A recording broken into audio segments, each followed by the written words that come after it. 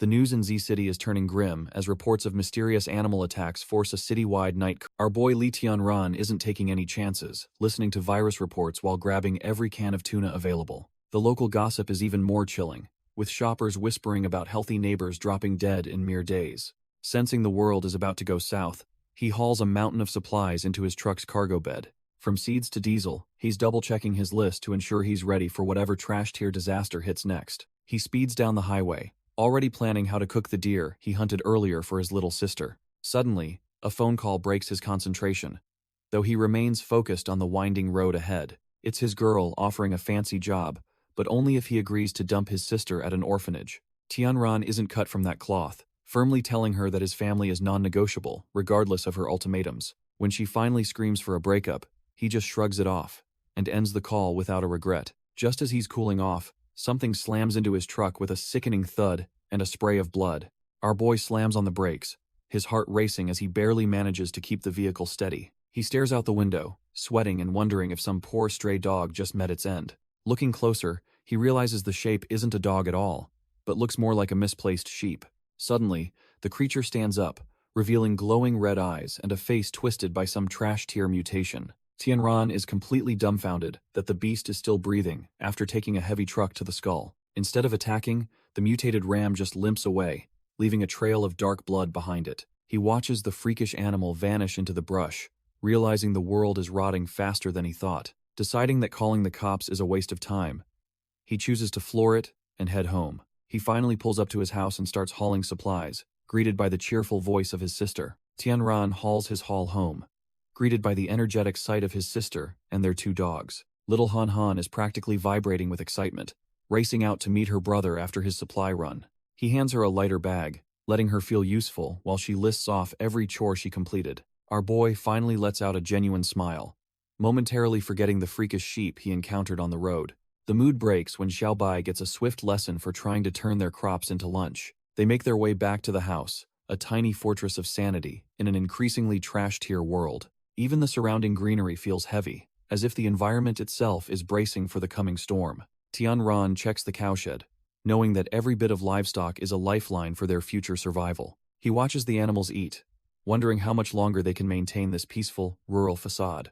Unfortunately, the nightmare isn't over, as those glowing red eyes continue to linger nearby in the darkness. That trash-tier ram watches them through a fly-covered lens, its red eye reflecting our boy's every move. The radio drones on about the century's biggest eclipse, while Li Han wonders if the world will go dark. She happily devours her meal, noting that her brother's cooking is actually starting to match his survival skills. Tianran chuckles and explains the eclipse won't be total night, reminding her to wear her protective glasses. As the countdown hits the final seconds, Li Han spots something off and points toward the window. Our boy stands dumbfounded as he watches the sky transform, sensing the peaceful facade is about to crack. The sun is swallowed by a black void, signaling the start of a shift that feels utterly wrong. Electrical arcs hiss through the ceiling as the power grid fails, leaving them vulnerable in the sudden gloom. Li Han trembles from a sudden, biting cold, her cheerful mood replaced by a growing sense of dread. Their black dog loses its mind barking at the shadows, knowing something malicious has finally reached their doorstep. Li Han screams for her brother to look outside, her face pale with pure terror as the world changes. Our boy rushes to the balcony, dumbfounded by the sight of a full-blown blizzard in the dead of summer. He orders his sister inside, knowing he has to secure the livestock before the freezing winds kill them. Braving the biting cold, he and his loyal black dog struggle through the snow to reach the barn. High above, the sun has transformed into a terrifying black void, sucking the light from the world. He grits his teeth in disbelief, wondering how a summer day turned into a frozen wasteland in seconds. Looking up at the cosmic anomaly, he realizes the natural laws he relied on are officially trash-tier now. The sheer absurdity of the mutating plants and the black sun makes him realize this is no storm. His dog suddenly snaps, barking with a primal fury at a presence lurking within the swirling white mist. He spins around only to find a massive, red-eyed beast looming over him, ready to end his journey. Li Tianran is absolutely dumbfounded as he stares down the monstrosity that just crashed his party. Our boy barely rolls out of the way as the massive beast charges, nearly turning him into a pancake. He realizes his survivalist instincts won't save him empty-handed, so he sprints toward his hidden gear. Luckily, his trusty compound bow is right where he left it, sitting atop a snow-covered stump, His loyal black dog tries to buy him time but gets tossed aside like a trash-tier chew toy. Lee Tian-ran grabs the weapon, gritting his teeth while praying his aim hasn't gone rusty. Suddenly, a high-tech targeting system flickers to life, locking onto the mutated bull with lethal precision. He lets the arrows fly, wondering if this mysterious power is his only chance at survival. The projectiles find their mark, sinking deep into the beast's skull as it bellows in primal agony. He watches breathlessly, hoping those shots were enough to put the overgrown monster down for good. The beast bellows, proving that those arrows weren't enough to end its trash-tier existence just yet. Our boy realizes he's in deep trouble and desperately needs more firepower to finish the job. The system confirms his worst nightmare, showing 0 ammo left while 3 life forms remain in range. He reaches for another arrow, only to find his quiver is completely empty at the worst possible moment. Before he can react, the massive bull slams into him, sending him tumbling through the freezing snow. He hits the deck hard, gasping for air while his loyal black dog barks in a frantic panic. Coughing up blood, he looks up to see the mutated monster still standing, ready for another round. His vision blurs from the impact, but the dog's constant barking keeps him from fading out completely. The pup starts tugging at him, desperately trying to lead him towards safety or a new plan. Looking toward the house, he realizes that if one cow mutated, the rest of the farm is doomed. Lihan realizes the corruption has reached her favorite pet as the creature growls with murderous intent. She tries to reason with the fluffball, but the playful companion she knew is long gone. The beast's eyes glow with a feral hunger, proving it's been fully consumed by the supernatural blizzard. It lunges forward with a snarl, ready to tear into the very girl who once cared for it. Luckily, our boy arrives just in time, delivering a heavy kick to send the monster flying. He pulls his sister close, frantically telling her to get to the safe house and stay inside. He knows the situation is trashed here now that even their most loyal companions have turned into predators. Sprinting through the deepening snow, he realizes the entire farm has become a literal death trap. Every second counts as he carries her through the storm, his mind racing to find a solution. Suddenly, the system pings as he spots the massive bull still stalking them through the frozen wasteland. Tianran stares at the system screen, dumbfounded that he's out of ammo while multiple life forms close in. He shoves Han into the safe house, pleading with her to stay hidden and trust her big brother. As the door slams shut, the system detects another threat just as the mutated Xiao Bai slashes his back. Our boy barely keeps his footing, gasping for air as the feral rabbit prepares for another lethal lunge. Inside, Han watches through the door, her heart breaking as she screams for her brother to stay safe. Suddenly, Xiao He leaps into the fray, his protective instincts kicking in as he clashes with the mutated beast. Tianran catches his breath, praising his loyal companion for buying him the precious time he desperately needs. He sprints across the farm, promising to help his dog once he lures the massive bull away first. Reaching the woodpile, he grips a heavy axe, knowing this primitive tool is his only chance at survival. He stands his ground against the blizzard, taunting the beast to come and face him head-on. The massive bull charges with enough force to shatter the earth, forcing our boy to dodge for his life. Its horns are like pillars of death, closing the distance before Tianran can even find a proper opening. Tianran raises his axe, pouring every ounce of his desperation into one final, heavy swing against the beast. He glares at the monster with pure hatred, silently wishing the creature would just rot in hell. Suddenly, that trash-tier rabbit Xiao Bai sinks its teeth into his shoulder, completely ruining his momentum and balance. Before he can shake it off, the bull's horn pierces his side, leaving him coughing up a thick mouthful of crimson. As his vision begins to fade, a strange system notification rings out, announcing an apocalypse survival game is matching. Blood spills onto the cold snow while he struggles to breathe, feeling his life force rapidly draining away. His grip on the axe finally fails, yet his last conscious thought is a desperate prayer for his sister to live. He finds himself floating in a digital void, dumbfounded as the system grants him the Eye of Truth reward. Tianran's new Eye of Truth flickers to life, pulsing with a strange, digital energy that feels entirely alien. Our boy snaps back to reality, gasping for air as he realizes he isn't actually dead just yet. He frantically clutches his chest, fully expecting to feel the jagged hole left by that monster's massive horn. Even though his clothes are shredded and soaked in crimson, he notes the lethal wound has completely vanished. He is totally dumbfounded, wondering how his guts aren't spilled across the snow or where the beasts went. Strange, glitchy memories flood his mind as the system finishes processing his sudden and miraculous recovery. A sharp, stinging pain shoots through his skull, making him wonder if his brain is actually melting. He looks up and freezes, seeing a literal bloodbath where the mutated bull used to be standing. Both the trash-tier rabbit and the massive bull are dead, turned into nothing more than mangled, frozen meat.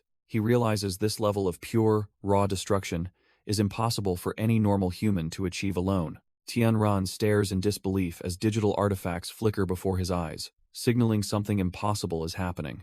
The system officially recognizes him as a player, and suddenly, his entire perspective on reality begins to shift. Crackling blue energy surges through his veins, making him feel a raw power he never knew existed. The apocalypse survival games have officially begun, turning the world into a literal nightmare for the unprepared. He recalls the moment of impact, feeling the sheer weight of the beast's power crushing against him. A massive burst of energy erupts, obliterating everything in its path as his dormant instincts finally wake up. Our boy swings his weapon with newfound speed, cutting through the air like a seasoned warrior. The mutated bull doesn't stand a chance as the strike tears through its thick, trash-tier hide effortlessly. Standing amidst the chaos, he realizes he's no longer the same weak human who was almost gored. He watches in awe as his lethal wounds knit back together, fully healed by the system's mysterious grace. Li Tianran is engulfed in blue lightning as the system finishes rewriting his DNA. A blinding flash signals the end of his transformation and the start of a new era. His eyes snap open, now glowing with the sharp clarity of the eye of truth. Our boy screams in agony as his shattered bones knit back together in seconds. Gasping for air, he realizes he actually cheated death thanks to this insane system. He looks around at the holographic screens, feeling like he's trapped inside a literal video game. The system confirms his shelter is bound, rewarding him for surviving the initial trash tier tutorial. Static crackles in his mind as information is forcibly implanted directly into his brain. His mission is clear: turn his home into an unbreakable fortress to survive the coming disasters. If the first round poisoned the earth, he wonders how much worse the next season will be. Our boy looks down at Xiaobai, realizing the poor pup is completely out cold after the chaos. The system explains that the livestock mutated because they ate trash-tier plants, poisoned by the sudden radiation. He decides to bundle the beast up securely so it won't snap at anyone once it finally wakes. Desperate to find his sister, he rushes into the barn, praying she managed to stay safe inside. He descends into the cold basement, the dim light of his phone barely cutting through the oppressive shadows. The power is dead and the signal is gone, but he knows he can rely on the diesel generator. He calls out for Han Han, his heart sinking when the only response is a heavy, terrifying silence. Suddenly, his light catches a pair of small feet poking out from behind a wooden crate. His blood runs cold as he realizes his sister is lying motionless on the hard concrete floor. He scoops her up, frantically checking for a pulse, while wondering what this cruel world did to her. Relief washes over our boy when the system confirms his sister is merely deep in a natural sleep. As her eyes slowly flutter open, the heavy weight on his chest finally begins to lift. He pulls her into a hug, feeding her a white lie about their pet to keep her calm. After tucking her in, he steps back into the shadows to plan their next move in this nightmare. Staring at the bleak sky, he wonders if this system is any different from the games he played. He brings up his holographic display, desperate to see if he has any edge over the chaos. He is left dumbfounded by his lack of points, realizing he can't unlock the real power-ups yet. The system shop lists seeds that can grow in toxic soil, confirming the world is officially poisoned. Seeing the insane prices for basic gear makes him realize just how trash-tier his current situation is. He sits alone in the basement, tallying his meager supplies while the silent blizzard rages on outside. Li Tianran stares at the system interface, realizing he needs a solid plan to survive this mess. He remembers the savage beasts that nearly ended him, knowing more of those monsters are lurking nearby. Looking at the corrupted sky, our boy decides that every source of pollution must be wiped out. He watches the embers drift, feeling the weight of a world that has officially gone to hell. He heads toward his secret storage, ready to trade his helplessness for some serious firepower. He unlatches the heavy door, the sound of metal echoing through the silent, cold basement. Turns out his preparation paid off, as he reveals a hidden armory while the diesel generator hums. He picks up a handgun, feeling the cold steel and knowing this is his only real insurance. After checking the chamber, he prepares himself to become the hunter instead of the prey. He sets down a communicator by Li Han, ensuring his sister stays safe while he handles the carnage. Li Tianran shuts the barn doors, leaving his sister behind to face the nightmare brewing outside. He guns the engine of his truck, the roar of the motor barely drowning out the eerie silence. Suddenly, the sky fills with mutated crows, their red eyes tracking his every move from the freezing clouds. Our boy realizes he's a magnet for these trash-tier monsters and decides to end the chase quickly. Just as he gains speed, a massive armored vehicle appears on the bridge, cutting through the hazy gloom. Hes completely dumbfounded when he realizes this isn't just another mindless beast blocking his path. The heavy transport screeches to a halt, blocking the road with the kind of precision only professionals have. He grips the wheel tight, his survivalist instincts screaming that he's just driven straight into a deadly trap. A massive Gatling gun swivels toward him, the cold barrel locking onto his truck with lethal intent. A tactical soldier mans the weapon, ready to turn our boy into Swiss cheese in a heartbeat. Li Tianran quickly raises his hands, realizing he is dead center in a professional military kill zone. The tactical soldier receives a radio update and lowers the massive Gatling gun, lifting the immediate lethal alarm. Behind the cold visor, the soldier monitors the area, ensuring no trash-tier monsters are slipping through the perimeter. Our boy breaks a sweat, realizing the city must be a total bloodbath if the military is this jumpy. The soldier warns him to stop wandering, mentioning that mutant cats are currently tearing through reinforcements in Area B. He is ordered to head toward a government supply point because the city is officially declared a no-go zone. As he drives off, military aircraft swarm the sky, proving the government is finally throwing everything at the problem. Despite their messy breakup, he decides he can't just leave Zhonglin to rot in this new hellscape. Looking toward the skyline, the city is already choking on smoke as the social order completely dissolves into ash. Radio reports of looting and recovered bodies fill the cabin while he maneuvers his truck through the wreckage.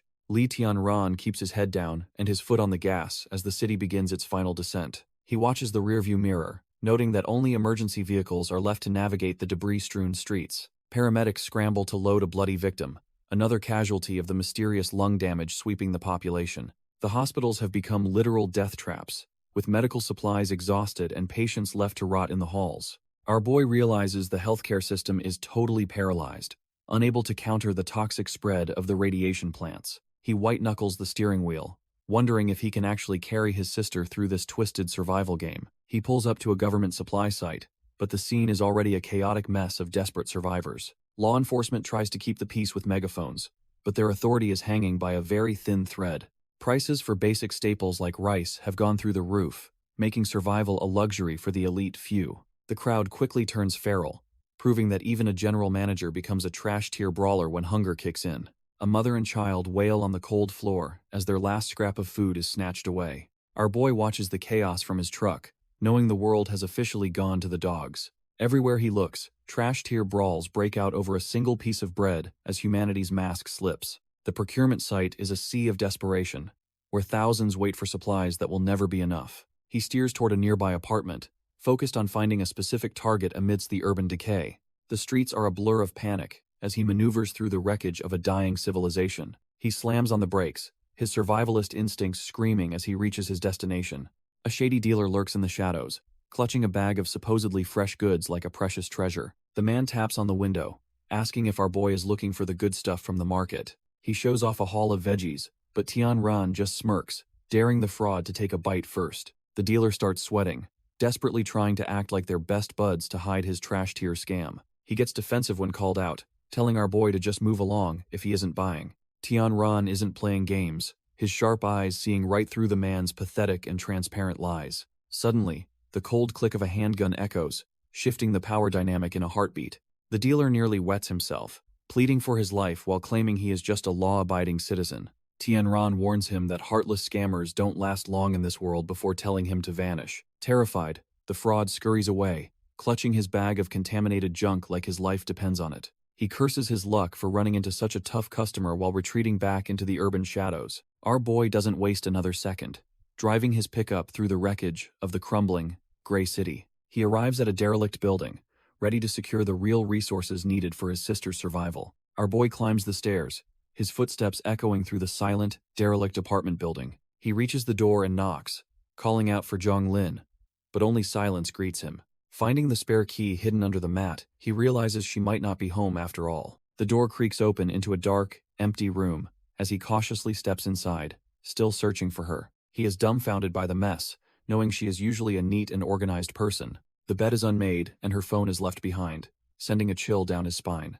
On the desk, he spots a box of antibiotics from a pharmaceutical company with a trash-tier reputation. He picks up the medicine, wondering why she would ever buy something so dangerous and contaminated. Scanning the room, he notes there is no blood, but something feels incredibly wrong about this scene. Looking at an old photo, he concludes the ransacked state of the house is definitely not her style. Li Tianran notes the lack of forced entry, realizing this whole scene feels way too deliberate. He shifts focus to his guesthouse-grade manor on the outskirts, utilizing his eye of truth for intel. Our boy realizes his dilapidated greenhouse is currently a loss, meaning he needs more survival points. He gets straight to work, slamming his hoe into the dirt to prepare the land for growth. Wiping away sweat, he hears his sister shouting that the seeds have finally sprouted from the ground. Even the black dog is curious, staring intently at the tiny green life emerging from the soil. Li-han is completely dumbfounded by the sight, while her brother stands tall after a hard day's work. The system confirms these anti-radiation tomato seedlings will reach full maturity in only 48 hours. He smiles, knowing that as long as they keep grinding, they can actually survive this post-apocalyptic world. While they admire the sprouts, he asks his sister if she remembers the rules, and she confidently agrees. Li-han carefully recites the survival rules, promising to stay inside and keep the dog out of trouble. Suddenly, the system pings with the news that their first batch of anti-radiation tomatoes is finally ripe. Our boy examines the fruit, wondering if these supernatural crops can actually level up his physical body. He takes a big bite, testing the results of his hard labor in this harsh, radioactive world. A surge of energy washes away his fatigue, confirming that being a farm owner comes with massive attribute bonuses. The system explains that recycling crops and minerals is the only way to earn points for base upgrades. He realizes his current harvest is just the bottom tier, with god-tier crops sitting at the very top. The point values for higher grades are insane, promising to turn his farm into a literal military fortress. He grins while gripping the tomato, already imagining the terrifying power he'll gain from the higher-level plants. However, his face falls when he sees the pathetic 10% maturity rate of his medicinal-grade crops. Our boy spots a fully grown batch of medicinal carrots, finally securing a way to treat future injuries. He decides to recycle most of his haul for points while stashing the rest as emergency reserves. Without hesitation, he confirms the trade, eager to see how much his hard work is actually worth. The system pings with success, flooding his warehouse with points and high-grade crops for later use. Turns out, he just unlocked a recycling achievement, rewarding him with a specialized agricultural robot for the farm. He is genuinely surprised that the system actually gives out decent loot just for doing basic chores. However, he feels a bit let down seeing how tiny the little guy is, doubting its actual efficiency. The little machine just stares back with its glowing green eyes, almost like it heard his rude thoughts. Suddenly, the pint-sized worker leaps from his palm, ready to prove its worth to its skeptical master. It begins moving at a blinding speed, leaving our boy dumbfounded as it starts tearing through the workload. Li Tianran wonders if his thoughts are linked to the system, as the little robot works with terrifying efficiency. Seeing the farm's progress, he realizes a combat-grade robot is the only way to truly keep Li-han safe. Our boy is finally impressed by the convenience, while the little machine lets out a sassy beep in response. As night falls over their isolated manor, he calls his sister away from the TV for a rare feast. He presents a massive roasted chicken, causing Li-han and the loyal dog to practically drool in anticipation. The girl is confused, reminding him of his own rules about being frugal during this trash-tier apocalypse. He reassures her that the successful seed germination means they can finally afford to dip into their secret stash. Li-han looks at her brother with pure admiration, feeling lucky to have him in this dying world. However, he warns her that if anyone finds out about their food, she'll face a brutal 3-day fast. He hands the first choice cut to the black dog, rewarding the beast for its loyalty during the storm. Li-han hugs the loyal black dog while worrying about their other pet's health. She asks if the white dog is feeling better, her innocence making the situation even more tragic. Our boy comforts her with a lie, promising they can play together once the injuries heal. He gives a stern warning to stay away from the attic to ensure she stays safe. Inside the cage, the mutated beast growls with glowing eyes, having lost all traces of its former self. A sudden system alert interrupts the moment, warning him that an intruder is approaching the manor's perimeter. He identifies the intruder as a middle-aged man with a low threat level lingering outside. It turns out to be Uncle Nan, who looks completely exhausted while nervously puffing on a cigarette. The man is startled when he realizes he's being watched, dropping his smoke in a moment of desperation. Our boy approaches the gate to hear the man's plea for help in this trash-tier world. Uncle Nan clings to the gate, desperately begging for scraps after being robbed in this trash-tier world. His eyes are bloodshot and sunken, showing the sheer exhaustion of a man who has reached his limit. Our boy stares back in silence, weighing the risks of revealing his stash to a starving neighbor. He lies, claiming the mutation destroyed his crops, while the old man's hope visibly withers into nothingness. The man admits he's been rejected by everyone else and feels utterly ashamed for even asking for help. Seeing the man's genuine despair, our boy decides to repay past kindnesses despite the danger of being targeted. Uncle Nan is completely dumbfounded by the sudden generosity, his face lighting up with a flicker of life. He hands over a bag of instant noodles, warning the man that this is all he can spare. As the neighbor leaves, our boy realizes those scraps won't last and plans a secret midnight delivery. Later, he drives through the frozen wasteland with Li Han to deliver a real feast to the old man. Li Han happily recalls the kind neighbors who gave her candy, though she quickly tries to hide it. The streets are eerie and silent, making our boy realize that even the stray dogs have vanished. He stays focused on the road, wondering if the neighbors abandoned their pets to save on precious food. They finally pull up to the quiet residence, hoping their arrival hasn't been noticed by any unwanted eyes.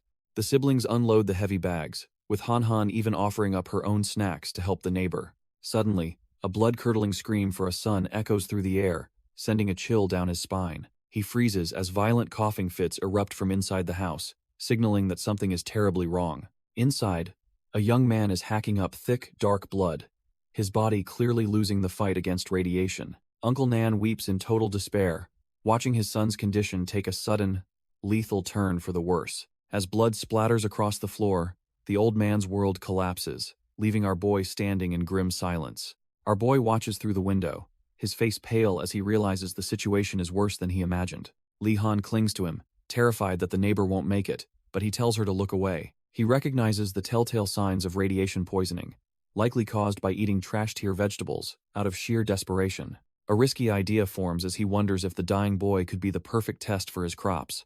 Uncle Nan breaks down, explaining that the hospitals are full and the doctors have already issued a death sentence. Xiao Tian continues to cough up blood, his life slipping away while his father's world completely falls apart.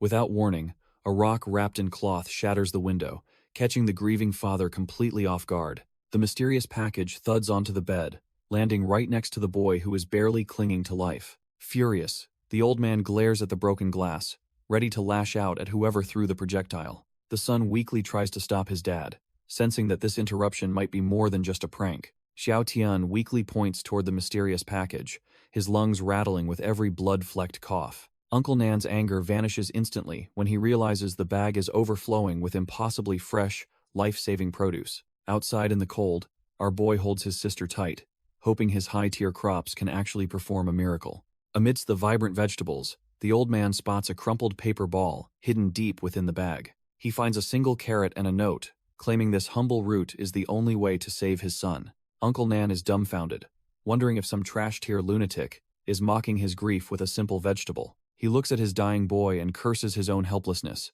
feeling like a complete failure of a father. As the light fades from the boy's eyes, the weight of their desperate situation becomes almost too much to bear. The broken man collapses into his hands, sobbing as he realizes he has absolutely nothing left to lose. Through the haze of pain, the boy calls out one last time, forcing his father to make a choice. Xiao Tian grips his father's hand, deciding that even if he dies, he wants to try one last thing. Uncle Nan breaks down, realizing the hospital failed, and this weird carrot is his only remaining hope. He desperately shoves the crop into his son's mouth, begging him to chew through the blood and pain.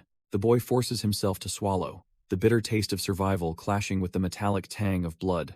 Suddenly, his body begins to violently twitch as the high-tier nutrients start a brutal war against the radiation. Uncle Nan watches in absolute horror, fearing he might have just accidentally killed his own son. Xiao Tian lurches forward, vomiting up a dark, corrupted sludge that was rotting him from the inside out. He continues to purge the filth, his breathing finally becoming clearer as the radiation's grip begins to slip. Seeing the color return to the boy's face, the old man is dumbfounded by the literal miracle occurring. From the shadows, our boy watches with a satisfied smirk, knowing his farm just saved a life. The flickering streetlights finally buzz back to life, signaling that the local power grid is starting to stabilize. Our boy notices the change immediately, realizing that a restored signal means he can finally reach out for help. He wastes no time dialing Zhonglin, desperate to confirm she survived the initial wave of the apocalypse. His heart sinks when the line remains dead, leaving him with nothing but a cold, automated rejection. Little does he know, her phone is actually vibrating right now in the pocket of a captive.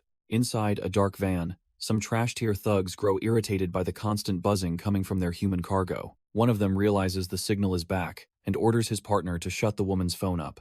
These lowlifes are only thinking about the massive payday of food and water they'll get for this delivery. They pull up to a pharmaceutical building, completely indifferent to the twisted fate awaiting the people they've snatched. Back on the road, Li Han is left dumbfounded by her brother's competence as they navigate the collapsing world.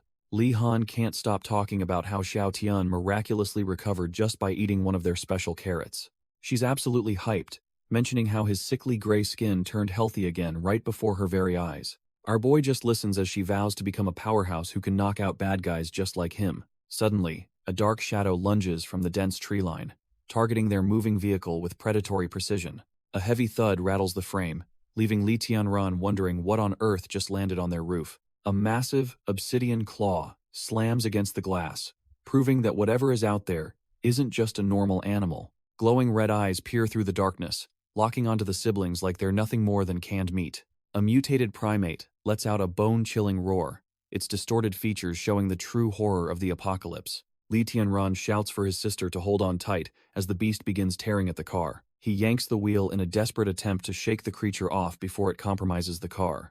Li Tianran tells his sister to stay low, while he draws his weapon to handle the threat. The beast's strength is insane, nearly shattering the glass with a single, heavy blow against the frame. It clings to the roof like a parasite, refusing to let go despite the car's high speed. Our boy uses his eye of truth, calculating the perfect moment to strike back at the relentless beast. The primate lunges onto the hood, roaring as it tries to block his vision and cause a crash. He shields Li Han with one arm, focused on a desperate plan to end this encounter quickly. He slams the car into a tree, pinning the beast as it lets out a final, pained roar. Not taking any chances, he levels his pistol at the dazed creature to finish the job for good. A single shot rings out, piercing the monster's skull and ending its short-lived hunting spree. He steps out to inspect the trash-tier mutant, making sure it's definitely dead before moving on. Our boy notices a suspicious serial number branded right onto the dead primate's back. Has dumbfounded because there aren't any breeding farms or zoos anywhere near this remote area. He recalls a box of antibiotics and realizes the only thing nearby is a massive pharmaceutical plant. Lightning strikes over the Tianrun Pharmaceuticals building, looming over the forest like a dark, twisted omen. It's clear this trash-tier company was cooking up more than just medicine before the world went south. Back at the manor, the storm rages on as he tries to process these new, dangerous revelations. He tells Li Han to go watch some cartoons, wanting to keep her away from the attic. He heads upstairs to the dark attic, where a violent scratching sound echoes through the quiet house. He stares at the cage holding Xiao Bai, who has completely lost his mind to the mutation. The once loyal dog growls with glowing red eyes, a heartbreaking reminder of what they've already lost. Our boy takes a deep breath, preparing for a desperate gamble to save his mutated companion. He summons a medicinal carrot, hoping its purifying effects can finally purge the corruption. He carefully feeds the high-tier crop to the beast, watching for any sign of the old dog. He stares intensely, silently pleading for the system's miracle to take hold and save his friend. Suddenly, Xiao Bai begins to shake uncontrollably as the medicine wars against the viral mutation. The creature lets out a bone-chilling roar that echoes through the manor, sounding completely feral. Downstairs, the violent storm and flashing lightning start to make Li Han feel incredibly uneasy. She grows restless and wonders why her brother is taking so long in the dark attic. Too scared to stay alone, she decides to break the rules and go looking for him. She spots him and decides to sneak up for a prank, oblivious to the danger inside. Li Han jumps on her brother's back to scare him, but he is already on edge from the mutation. Our boy is nearly jumped out of his skin, while the little girl just laughs at his startled reaction. Her playful mood evaporates instantly when she looks down and sees the gruesome scene on the attic floor. The poor girl is completely dumbfounded, her eyes wide with pure horror at the sight of their pet. Xiao Bai lies there in a pool of blood, the high-tier crop unable to reverse the terminal mutation. The shock is too much for her young mind, and she begins to collapse right then and there. Li Tianran catches her, urgently telling her to pull herself together as the reality of the apocalypse hits. She breaks down in tears, begging him to use their miracle crops to bring their best friend back. He pulls her into a tight embrace, heartbroken as he explains that some mutations are simply beyond saving. Li Tianran sits in the dark with his fallen friend, listening to his sister's heart-wrenching cries. After the embers fade, they stand before a fresh grave, mourning the loss of their loyal companion. Our boy watches his sister closely, worried that the trauma might finally break her spirit. He reaches out and takes her hand, a silent promise that he won't let her go too. Leaving the pet's favorite toys behind, he decides they must head back before the temperature drops further. Back at the manor, he prepares her favorite meal, hoping to coax her out of her shell. She remains completely unresponsive, staring blankly at the screen to escape the weight of her grief. He puts together a high-tier sandwich, realizing they need every bit of nutrition to survive the coming days. He tells his loyal hound to stay by her side while he heads out to manage the property. Suddenly, His system pings with the news that a massive haul of radiation-resistant crops is ready. With his little agricultural robot assisting, he successfully harvests a mountain of life-saving medicinal supplies. Our boy starts burning through his hard-earned points to give the manor a much-needed facelift. He watches as the trash-tier greenhouse transforms into a more reliable structure for his precious crops. However, a system warning reminds him that his current defenses are barely enough to stop a stray dog. He realizes that expanding production is pointless if some mutant beast can just waltz in and wreck everything. Without hesitation, he dumps 1,000 points into reinforcing the outer walls to keep the world out. To add some extra bite, he installs a high-voltage power grid that will fry anything trying to climb over. He even snags a specialized radar unit to ensure no sneaky threats can catch him off guard. Even with the upgrades, he worries that his sister needs more personal protection while he is busy. His eyes widen as he spots a high-tier mechanical guardian in the shop that looks absolutely beastly. Unfortunately, the price tag is way out of his league, leaving him feeling a bit broke and frustrated. Our boy realizes he can scrape together enough points by selling off the grain stored in his warehouse. He decides to pull the trigger on the purchase, hoping these 2 units are worth the massive investment. Suddenly, a sleek mechanical hummingbird and a combat-ready hound materialize, ready to serve their new master. To see if they are actually elite, he orders the bird to target some falling leaves for a test. The tiny drone zips through the air with blinding speed, leaving Li Tianran watching with focused intensity. It shreds the foliage with surgical precision, proving that this isn't just some trash-tier piece of tech. With an aerial sniper now patrolling his skies, he feels much better about the manor's overall security. Next, he points toward a massive boulder, eager to see what kind of heat the hound is packing. The mechanical beast begins charging a core of pure energy, lighting up the area with a fierce glow. A massive beam erupts from its maw, vaporizing the rock and proving its raw, destructive ground power. Li Tianran finally breathes a sigh of relief, knowing his new mechanical muscle is the real deal. He heads back inside to find his sister, who is still staring blankly into the distance. The mechanical hound approaches her slowly, its cold metallic frame surprisingly gentle as it nudges her. It stands perfectly still, its glowing eyes scanning the girl it was built to protect at all costs. Our boy explains that this beast will be her personal shadow, never leaving her side in this hellscape. He suggests naming it after their old friend Xiao Bai, hoping to bring her some much-needed comfort. Li Han is nearly dumbfounded, her eyes welling up as she touches the machine that reminds her of home. Far away from the manor, the towering headquarters of Tianrun Pharmaceutical looms over the desolate city. Inside, some trash-tier suits discuss how their experimental samples are becoming strong enough to punch through solid steel. They fear Vice President Ren will be furious if she discovers they failed to secure the necessary medical gear. When his subordinate warns that the head office might find out, Liang Tianyu just gives a dismissive huff. He believes their secret moves are untraceable, and even if someone investigated, they wouldn't know where to start. The manager orders his man to keep a tight leash on Ren Xiao to protect his bottom line. He sits back in his chair, staring at the motto that claims this land is a gold mine. A dark smile plays on his lips as he thinks about the great treasure his research will uncover. Meanwhile, Vice President Ren Xiao is storming through the building, while the trash-tier staff tries to stop her. She bursts into the office with zero chill, demanding to know what is going on in his head. Ren Xiao is livid, yelling that he should be donating medicine instead of running these twisted animal experiments. She confronts him directly, but the manager just sits there, looking like he could not care less about morals. Liang Tianyu finally stands, coldly stating that he is a businessman, and today's medicine is useless against this disease. Liang Tianyu reminds her she is a shareholder, dangling the massive rewards of a potential breakthrough to buy her silence. Ren Xiao plays along with his game, asking if his shady research has actually made any real progress yet. Since the government is failing, she insists on seeing his lab, while her pendant glows with a mysterious energy. Liang just smirks and claims he was joking, suggesting things would move faster if she provided more manpower. She refuses to cooperate until she sees the facility, so he graciously offers her a personal escort to the lab. Once they are alone, her assistant admits their quick office scan failed to find the secret entrance they needed. Turns out the scientists are kept blindfolded, but the team managed to snag a vital keycard during the chaos. He hands over the stolen card, the only real lead they have to uncover the company's dark, hidden secrets. Ren Xiao realizes that if the most dangerous spot is the safest, the lab must be Wukan under their noses. She meets with Director 2Z, demanding to see the experimental subjects to finally expose the truth behind the project. 2Z shows off Subject 7, a beast with 10 times the power of a normal primate. Just as he brags about its stability, a panicked assistant rushes in with some terrible news. The director is visibly shaken after hearing the whisper, realizing something has gone horribly wrong elsewhere. Our girl Ren Xiao watches the chaos unfold, her sharp eyes catching every hint of their growing desperation. Tuzi scrambles to excuse himself, claiming an emergency requires his immediate attention. Ren Xiao tells him to go ahead, insisting she can handle a simple routine check by herself. As the director and his staff hurry away, she's finally left alone in their twisted experimental facility.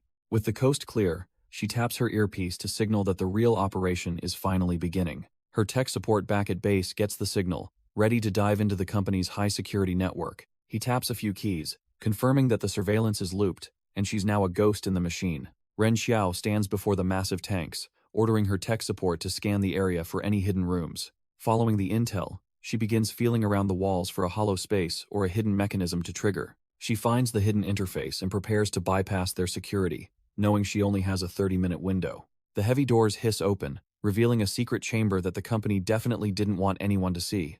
As the steam clears, her expression shifts to pure horror at the sight, waiting for her inside. She tells her contact that the situation is far worse than they imagined, staring at rows of human test subjects. Suddenly, she freezes in her tracks, her eyes locking onto a specific tank that feels all too familiar. Sweat beads on her forehead as she realizes the true depth of the company's depravity and who they've taken. There lies the mutated form of Zhonglin, and Ren Xiao can't help but curse the bastards responsible. Meanwhile, back at the manor, the system confirms the radiation-resistant corn is ripe, leaving the little robot totally dumbfounded. Li Tianran calls out to his sister, hoping to wrap up the farm work before dinner. Li Han is already one step ahead, proudly holding up a fresh cob she once grilled. Our boy just laughs, realizing the little one is already starving after a hard day of labor. He sends her off to gather firewood, promising that some buttery grilled corn is on the menu. While the fire crackles, he explains how these special crops are actually evolving her physical fitness.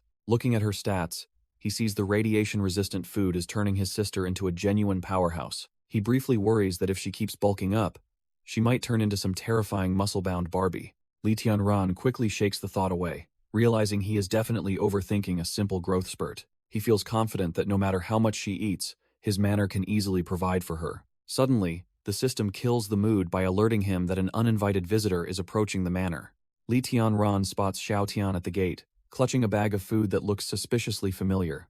Our boy heads down to the entrance, wondering why the kid is hanging around his manor's perimeter. Turns out, the kid's family wants to repay the favor by sharing some of their recent food haul. He realizes these are just the noodles he gave them, but appreciates that they aren't trash-tier people. Curious about their sudden surplus, he asks where exactly they managed to score all these supplies. Xiao Tian explains they just found it in their yard, assuming some mysterious guardian angel dropped it off. After the small talk, the kid gets nervous and asks if he can request one more big favor. He wants to borrow the truck to hit a distant grain center that still has plenty of stock. Li Tianran agrees, but the kid admits he lacks a license and needs a lift to the outskirts. Our boy realizes the kid isn't just asking for a truck, but a personal chauffeur to the outskirts. He decides to head out to the shopping center, trusting his mechanical guards to keep Han Han safe. He reluctantly agrees to the favor, provided he can make it back by noon to cook for Han Han. He warns his sister to stay inside, but she's too busy hyping up her robot's rock-shattering power.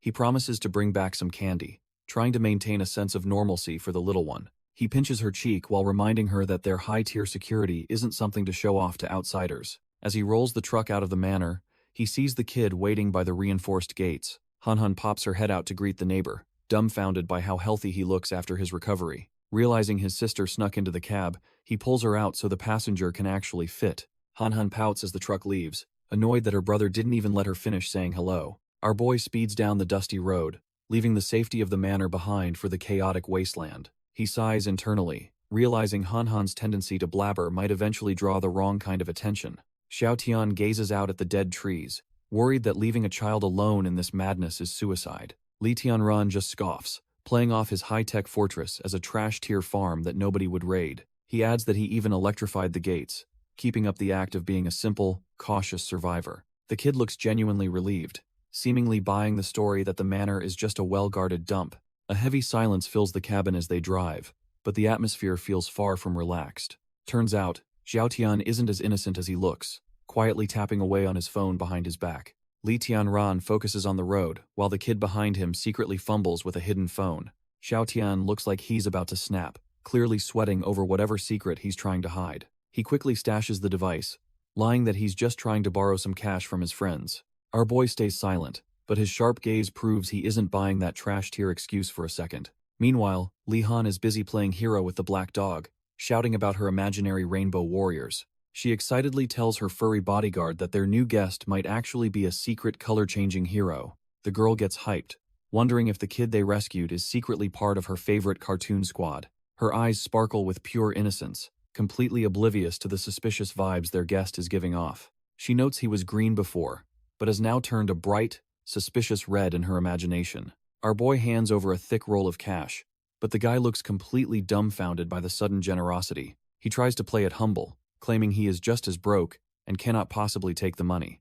Li Tianran isn't having any of that trash-tier modesty and insists he take it for his struggling family.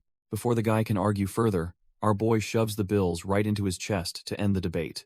He shuts down the conversation entirely, telling the guest to stop the nonsense while he focuses on the road. The rescued survivor clutches the cash like a lifeline, silently vowing to repay this unexpected kindness someday. As they speed down the winding mountain pass, the navigation system starts barking out directions for the path ahead. Our boy keeps his eyes on the road while the GPS commands them to hang a right very soon.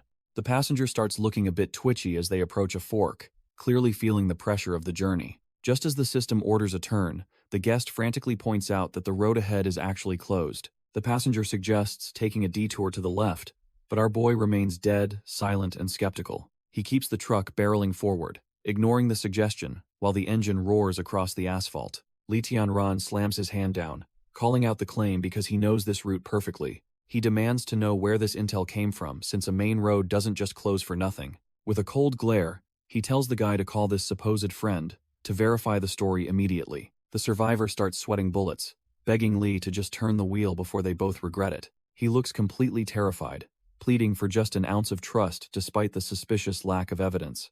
Our boy lets out a frustrated click of his tongue, realizing the guy's fear is far too genuine. Deciding to gamble on the guy's panic, he grips the wheel and prepares for a sudden maneuver. The tires screech as he drifts the truck onto the side path, narrowly avoiding the main road. A tracking signal begins to beep as the target suddenly deviates from the planned route. Liang Tianyu slams his hand down, enraged that his carefully laid trap is falling apart. He can't believe the trash-tier survivor had the guts to go back on his word like this. His men scramble for orders, wondering how they're going to salvage this mess before the boss snaps. He smirks and hits his earpiece, revealing Hez already got a backup plan ready to go. The order goes out to block the road and capture the target alive for the pharmaceutical lab.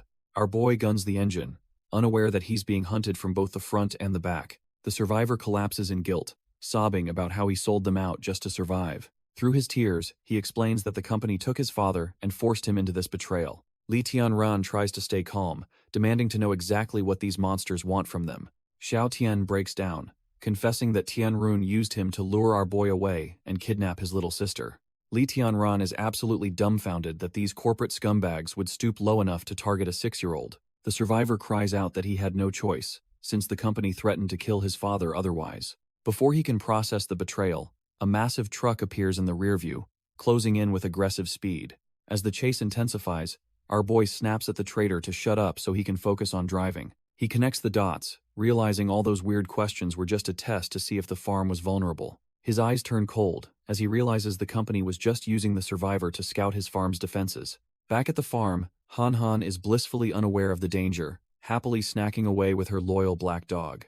The black dog suddenly senses a disturbance, his instincts flaring as he realizes the manor's peace is being threatened. As corporate goons block the road with heavy machinery, Li Tianran prepares to make them regret touching Han Han. The traitor weeps, begging for the miracle medicine, while warning that the corporate hounds are right on their tail. Our boy grips the wheel with murderous intent, promising to settle the score after he wipes out the pursuers. A flashback reveals the moment the son miraculously recovered, leaving his father shaken by the close call with death. The old man explains he managed to secure food, unaware of the dark price his son secretly paid. He credits the gods for the sudden windfall of supplies and the elixir that brought his boy back. While the father plans to thank their ancestors, the son can only stare in silence, burdened by his choices. He doubts any god would allow such a hellish world to exist, feeling the weight of his own betrayal. Seeing the massive pile of food provided by their mysterious benefactor, the son realizes just how much he's taken. Looking at the fresh produce, he laments how unfair life is for those left with nothing but scraps. Suddenly, The reality of his situation hits him as he prepares to face the consequences of his desperate actions.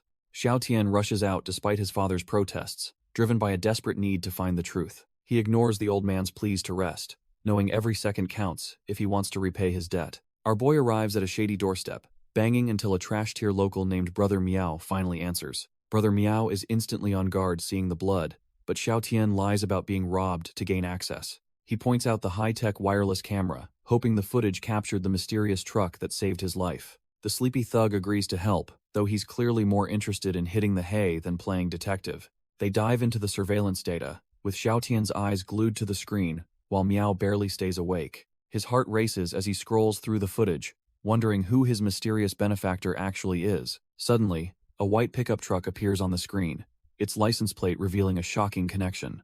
Returning home, he tells his dumbfounded father that he finally knows exactly who pulled him from the brink. The rescued survivor confirms the CCTV footage matches the truck, finally identifying his mysterious savior as Li Tianran. Uncle Nan is overjoyed, praising the young boss as a saint for providing food and saving his son. However, the mood sours when the boy mentions the massive bounty the pharmaceutical group is paying for information. Uncle Nan is absolutely dumbfounded, realizing his own son is actually considering selling out their only benefactor. The boy argues that charity won't last forever, and they need a real way to survive this hell. Disgusted, the old man delivers a heavy slap, cursing his son for being an ungrateful, trash-tier beast. He even threatens to break the boy's legs before he lets him commit such a spineless act of betrayal. Bleeding and bitter, the survivor wipes his mouth, convinced that survival is the only thing that matters anymore. Meanwhile, our boy is tearing down the road, but a persistent black SUV is glued to his rear bumper. He checks the mirror with a grimace, realizing these corporate hunters aren't going to be shaken off so easily.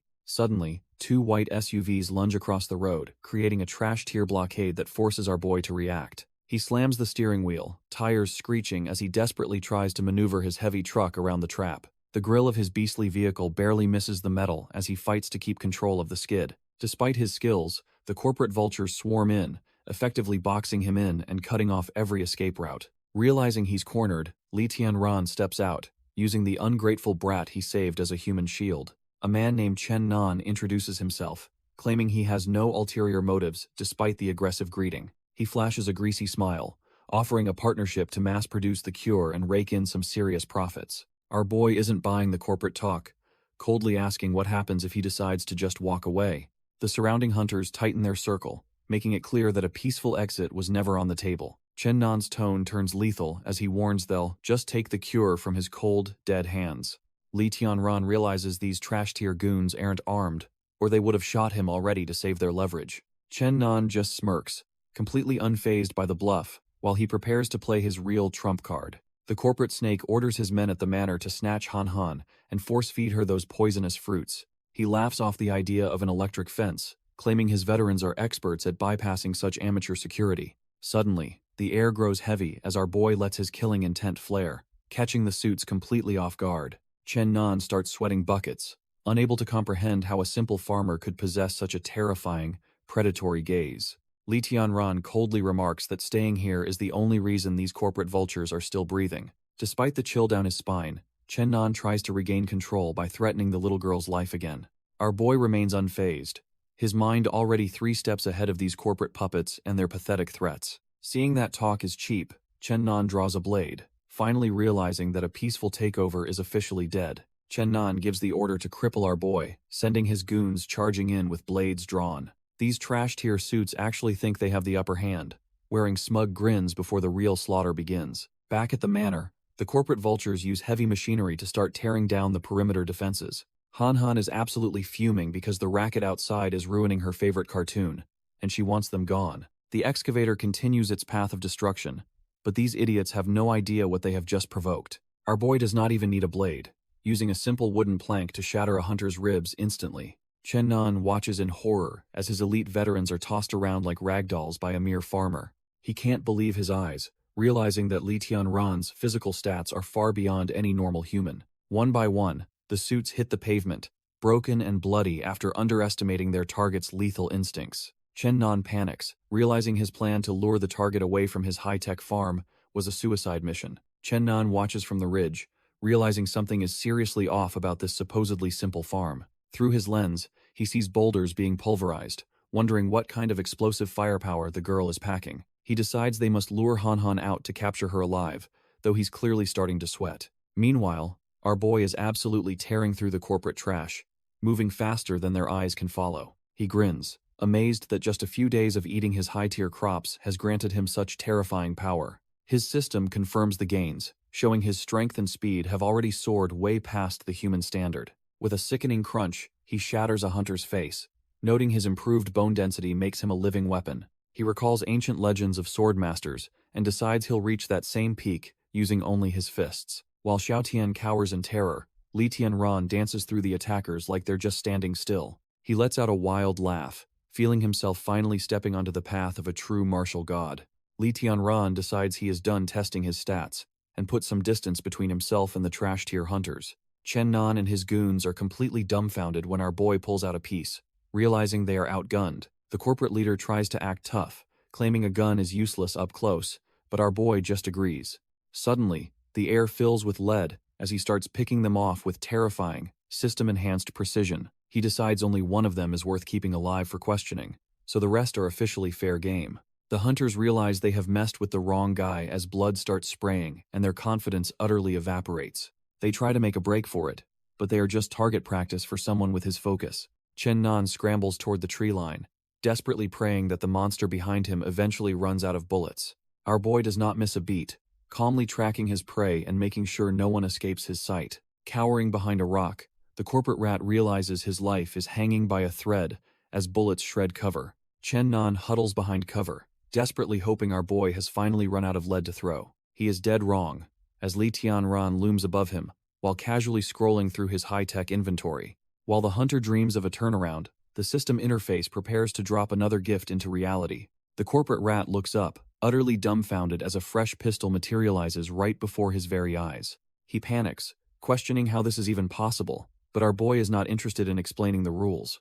2 shots ring out in the cold air, instantly ending the hunter's miserable life and his corporate ambitions. Silence returns to the field as the mechanical guardians hover over the remains of the trash-tier hit squad.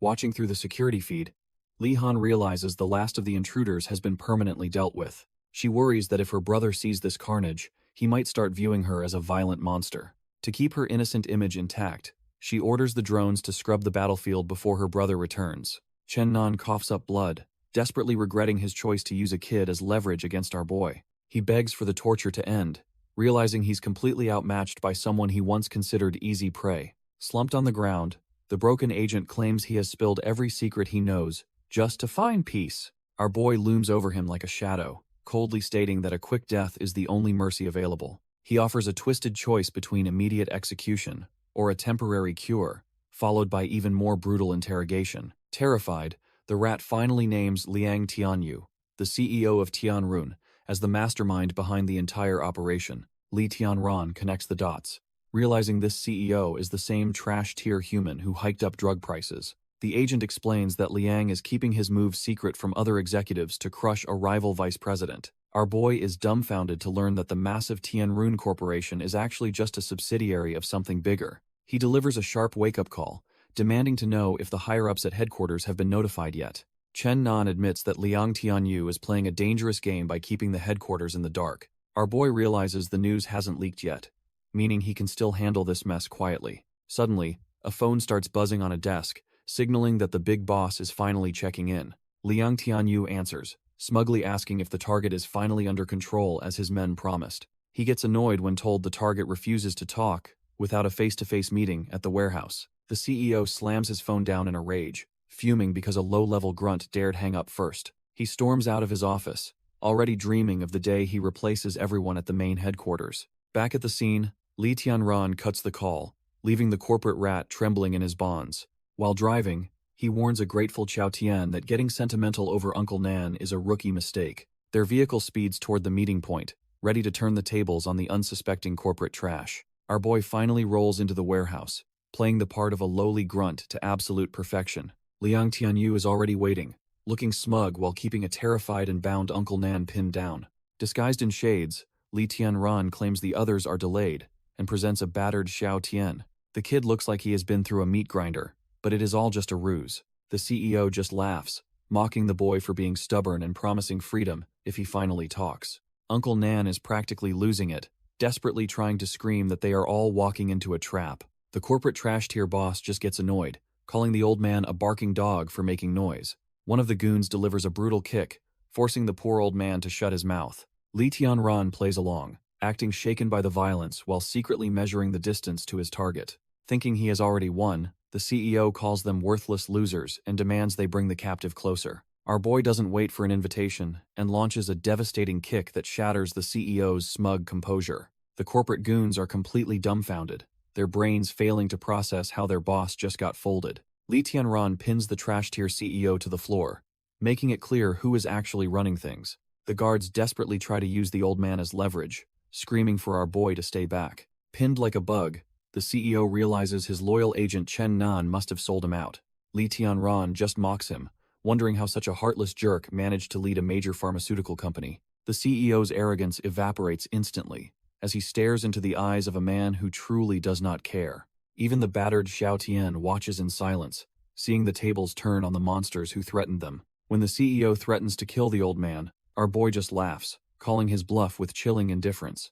The remaining hunters start losing their minds, begging their supposed comrade to stop before things get even bloodier. The trash tier CEO loses his mind and orders his men to execute the hostages immediately. A hunter pulls the trigger, but he is nowhere near as fast as our boy's survival instincts. Lee Tian-ran opens fire, turning the warehouse into a lead-filled nightmare for the corporate goons. Bodies hit the floor as the dust settles, leaving the CEO pinned and utterly dumbfounded by the carnage. One last hunter tries his luck, but our boy puts a bullet through him without breaking a sweat. The walls are painted red, serving as a grim reminder of what happens when you cross him. Uncle Nan and his son drop to their knees, begging for mercy after their pathetic attempt at betrayal. Lee Tian-ran looks down coldly, explaining that while he won't kill them, they don't deserve his forgiveness. He makes it clear that they are beneath his notice now, so long as they keep quiet. Our boy orders the survivors to pile up the trash as he prepares for the next phase. Lee Tian-ran coldly informs the old man that they need to eliminate every trace of the slaughter. He begins the grim task of dragging the corporate trash away to be permanently disposed of. The survivors realize our boy plans to burn the evidence, leaving nothing behind for the pharmaceutical company. Uncle Nan struggles with the heavy bodies, his spirit broken by the weight of his son's betrayal. Hidden from view, the son grips a jagged glass shard, his mind finally fracturing from the stress. The boy suddenly lunges at his father, deciding that a mutual death is better than facing the consequences. Uncle Nan narrowly avoids the lethal strike, while his son laughs like a man who has lost everything. Lee Tian-ran watches the pathetic display, realizing the kid is far too gone to be saved now. The boy corners his terrified father, convinced that pulling someone down with him is a fair deal. Our boy moves like a blur, intercepting the strike and putting the crazed kid in his place. Uncle Nan lets out a gut-wrenching scream as the weight of the tragedy finally shatters his spirit. Suddenly, the white SUV slams into the warehouse wall with enough force to rattle everyone's teeth. The impact is massive, sending debris flying everywhere as the vehicle finally comes to a dead stop. In the chaos, Uncle Nan rushes to his son's side, finding the boy broken and bleeding out. Xiao Tian struggles to breathe, the light fading from his eyes as he realizes his betrayal led here. Our boy stands back, watching the tragic scene unfold while the father begs for a miracle. The kid's hand trembles with his last bit of strength, finally feeling the weight of his selfish choices. He mentions the candy Han Han gave him, a small kindness that somehow still matters at the very end. With a final, peaceful breath, the boy who tried to sell out his savior finally finds some rest. Uncle Nan is left completely devastated, cradling his son's body as the silence of the warehouse turns deafening. Liang Tianyu stumbles away like a hollow shell, his spirit completely crushed by the weight of his defeat. Our boy stands silent, letting the man walk toward the car that will soon become his metal coffin. He starts frantically smashing the car, choosing a fiery end over facing the consequences of his trash-tier actions. The warehouse erupts in a violent blaze, signaling the permanent end of the pharmaceutical giant's reign of terror. Ren Xiao enjoys a quiet moment until an aide rushes in with news that changes everything for the company. She is left dumbfounded as the report confirms that the man she was investigating has been eliminated. Forensics confirm the dental records match, proving the charred remains belong to the man who once ruled the city.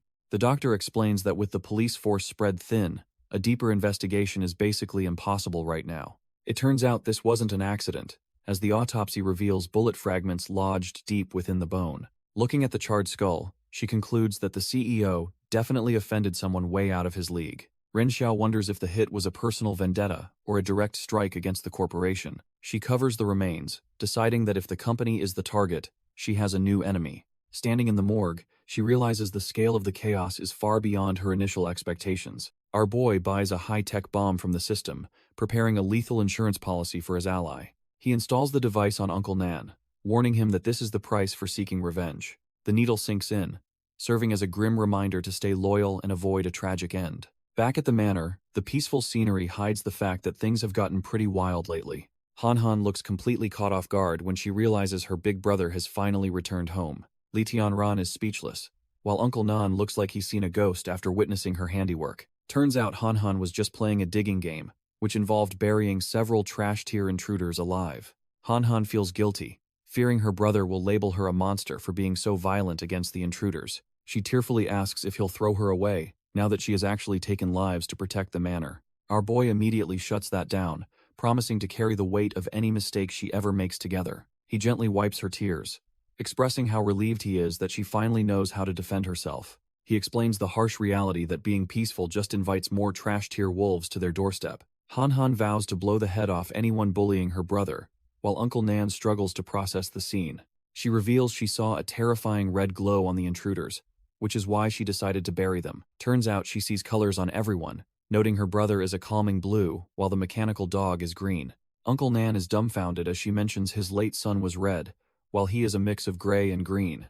Li Tianran's mind races, asking if she sees words or numbers, wondering if she is also a system player. Li Tianran squishes her cheeks, learning this color-seeing power manifested about a week ago during the initial chaos. He realizes she isn't a system player, but likely evolved from eating those high-tier radiation-resistant crops. Our boy flashes a grin so wide and intense that it actually starts to creep his little sister out. He analyzes her ability, realizing she is basically a walking radar for detecting malicious intent in others. He dubs it the Eye of Good and Evil, officially making her his most vital tactical assistant for survival. After the heavy talk, he gives her a head pat and promises to whip up a legendary meal. He serves up a steaming bowl of braised meat, a luxury that most trash-tier survivors would kill for. At dinner, he announces that Uncle Nan is joining the squad to help manage the manor's growing farm. When she asks about his son, Uncle Nan sadly claims he went to another world to atone for sins. Han Han casually notes that anyone glowing red with hate toward her brother usually ends up dead pretty quickly. Han Han declares she will take out anyone who messes with her brother, making him chuckle at her fierce loyalty. Uncle Nan decides he is done with his old life and will serve as our boy's loyal watchdog. Elsewhere, a mysterious figure takes a slow drag of a cigar, seemingly unbothered by the world's end. The news reports a staggering death toll, proving that the apocalypse is far from over for the common folk. This high-ranking elder watches the chaos unfold from his luxury suite, clearly operating on a much higher level. He shuts off the grim broadcast, having seen enough of the public's pathetic struggle for survival. A top-tier researcher named Bai Jingyan enters, confirming that the trash-tier CEO Liang Tianyu has finally kicked the bucket. The elder reveals that the military just bagged a level 5 mutant, a beast far beyond their current understanding. Bai Jingyan is completely dumbfounded, since their best lab-grown monsters haven't even cracked level 4 yet. It turns out nature is evolving faster than human tech, as massive beasts begin cannibalizing each other in the wild. Elder Liang orders Bai Jingyan to seize the lab and merge their tech with the late CEO's findings. As Bai departs, the elder demands he extract the virus immediately to stay ahead of the evolving chaos. The old man remains in the shadows, confident that his high-level chess moves are finally paying off. Elsewhere, Ren Xiao realizes the trash-tier CEO's death records were scrubbed during a very suspicious 2-day window. She is completely dumbfounded that the surveillance was wiped, leaving her with absolutely no leads on the killer. Shaking off the frustration, she decides to prioritize finding a secure location for their next research institute. She prepares to welcome the new director, knowing the company's future depends on this upcoming meeting. Bai Jingyan pulls up looking like a top-tier elite, ready to take command of the southern operations. The two professionals finally meet, though the massive, scarred unit standing behind Bai is hard to ignore. Bai introduces his assistant Da Kui before they get down to business regarding the new facility's location.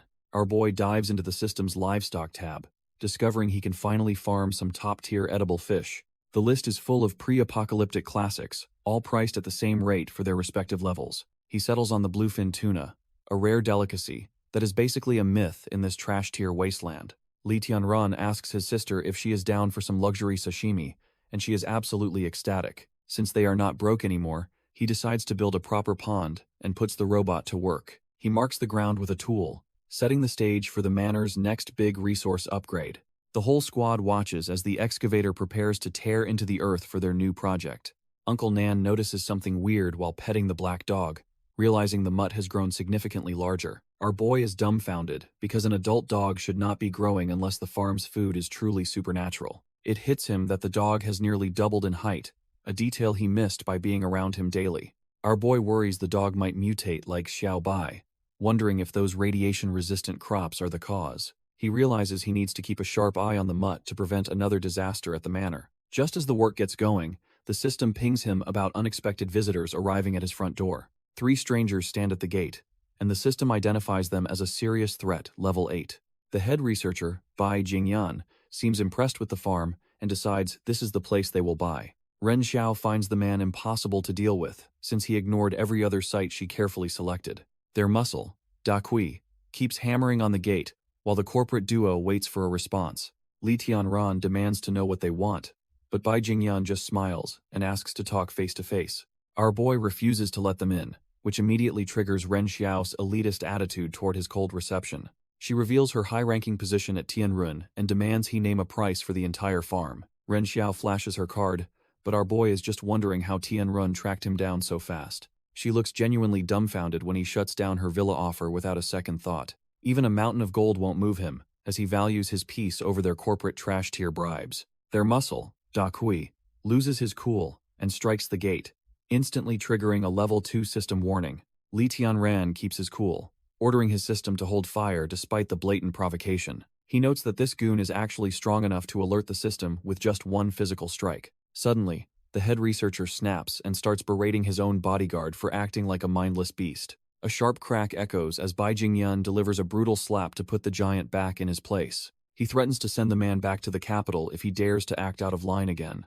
The researcher smoothly apologizes for the ignorance, piquing our boy's interest with his surprisingly calm demeanor. Li Tianran smirks and tells the big guy to step a bit closer for a surprise. Before the goon can react, our boy delivers a heavy gut punch right through the metal bars. He even has his hummingbird warrior on standby just in case things get even messier. As the musclehead wheezes on the ground, Li Tianran declares they are finally even for the gate.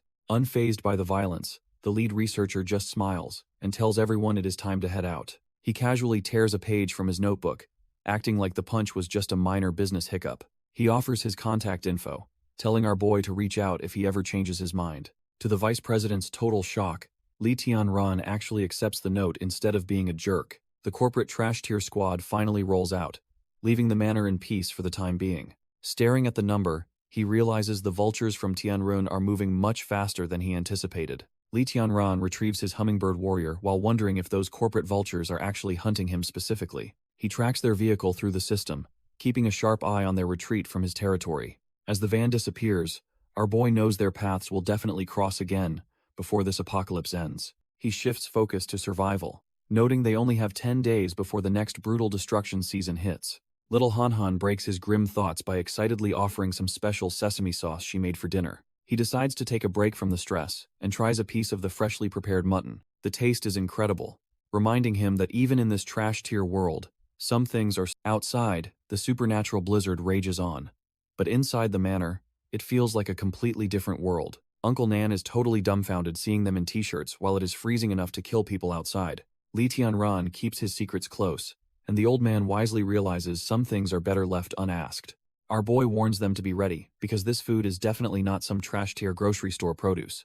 He explains that long-term consumption will cause physical changes, leaving Uncle Nan feeling like he is in a movie. Li Tianran just grins, noting that this whole apocalypse is basically a science fiction nightmare come to life. He points out that in a world this crazy, having superpowers is actually the new normal. When he mentions the word evolution, the old man admits he has no clue what the boss is saying. While little Li Han celebrates her cooking, Li Tianran casually asks if any uninvited guests stopped by today. The mood shifts instantly when he mentions the name Tianrun, sending a visible chill down the old man's spine. Uncle Nan starts trembling, realizing the sheer scale of the power and the danger they are actually facing. He wonders if someone as useless as himself could truly become stronger just by eating these special crops. Li Tianran gives him a sharp, confident look and confirms that everyone under his roof will eventually evolve. Uncle Nan finally understands the situation, while our boy Lee Tian-ran prepares for a secret night mission. He tracks the signal to the Harmony Villa district, where the corporate elite are currently bunkering down. Ren Xiao welcomes the researchers into her home, unaware that a mechanical spy is hovering right behind them. She plays the perfect host, offering Bai Jingyan a room, while he graciously accepts her hospitality. After a long day of schemes, they both decide to call it a night and get some rest. As she heads upstairs, the hummingbird warrior follows her every move to gather more intel on the target. Ren Xiao finds the buzzing sound annoying, wondering why trash-tier mosquitoes are still around in this freezing weather. She finally relaxes in a bathrobe, thinking a spa session is the only way to fix her exhaustion. Looking in the mirror, she admires her own reflection and feels her beauty is unmatched in this world. She begins her skincare routine with a smile, totally oblivious to the drone recording her every single move. Ren Xiao is still annoyed by that buzzing drone, thinking it's just some persistent trash-tier insect. She decides to open the window, hoping the annoying beetle will finally fly out and leave her alone. Feeling smug, she slides the window open, expecting nothing but a cold breeze to hit her face. Taking a deep breath of fresh air, she finally feels like she can relax from the corporate stress. Suddenly, she comes face to face with our boy, who's been lurking outside like a literal phantom. Before she can even process the situation, he vaults inside, moving with the grace of a seasoned predator. He immediately shuts her up, making it clear that one wrong sound will be her absolute last. Ren Xiao is dumbfounded, cursing her useless bodyguards for letting a masked intruder get this close to her. Pinning her down, he warns her that his blade is much faster than any help she could call for. Realizing she's completely outmatched, she desperately nods, agreeing to stay quiet if it means keeping her life. Ren Xiao tries to buy her life with gold, but our boy just thinks she's surprisingly cooperative. She begs him to take the cash and leave, hoping he just needs food in this trash-tier world. When he says he isn't there for money, she's completely dumbfounded and starts to fear the worst. Panicking, she screams wild insults, and even lies about being sick just to keep him from touching her. Tired of the noise, he shuts her up physically,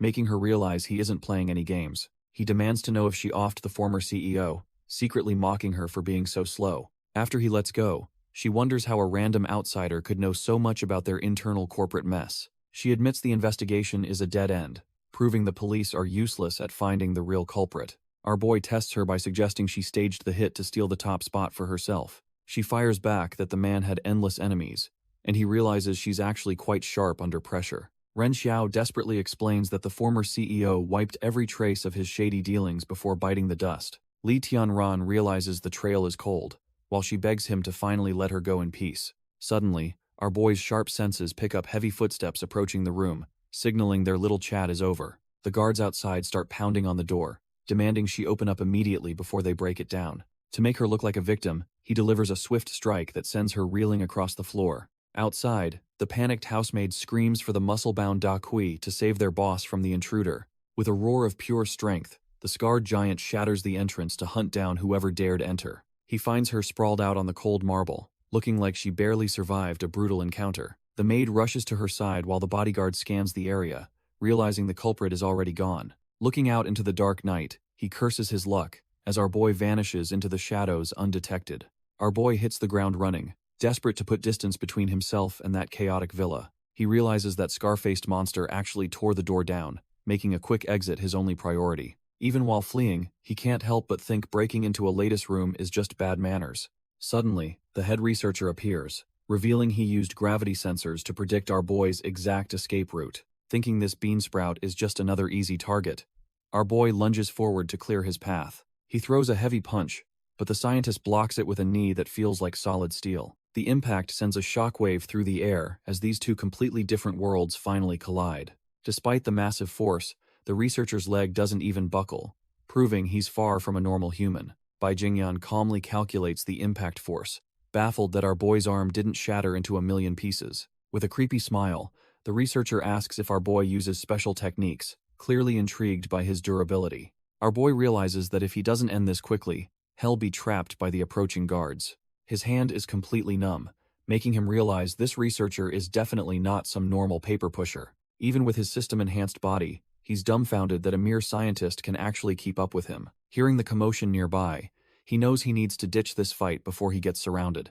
He warns the beansprout that he'll settle the score later since he's currently on a tight schedule. Bai Jingyan isn't letting him off that easily, determined to keep his new specimen right where he is. Instead of another punch, our boy reaches for a tactical distraction to tilt the scales in his favor. He unleashes a face full of blinding powder, catching the arrogant researcher completely off guard. While the scientist is busy hacking up a lung, our boy makes a clean break for the exit. Left in the dust, the researcher can only curse as his eyes burn from the cheap trick. Our boy vaults over the perimeter wall, leaving the blinded researcher in the dust with a final farewell. Hearing the commotion, the corporate guards come sprinting toward the scene to check on their lead scientist. They find Bai Jingyan hacking up a lung on the lawn, completely humiliated by a simple smokescreen.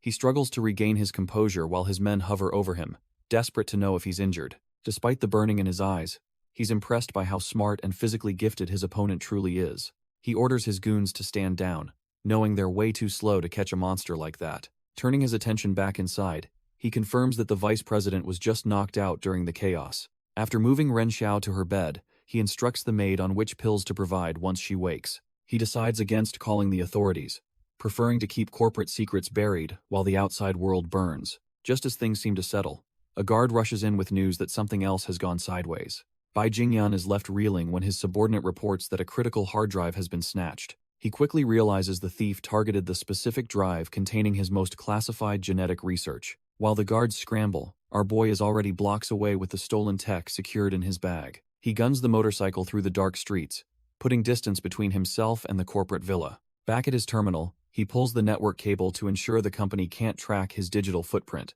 He slides the drive into his laptop, ready to uncover whatever trash-tier secrets the corporation is hiding. The screen lights up with experiment notes, confirming his suspicions that his opponent was a high-level researcher. As he scrolls, he finds horrifying documents detailing how radioactive foods are being used to force mutations. He's dumbfounded by the researcher's manifesto, realizing these monsters view human lives as mere stepping stones for evolution. The manifesto on the screen claims this apocalypse is actually a shortcut to a 300-year human lifespan. Back at the villa, the head researcher learns that the tracking signal for the stolen drive has gone dead.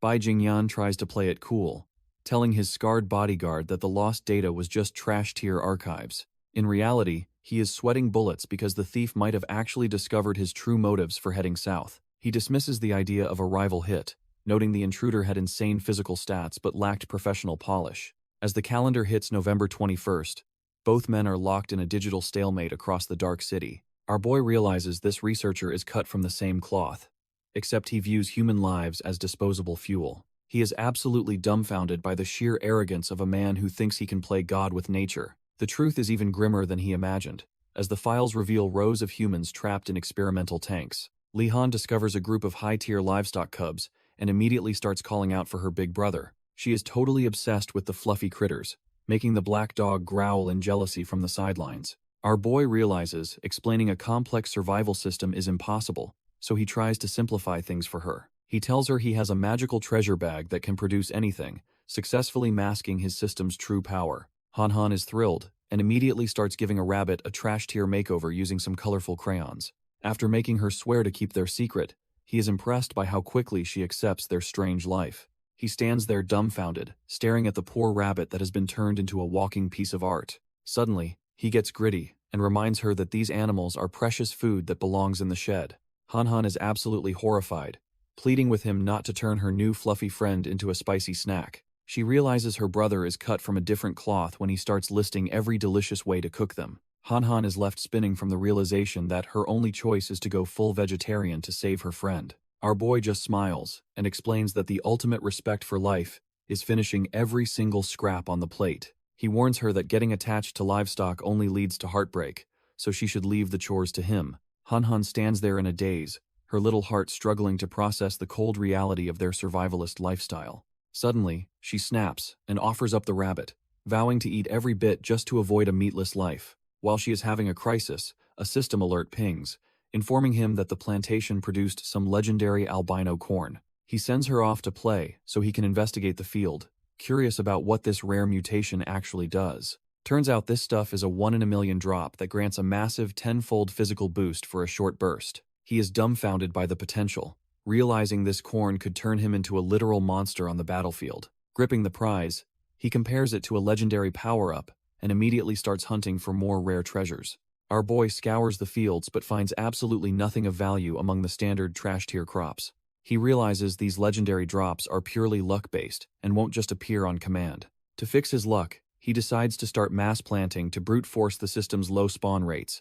Meanwhile, back at the corporate villa, Ren Xiao is holed up in her room, brooding over the breach. She tries to distract herself with a snack, but her mind is still stuck on the intruder. She keeps replaying the moment that masked thief pinned her down and made her look like a fool. Ren Xiao bites down in rage, vowing to track that bastard down and make him pay. Looking at the useless security footage, she realizes the guards and the military are completely incompetent. If she wants to identify the man who outsmarted her, she'll have to ditch formal channels entirely. She pulls out a salvaged gray hair, knowing this tiny piece of evidence is her ticket to revenge. Ren Xiao is losing her mind, unable to stop thinking about how our boy humiliated her. She heads downstairs to find Bai Jingyun, hoping the researcher can provide the expertise she needs. After thanking him for a massage technique that worked, she brings up the new research facility. It's a remote factory they snagged for cheap, perfect for the kind of quiet work he does. Bai Jingyun sees right through her casual talk, sensing there's a much bigger favor on her mind.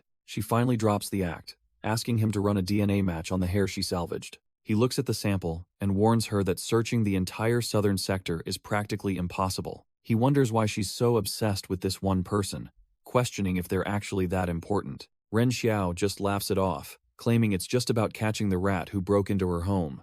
Despite her acting, Bai Jingyun is left dumbfounded by the sheer weight of her request. Ren Xiao jumps up, insisting that the task isn't actually that hard for someone with his elite skills. Bai Jingyun flashes a smile and agrees to help, leaving her completely dumbfounded by his sudden change of heart. He recalls the grim lab experiments where chemical injections forced muscle fibers to thicken into something truly inhuman. A horrific beast eventually emerged, its genetic code contaminated by the DNA of several other predatory organisms. The creature entered a violent state, snapping its heavy iron chains as if they were made of trash-tier paper. When the virus experiment was declared a failure, the researchers realized their containment wouldn't hold for much longer. With a bone-chilling roar, the monster began shattering the reinforced glass, separating it from the terrified scientists. A younger Bai Jingyun watched the chaos unfold, realizing that immediate destruction was the only logical solution left. The memory fades as blood splatters across the horizon, painting the sky over a quiet, luxury estate. Back in the present, the corporate lobby is buzzing with staff members who remain oblivious to these horrors. A young Bai Jingyun stands alone as his own brother mocks him for being a pathetic little bastard. The older boy sneers and rallies his friends to go teach the family disgrace a lesson. Suddenly, the boys grab him and shove his head deep into the freezing water of the courtyard fountain. They laugh while forcing him to swallow the water, reminding him that he's nothing but a trash-tier illegitimate son. His brother watches the cruelty with crossed arms, warning them not to leave any visible marks on the bastard. Tears stream down the boy's face as he begs his own flesh and blood to show some mercy. Instead of helping, his brother just looks down in disgust and calls him a filthy, unwanted stain. The trauma of that moment burns into his mind, leaving a scar that no amount of science can heal. Back in the present, our boy bolts upright in bed, screaming for the ghosts of his past to stop. He sits alone in the dark, realizing that even with all his power, those memories still own him. Bai Jingyun wakes up in a cold sweat, the humiliation of his childhood still burning in his soul. He stares into the dark, whispering his brother's name like a curse he's finally ready to break. His only path to victory lies in stabilizing the virus and birthing a mutant that can crush his enemies. Meanwhile, the world continues to rot as reports of mass livestock deaths flood the morning news cycle. Li Han watches the grim broadcast with her loyal guardian, sensing the shift in the world's dying breath. Our boy walks in and teases her for ditching cartoons, but she just pouts about being treated like a kid. He smiles, knowing her ability to read the darkness in people's hearts is his greatest tactical advantage. She hugs the massive hound, vowing to get stronger so she can finally stand by her brother's side. Suddenly, something catches her eye on the table, drawing her toward a mysterious glowing object. It turns out to be a chest containing high-level seeds, the key to their next massive power spike. Li Han finds some glowing nuts that look tasty enough to eat right then and there. She notices there are exactly two, deciding to share the mysterious snack with her loyal furry guardian. Without a second thought, the duo tosses the high-level seeds back, hoping for a quick power-up. Turns out, the taste is absolutely trash tier, leaving the poor girl reeling from the intense bitterness. The massive hound isn't having a better time, struggling to swallow the rock-hard seed while his mouth burns. Suddenly, a wave of exhaustion hits the beast as the potent energy begins its work on his body. He collapses into a deep slumber, his system likely undergoing a massive evolution while he dreams away. Outside, the manor remains silent under the moonlight, but the peace is about to be shattered. Strange creaking echoes through the storage room, signaling that something or someone is moving in the dark. Uncle Nan wakes up groggy and grabs his flashlight, wondering what on earth is making that racket. Uncle Nan shines his light on a bloody, hairy mass, wondering what kind of nightmare has invaded the storage. The beast reveals a maw full of razor-sharp teeth, looking like it crawled straight out of a trash-tier horror. Before he can even scream, the creature lunges, its predatory instincts completely overriding its usual calm demeanor. He gets slammed into the floor, the sheer weight of the mutated beast pinning him down like a rag doll. His flashlight clatters away as he stares into the abyss, certain that his time on the farm is over. The beast looms over him, its massive frame looking more like a legendary wolf than a simple guard dog. Suddenly, the red glow in its eyes flickers, as if a spark of recognition is fighting through the mutation. Our boy Nan realizes the attack has stopped and wonders if this monster is actually their loyal guardian. He tries to soothe the beast with a trembling voice, hoping the old bond is stronger than the hunger. Turns out, the seed triggered a double-headed evolution, so he offers some food to keep the beast's aggression low. Uncle Nan is frozen in fear as the beast lets out a low, warning growl. Suddenly, the massive hound shatters the window, choosing to escape rather than finish its meal. Our boy Nan can barely breathe, his heart hammering against his ribs after that near-death encounter. He watches through the jagged glass as the creature sprints toward the manor's outer perimeter. With a single, powerful leap, the mutated guardian clears the high fence like it is nothing but a hurdle. Nan is left dumbfounded, wondering how a dog could possibly possess such terrifying, supernatural strength. The commotion wakes Li Tianran, who rushes outside in his pajamas to find out why his farmhand is screaming. Little Li Han follows right behind him, crying because her favorite protector has vanished from her bedside. Our boy tries to play it cool, suggesting the dog just needed some fresh air to clear its head. He scoops up his sister, noticing her bare feet while secretly worrying if the beast has truly lost its mind. Li Han innocently explains that they snacked on some glowing nuts from his special box earlier that day. Our boy's heart sinks as he realizes those glowing nuts were actually his rare level 4 divine seeds. He panics as the system ignores his pleas, realizing the high-tier seeds likely caused this violent evolution. He promises his crying sister that he'll bring their protector home, no matter what it takes. As the dog sprints through the dark, it feels an unbearable heat radiating from deep within its soul. The beast's mind is consumed by a dark hunger, craving the sensation of biting through warm flesh. It suppresses the urge to kill, fearing it will lose its place by its master's side forever. Deep in the forest, a mysterious hooded figure watches the beast, claiming it is a sacred animal. The fanatic is convinced this is the oracle's sacred beast and plans to kidnap it for his god. Li Tianran gears up and hits the road, but his patrol units have 0 leads so far. Li Tianran realizes Xiao He is long gone and fears the military will kill the beast first. Suddenly, a rustle in the woods puts our boy on high alert as he senses someone lurking nearby. A strange woman in white robes appears, asking if he's the owner of the massive black wolf dog. She starts preaching about the apocalypse being divine punishment, but he only cares about finding his companion. Sensing a trash-tier scam, he sarcastically asks about the requirements for joining her little survivalist cult. The fanatic explains their tiered membership fees, promising that the more you pay, the closer you get to God. He just scoffs, telling her to practice her brainwashing elsewhere, because he doesn't have time for games. Revving his engine, he declares that in this dying world, he's the only one responsible for his own salvation. He leaves the crazy lady in the dust, focused entirely on tracking the beast's trail through the woods. The elder seethes with rage, cursing the non-believer as a lowly maggot destined for an eternity of suffering. Our boy takes a quick smoke break when a faint whimpering from the woods catches his sharp ears. He pushes through the brush, half expecting a trash-tier mutant to jump out and try its luck. Instead, he finds a dead wolf and a tiny, round puppy still trying to nurse from its mother. He picks up the little survivor, marveling at how something so small can be this tenacious. It's just a helpless ball of fur, but it clearly has the spirit to survive the apocalypse. Thinking about all the orphans this dying world creates, he feels a rare tug at his heartstrings. He decides to bring the pup home, offering it a chance at life within his fortified manor. Elsewhere, the evolved beast is busy painting the forest red, treating a human leg like a chew toy. These trash-tier traffickers are absolutely dumbfounded as their comrade gets dragged into the dark. Realizing they are outmatched, they frantically try to regroup before the predator finishes its meal. Back at the research facility, the night air is thick with tension as an intruder breaches the perimeter. Bai Jingyan arrives on the scene, demanding to know how a mutated beast managed to bypass their security. The guards explain that a smoker's stray cigarette butt provoked the beast into a violent, unexpected frenzy. When he hears the creature was actually lurking in the bushes, Bai realizes this isn't some mindless monster. He knows trash-tier mutants just wander aimlessly, but this one is showing a terrifying level of intelligence.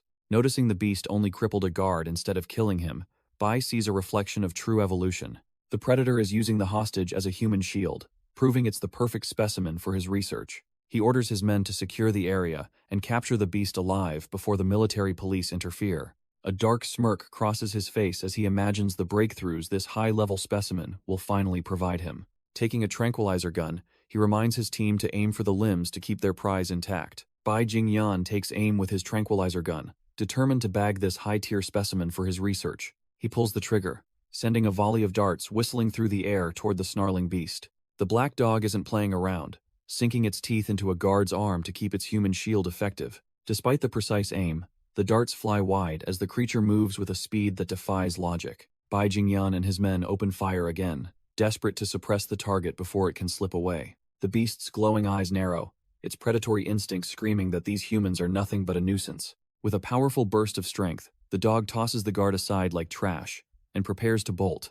Bai Jingyan clicks his tongue in frustration, realizing his team is completely outclassed by this monster's agility. The mutated predator lets out a final snarl, realizing it has the perfect opening to escape into the woods. Before anyone can react, the beast vanishes into the dark forest, leaving the corporate hunters empty-handed and dumbfounded. Our boy gets a ping from his hummingbird drone reporting massive paw prints just a few hundred meters away. Without wasting a second, he revs his bike and tears off into the night to find his companion. He skids to a halt when he spots fresh blood pooling inside those giant prints on the asphalt. Seeing the carnage, he realizes his dog is badly hurt and wonders what kind of hell it's been through. Meanwhile, a fleet of corporate SUVs is hot on the trail, tearing through the woods like a pack of wolves. Bai Jingyan grips his weapon, noting that the creature's speed is far beyond any trash-tier mutant they've seen before. The researcher's eyes gleam with a twisted excitement, obsessed with the potential of such a perfect specimen. High above, the beast leaps through the canopy, its rippling muscles showing off the true power of its evolution. The hummingbird drone finally locks onto the target, feeding the live footage directly to our boy's interface. Seeing his friend in the crosshairs, he kills the engine and prepares to jump into the fray. The drone feed locks onto the convoy, tracking the hunters as they close in on their target. Our boy commands the hummingbird to zoom in, needing to see exactly who is leading this operation. Turns out it is that obsessive researcher, Bai Jingyan, looking ready to kill for his precious data. Li Tianran recognizes the tech nerd and realizes they are trying to kidnap his dog for research. If he is going to save his friend, he needs a boost, so he pulls out some albino corn. He grips the high-tier crop, swearing that these corporate bastards will not get away with their schemes. Meanwhile, Xiaohei dodges a hail of bullets as the ground erupts in a series of violent explosions. The massive beast tears through the forest with a fleet of armored SUVs hot on its heels. The hunters coordinate over the radio, planning to drive the creature into a nearby abandoned factory. They flank the dog from both sides, hoping to corner the evolved predator before it can escape. Xiaohei is cornered, but his predatory instincts are peaking as he prepares for a final, bloody stand. He leaps into the air, showing these trash-tier hunters that a level 4 beast isn't easily caged. Our boy slams onto the lead vehicle, crushing the roof while the driver freezes in pure terror. The convoy descends into chaos as one car is already disabled and the others struggle to aim. One desperate guard levels his weapon, cursing the beast that refuses to die despite their heavy firepower.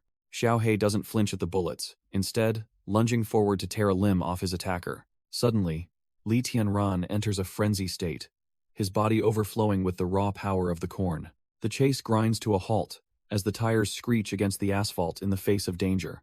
Bai Jingyan is dumbfounded by the light, while Xiaohei senses his master's overwhelming presence nearby. Like a blue bolt of lightning, our boy crashes into the battlefield to end this hunt for good.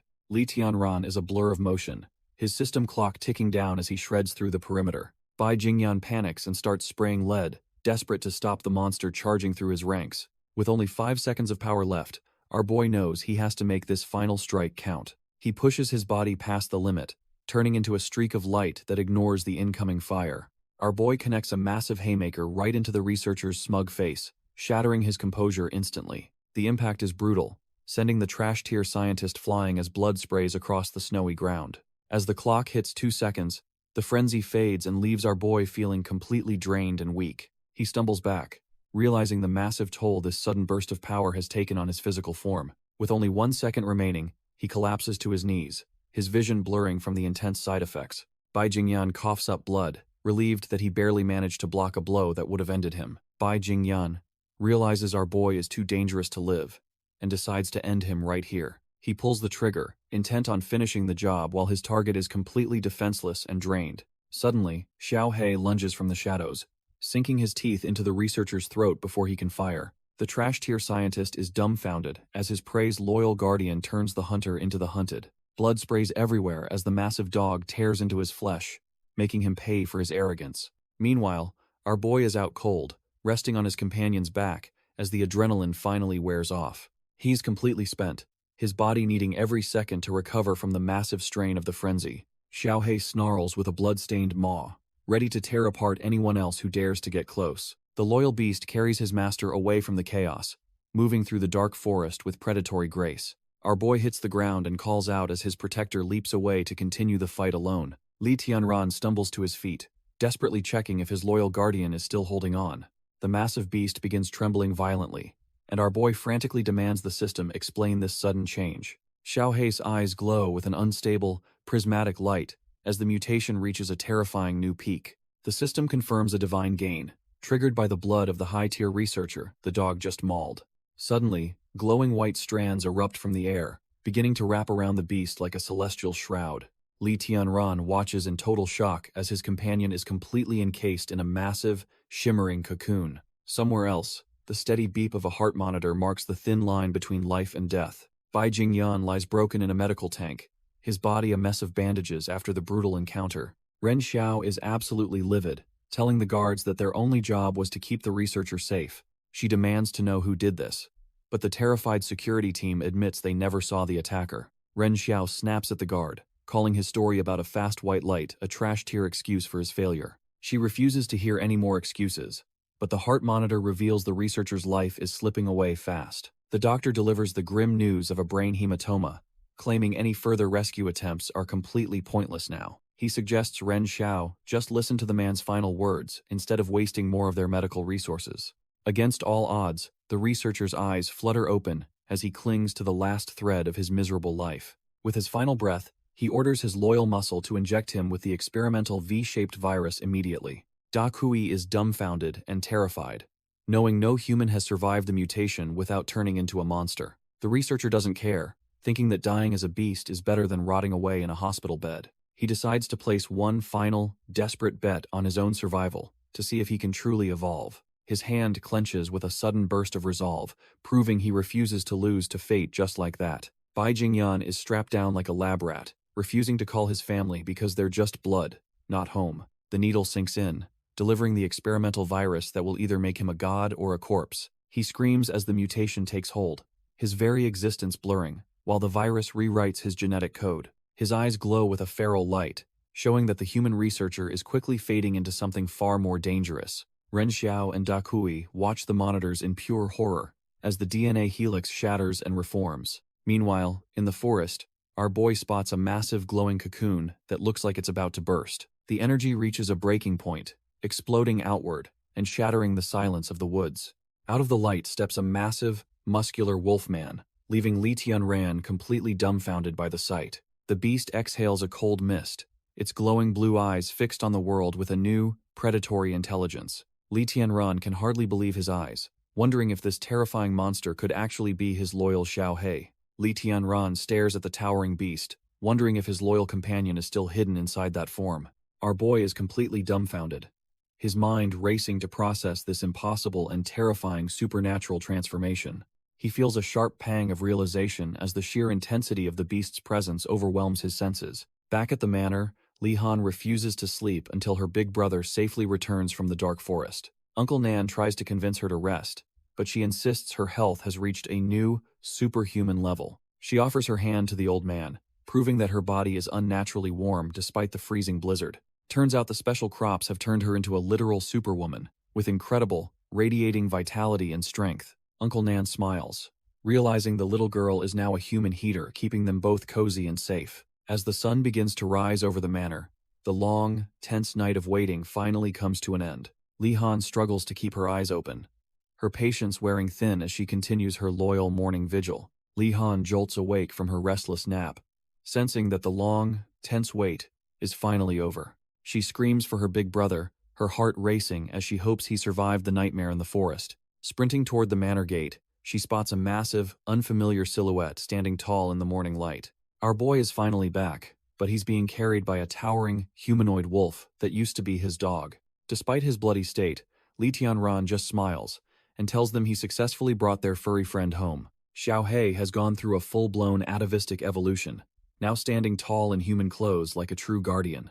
The little mistress doesn't care about the scary claws, immediately demanding a shoulder ride from her evolved protector. Later, Li Tianran realizes Xiaohei's sudden mutation might be linked to the high-tier blood he tasted earlier. When Uncle Nan brings the medical supplies, our boy prepares to deal with the nasty bullet wound in his shoulder. He grabs a sterilized blade, ready to dig the lead out himself, while Uncle Nan worries about a potential infection. Li Tianran digs out the bullet and summons a high-tier carrot to kickstart his recovery. Uncle Nan watches in awe as the miracle crop triggers a violent, glowing regeneration that seals the wound. Our boy stands up, feeling his bones knit back together, while the lingering pain reminds him he's alive. Turns out, the apocalypse has rewritten the rules of biology, turning stable cell replication into a genetic gamble. For some, like the Manor's guardian, this mutation is a gift that grants them power beyond human imagination. This is what he calls true evolution, where the body adds new, beneficial functions to survive the chaos. But most aren't so lucky, ending up as mindless beasts with fatal genetic flaws and a short lifespan. Meanwhile, in a corporate lab, the researcher snaps his shackles as a dark, unstable power surges through him. Bai Jingyan wakes up as a monster, bone-like claws erupting from his flesh as his heart glows with virus. He realizes he actually survived the transformation, but he's definitely no longer the man he used to be. The doctors call it a miracle, but Bai Jingyan just stares at his glowing, mutated heart in grim silence. He knows this isn't a success story because the virus didn't bond with his DNA perfectly at all. Ren Xiao and the staff are dumbfounded, watching the monster they helped create take his first breath. Looking deeper, his internal structure is a mess of jagged bone and unstable energy that's slowly killing him. He realizes he only has 7 days left before his body gives out from this failed evolution.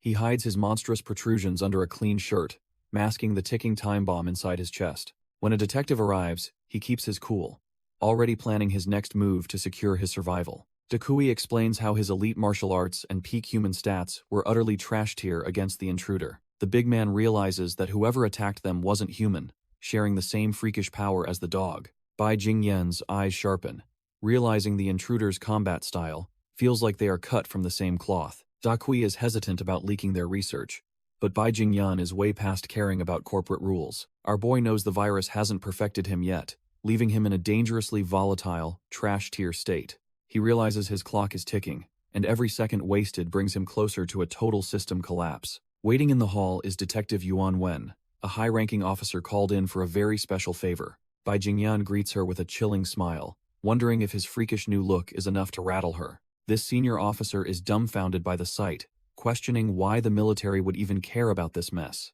Without a word, he begins to unbutton his shirt to show her the true cost of his survival. He reveals a glowing, exposed heart being slowly crushed by jagged bone spurs that will eventually end him. The mutation is literally eating him from the inside out, turning his own ribcage into a lethal trap. He hands over the intruder's DNA, demanding her full cooperation to find the man who did this.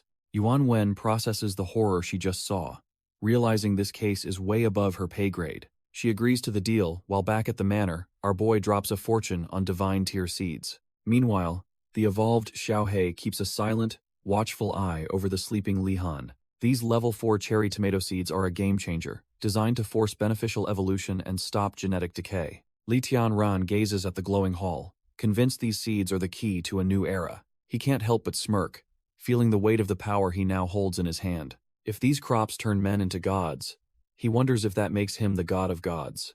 But the grind never stops, and he realizes his current soil is too trash tier for these divine plants.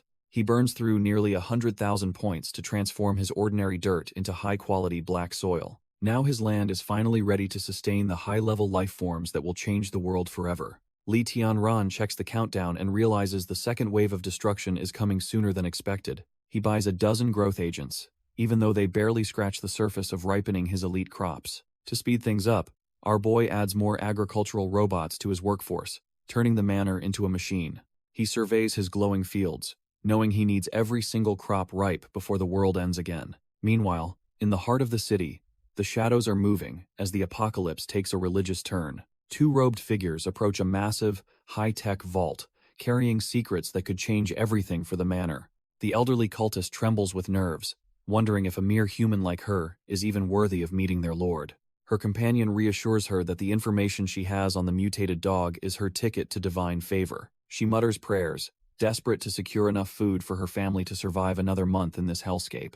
They walk deeper into the sanctuary, convinced that only the most devout followers will make it through the end times. The messengers enter the grand cathedral, reporting that their scouts have finally located a legendary holy beast. The high priest listens with a twisted interest, knowing this discovery is the key to their master's ascension. They gather at the altar to discuss how this new prey will satisfy their dark god's endless hunger. The priest claps his hands in pure delight, thrilled that their long-awaited plans are finally moving forward. A sinister grin spreads across his face as he envisions the absolute power they are about to wield. The cult leader is just as pleased, confident that this nourishment will complete their lord's emergence very soon. He checks his recent records, making sure every detail of the ritual is set for the final phase. They peer into the dark abyss, where a nightmare-tier entity waits impatiently for its next sacrificial meal. A terrifying hiss echoes from the void as the monster's primal hunger begins to stir with violent intent. The beast demands wolf cubs for its next feast, its voice dripping with a truly chilling, ancient malice. A grim news broadcast flickers to life, delivering a breaking update that would change everything for our boy. The reporter details a horrific car crash on a mountain highway where a private vehicle plummeted off a cliff. It turns out the impact was fatal, leaving 2 adults dead at the scene of the fiery wreckage. While Li Tianran prepares dinner, the news mentions a child miraculously survived by hanging from a tree branch. He stops his cooking, wondering why his parents are taking so long to return from their weekend trip. He glances at the clock, realizing they are way past their promised return time of 3 o'clock. Growing restless, he sets his knife aside and tries to reach them on his cell phone once more. His heart sinks when he only hears a cold, automated message saying the number is currently unavailable. He sits alone at a table set for 3, desperately hoping they will just walk through the door. The food grows cold as the phone continues to ring out, signaling the start of his tragic journey. The inferno is an absolute monster, leaving nothing but a shattered phone and a melting car in its wake. First responders realize their handheld gear is useless and desperately call for backup to quench the massive blaze. Amidst the wreckage, they find a fainted Li Han, miraculously alive but sporting a nasty fracture from the impact. The highway transforms into a graveyard of twisted metal as sirens wail through the smoke-filled mountain air. Later at the hospital, staff whisper that Li Han is an orphan who was adopted just 2 days ago. The nurses heartlessly call her a curse, thinking the couple who took her in met a trash-tier end.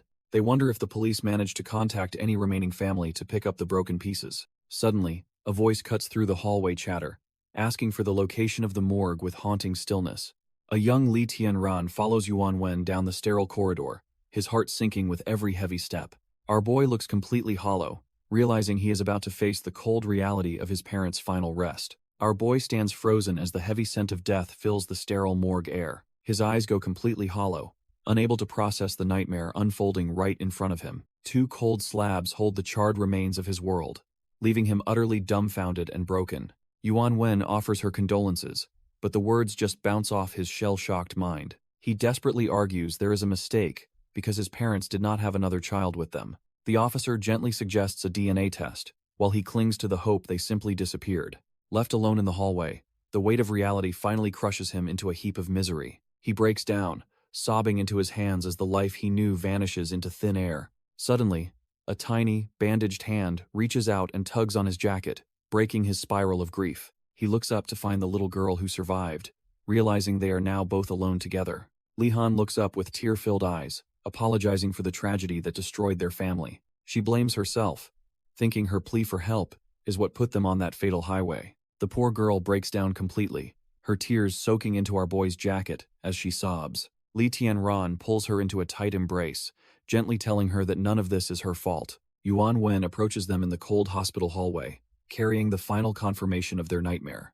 The DNA results are a perfect match, officially stripping away the last shred of Li Tianran's denial. They sit there as a broken pair, 2 orphans now bonded by a loss that changed everything forever. Back in the present, 2Z rushes in with the news that the intruder's identity is finally revealed. Bai Jingyan looks up, his mutated body tensing as he prepares to hunt the man who blinded him. Turns out our boy was just a top-tier student turned farmer before the world went to hell. Bai Jingyan stares at the files, dumbfounded that the man who blinded him has such a trash-tier background. His assistant points out that while the DNA matches the thief, this farmer looks way too ordinary on paper. He recalls the brutal exchange, knowing no average civilian could possess that level of raw, unrefined combat skill. It hits him that our boy must have undergone a perfect mutation, a feat thought to be nearly impossible. He realizes the massive wolf dog and its master are likely cut from the same terrifyingly powerful cloth. The researcher suggests that science might not even explain how they achieved such a flawless state of evolution. She explains that the odds of the virus producing two perfect specimens in one area are practically zero. Bai Jingyan falls silent, his mind racing to find the missing link in this impossible puzzle of power. He concludes that a second key to evolution exists in this world, one far beyond their current corporate research. Looking at the photo, he's certain that hunting this successful human evolution is the only way to survive. A military official orders his tactical officer to monitor the situation, realizing our boy is a person of interest. Back at the farm, our boy uses his system to buy growth agents, ensuring his food supply stays top tier. He sprays the solution, watching as the system slashes the ripening time for his divine crops by half. The plants surge with life, leaving little Li Han wide-eyed at the glowing harvest ready to be picked. Their peaceful farming is interrupted when Uncle Nan rushes over, sounding completely dumbfounded by the dog's strange behavior. He explains that the massive guardian has been camping on the roof and refuses to budge for anyone. Looking up, they see the evolved beast staring into the distance, as if he's seen a ghost. The black dog growls low, his instincts screaming that a disaster like the first apocalypse is coming back. Our boy doesn't hesitate and commands his mechanical hummingbird guards to scout the entire area for incoming threats. The drones zip into the sky, scanning the horizon to protect the manor from whatever is spooking the dog. Li Tianran hears a notification, wondering who could possibly be texting him during the end of the world. He stares at his phone, thinking it must be some trash-tier scammer still trying to work a fraud. Our boy's face pales as he reads the message. Realizing this is no joke and something major is happening, he is so shaken that he drops his entire harvest, leaving Li Han and Uncle Nan completely dumbfounded. He can't believe what he's seeing and wonders who would play such a cruel prank right now. Without a second thought, he hops in his truck and peels out of the manor in a hurry. He pushes the engine to the limit, desperate to reach his destination before it's too late. Little does he know, his every move is being tracked through a high-tech surveillance lens. Back at the command center, the officers note that their target has finally taken the bait and left. They find it overkill to use a stealth drone for a farmer, but they aren't taking any chances. The corporate snakes notice something strange on their monitors, spotting the high-tech drones buzzing around our boy's farm. Bai Jingyan is baffled that such a trash-tier-looking farm has micro-reconnaissance tech and crops surviving in toxic soil. He knows most plants are death traps due to the virus. Yet these crops look perfectly healthy and nurtured. Da Kui thinks it is a hidden military base, but the researcher warns him to stay sharp after his beating. With the layout memorized, the researcher orders a strike to capture the perfect mutant while our boy is gone. Suddenly, a fleet of black helicopters descends upon the manor like vultures ready to tear it all apart. They do not waste any time, immediately activating powerful microwave shockwaves to fry every electronic device in sight. The entire farm is bathed in a scanning field, leaving no corner for the manor's guardians to hide. Sparks fly as the shockwaves surge through the perimeter, short-circuiting the electronics and leaving the manor completely defenseless. The tactical soldiers storm the grounds, certain that their electronic interference has left the manor completely wide open. They descend from the heavens like vultures, eager to claim the perfect mutant while the master is away. Miles away, Li Tianran stands in a silent graveyard, seeking a moment of peace amidst the world's end. His blood runs cold when he finds the earth disturbed and his parents' final resting place completely empty. He stands over the hollowed ground, fuming at the absolute bastards who would use the dead as leverage. It finally clicks that this isn't a prank, leaving him dumbfounded as to who could be this depraved. A notification pings his phone, showing a cherished photo of his parents that confirms his worst fears. The mysterious sender demands the manor's guardian and his own limbs in exchange for the stolen remains. Our boy just scoffs at the trash-tier threat, knowing his parents would haunt him for making such a deal. Our boy quickly connects the dots, realizing the holy beast these trash-tier kidnappers want is actually his companion, Xiao He. He smirks while typing, finding it hilarious that his dog's casual walk managed to attract such high-level corporate interest. Instead of playing along, he tells them their leverage is worthless, and promises to bury them alongside his parents. While he tries to figure out if Tianrun is responsible, a sudden system warning screams that his home is under attack.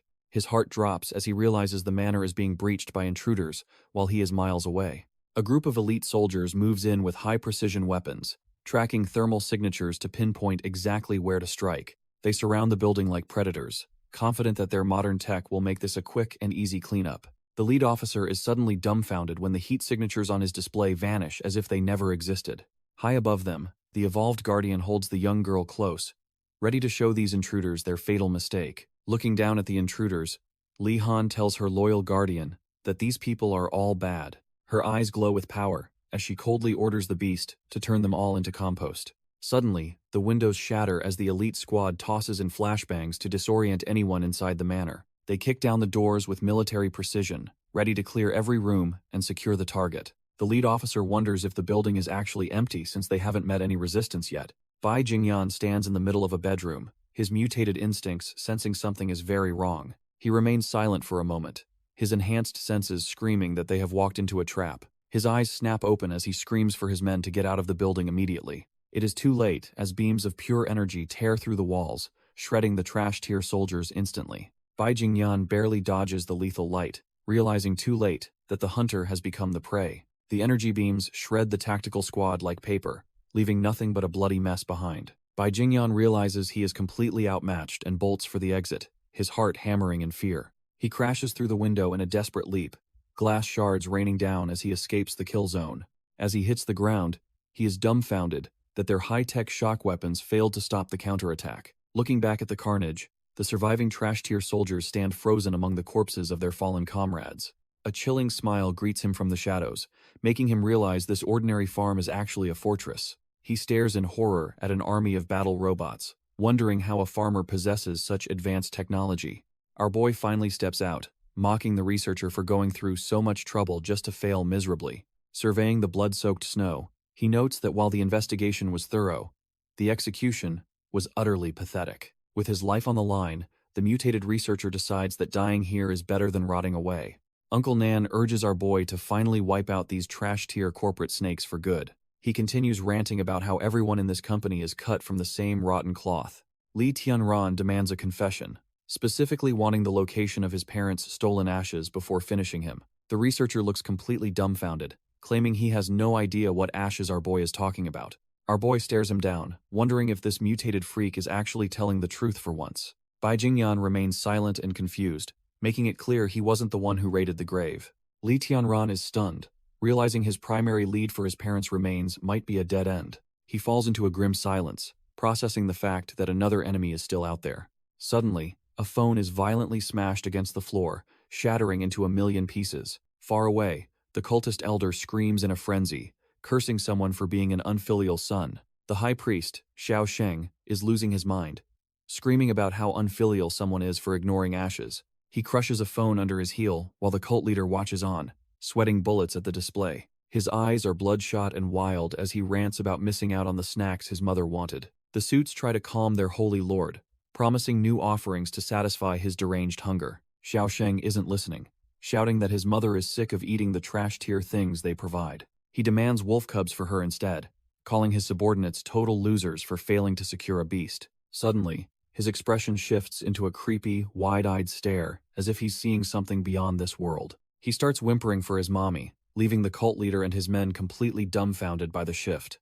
The atmosphere turns chilling as he stares blankly at his followers, lost in a twisted childhood delusion. A glowing vision of his mother appears, and the madman finally smiles, convinced she has returned for him. Xiao Sheng breaks down in tears, begging the vision of his mother not to abandon him for his failures. He pathetically promises that his mother will be overjoyed once she finally gets to feast on the beast. Suddenly, a massive, jagged shadow erupts from the sanctuary pit, looming over the kneeling madman like a nightmare. The entity demands to be fed, and the priest eagerly submits to his mother's twisted, insatiable hunger. Meanwhile, our boy confronts the intruder, realizing the man wasn't actually the one who robbed his parents' grave. He activates his Eye of Truth, dumbfounded that the researcher is still standing after a lethal neck wound. The system reveals a trash-tier evil evolution that is slowly tearing the scientist's body apart from the inside. Turns out the radiation is causing genetic collapse, and only the dog's perfect DNA can stabilize his life. Knowing the man is after his companion, our boy decides he absolutely cannot let this threat walk away. The Manor's mechanical guardians lock their sights on the target, prepared to end the researcher's desperate gamble. Bai Jingyan desperately shouts for a ceasefire, realizing he is completely outgunned and needs to negotiate for his life. Our boy stands firm, surrounded by his mechanical guardians that are just itching to turn the intruder into paste. The researcher tries a different tactic, mentioning that he knows how much those stolen ashes mean to our boy. He argues that they both want to survive, and his need for genes does not require mutual destruction. Our boy listens with a cold gaze, weighing whether this trash-tier mutant actually has anything worth bargaining for. He signals his machines to stand down as the researcher suggests a trade of resources to settle their score. Bai Jingyan offers his massive network to track down the ashes, claiming he can find them faster than anyone. However, our boy is suspicious and questions why this man is distancing himself from the very company he serves. The scientist admits he only cares about his own survival, regardless of who gets killed or what gets raided. Stepping over the blood of the fallen, our boy realizes this man could be the perfect tool for his goals. Li Tianran finds the proposal interesting, while Uncle Nan watches his young boss with a look of pure concern. Bai Jingyan continues his pitch, suggesting they trade resources for the evolutionary genes required to save his failing life. He extends a hand, trying to sell the idea as a win-win scenario for both parties involved. Our boy just offers a cold, knowing smile, clearly seeing through the researcher's desperate attempt at a bargain. He casually walks past the man, showing he isn't intimidated by the corporate trash standing in his home. He commands the researcher to disarm his remaining men and follow him if he wants to see the prize. Inside, the scientist is dumbfounded to see the Manor's elite guardians, including a humanoid beast and a child. Li Han activates her unique perception, scanning the researcher's intent as a sickly green aura begins to manifest. Our boy tells him not to be nervous, identifying the massive beast as the source of the desired genes. He reveals that the beast's perfect mutation is tied to his own DNA, making it the ultimate genetic cure. Bai Jingyan is absolutely dumbfounded, calling this the most perfect specimen he has ever laid eyes on. He starts dreaming of mass production, convinced that deciphering these genetic secrets is his ticket to godhood. A sharp clap echoes through the room as our boy cuts the researcher's fantasies short. Li Tianran reminds the corporate trash that the tour is over and it's time to pay up. He presents a phone, demanding the researcher track a specific number and its signal locations immediately. While the scientist begs for a blood sample, he realizes he only has 5 days left to live. Our boy shuts him down instantly, stating the man has zero leverage to negotiate any extra terms. He flashes a cold smirk, telling the desperate researcher to start working if he wants to survive. Defeated and out of options, the researcher can only nod and accept the terms of this lopsided deal. As a helicopter thrums overhead, the weight of the apocalypse settles over the quiet, fortified manor. A helicopter touches down, and a top-tier hacker named Lan Ning steps out, annoyed at the sudden summons. Our boy doesn't care for the attitude, and immediately shoves a phone into the hacker's face to track. He even forces the tech geek to repair the manor's fried circuits as an apology for the earlier attack. Lan Ning grumbles about the workload but gets to work while the others watch his every move. His fingers become a blur across the keyboard as he dives deep into the digital abyss. While the hacker mutters under his breath, the tension between the two mutants in the room remains thick. The researcher breaks the silence, questioning how Li Tianran achieved such a perfect, ghostly form without failing. He reveals the virus originated from radioactive plants, admitting his own creations are just short-lived, hungry failures. Our boy stares him down, realizing these scientific breakthroughs were built on a mountain of human suffering. The scientist just smirks, claiming he is simply extracting maximum value from those who were already doomed. Bai Jingyan laughs like a maniac, finding the entire chaotic situation and his own twisted research absolutely hilarious. He claims that true biological progress is only achieved by stepping on the bones of countless innocent people. With a cold glint in his eyes, he notes that the apocalypse only makes this cruelty more inevitable. Meanwhile, Lan Ning finishes his task and confirms that the requested data has been successfully sent over. Our boy checks his phone, surprised to see a new message notification pop up so quickly. He questions how the hacker got his address, since he never actually provided any contact details. The tech geek just scoffs, bragging that he can dig up anyone's life story in mere minutes. Turns out he's been eavesdropping the whole time, and is quite offended by the lack of respect. He even threatens a humiliating public broadcast if they keep questioning his elite hacking skills. Li Tianran shuts him down with a pay-cut threat before the focus shifts to a mysterious cathedral. These trash-tier cultists are just slacking off, completely unaware that death is literally hovering right before their eyes. One guard finally notices something odd, but he is far too slow to realize his life is ending. He is dumbfounded by what he thinks is a giant moth, failing to recognize our boy's lethal drone. His buddy warns him about mutated animals, yet neither suspects they are being targeted by a high-tech assassin. Before the guard can even blink, the mechanical bird fires a precision beam straight through his thick skull. He drops like a sack of potatoes, while the silent drone prepares to wipe out the remaining perimeter. From the rooftop, Lee Tianran watches the bodies pile up, his cold gaze scanning the pathetic sanctuary. He tells the fallen trash to get some sleep, showing absolutely zero mercy to these deranged fanatics. Inside the cathedral, the cultists unveil their disgusting red fruits, believing these fleshy lumps grant them immortality. The high priest leads the deluded crowd in prayer, unaware his entire security force is being systematically erased. The cultists bow low before their leader, treating his twisted scriptures like the absolute word of a god. These trash-tier fanatics start devouring the fleshy red fruits, genuinely believing they are achieving some form of divine evolution.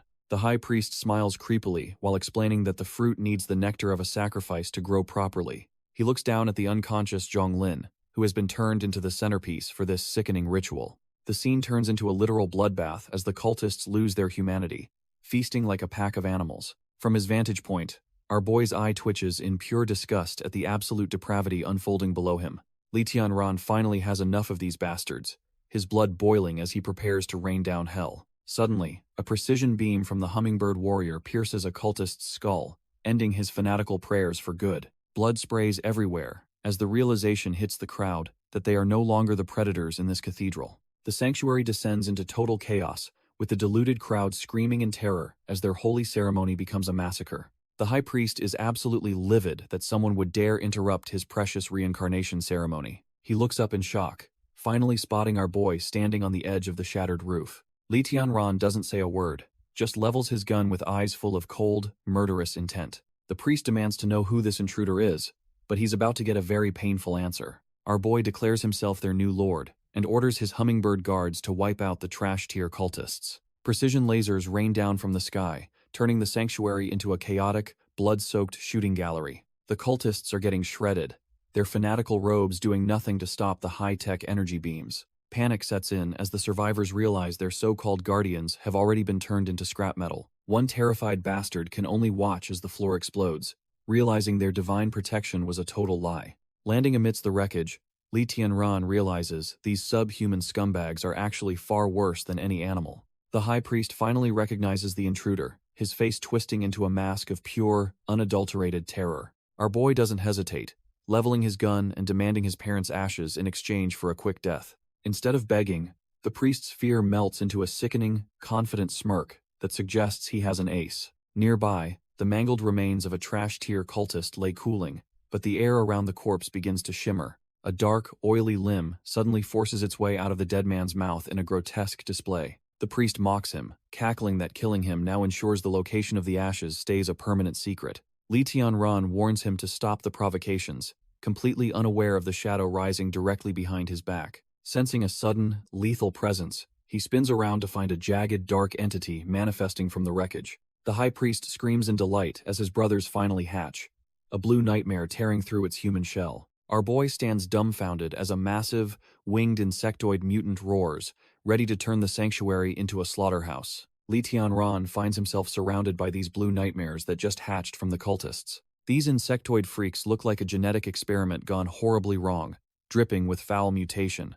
Our boy grumbles about the situation, pulling a second pistol from his inventory to even the odds. He mocks their hideous appearance, wondering if these trash-tier bugs can actually handle some lead. The lead mutant snarls back as our boy notes just how disgusting these newly hatched freaks truly are. Suddenly, the winged monsters lunge with terrifying speed, forcing him to react instantly. He opens fire with both guns, filling the air with a rhythmic bang of desperate defense. Sparks fly as the bullets harmlessly ricochet off the creature's unnaturally hard, metallic carapaces. He's nearly dumbfounded when his bullets bounce off, realizing his standard handguns are just toys to these things. Knowing he's in trouble, he quickly accesses his system warehouse to find a much more lethal solution. Lee Tianran frantically scrolls through his system, hoping to find a bazooka to blow these trash-tier bugs away. He curses his luck after realizing he is too broke for upgrades because he spent all his points on seeds. He deploys his hummingbird warriors, praying their high-speed precision can finally crack the monster's thick, metallic hides. To his horror, The mechanical sniper's shots just bounce off, proving these freaks are far tougher than they look. As the lead mutant roars, he realizes this cult is hiding something much more sinister than simple financial scams. The high priest cackles in the distance, taunting our boy who is currently regretting leaving his heavy-hitting guardians behind. Since he is fresh out of frenzy-inducing corn, he pulls 2 flashbangs to blind the beasts and buy time. Suddenly, his survival instincts flare up when he hears a faint, wet sound echoing right behind his head. He stays pinned to the wall, completely unaware that a massive, glowing eye is tracking him through the rubble. The entire structure begins to buckle under the pressure, forcing him to scramble as the ceiling suddenly collapses. Li Tianran is caught off guard, realizing the monster's speed is on a whole different level. A massive blast rips through the sanctuary, turning the floor into a graveyard of splinters and dust. The shockwave is so intense it blows a hole right through the cathedral's ancient stone walls. Back at the station, Yuan Wen picks up a frantic call as the chaos finally reaches the authorities. The cultist elder is on the other end, sounding absolutely terrified as her world goes up in smoke. She watches from the hills with a child, witnessing the massive plumes of smoke rising from the sanctuary. Yuan Wen doesn't waste a second, ordering the cleanup crew to move out before things get even worse. She warns her team that level 3 mutants are no joke, and they better be ready for war. Meanwhile, our boy is in a bad way, pinned down while those insectoid freaks close in for the kill. With broken ribs and blood in his mouth, he desperately pulls an ancient-grade tomato from his inventory. The insectoid mutant screeches, its predatory instincts taking over as it prepares to feast on our boy. The high priest mocks his struggle, shouting that he is already a dead man and a mere snack. Li Tianran's eyes widen as he realizes these trash-tier bugs are far faster than he originally anticipated. A massive collision shatters the stone wall, sending debris flying as the monster's sheer weight crushes the architecture. He gets sent flying back by the impact, barely managing to brace himself against the mutant's overwhelming force. The high priest wonders if the intruder is finally dead, while the mutant's twitching limbs suggest the hunt continues. Suddenly, a 2-headed monstrosity bursts through the masonry, cornering him in a room he wasn't meant to see. The high priest completely loses it, desperately shouting for them to stay away from his precious human cargo. Our boy wipes the blood from his face, realizing that last hit nearly ended his journey right then. He stands dumbfounded before a crowd of chained women, finally seeing the true horror behind this cult's operations. The poor women huddle together in terror, their muffled sobs echoing through the cold, damp sanctuary. Li Tianran is absolutely disgusted, realizing these cultist scum treat human lives as nothing more than disposable goods. He wonders how many innocents have been slaughtered, his blood boiling at the sheer cruelty of this place. Suddenly, those trash-tier insectoid mutants let out a piercing screech, hungry for the fresh meat in the room.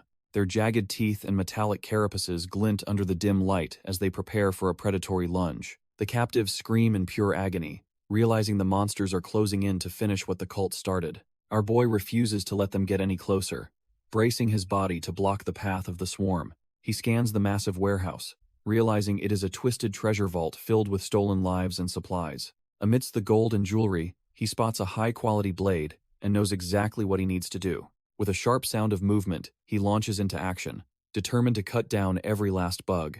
Li Tianran discovers a legendary Tang Dao sword, noting its advanced forging makes it nearly unbreakable and sharp.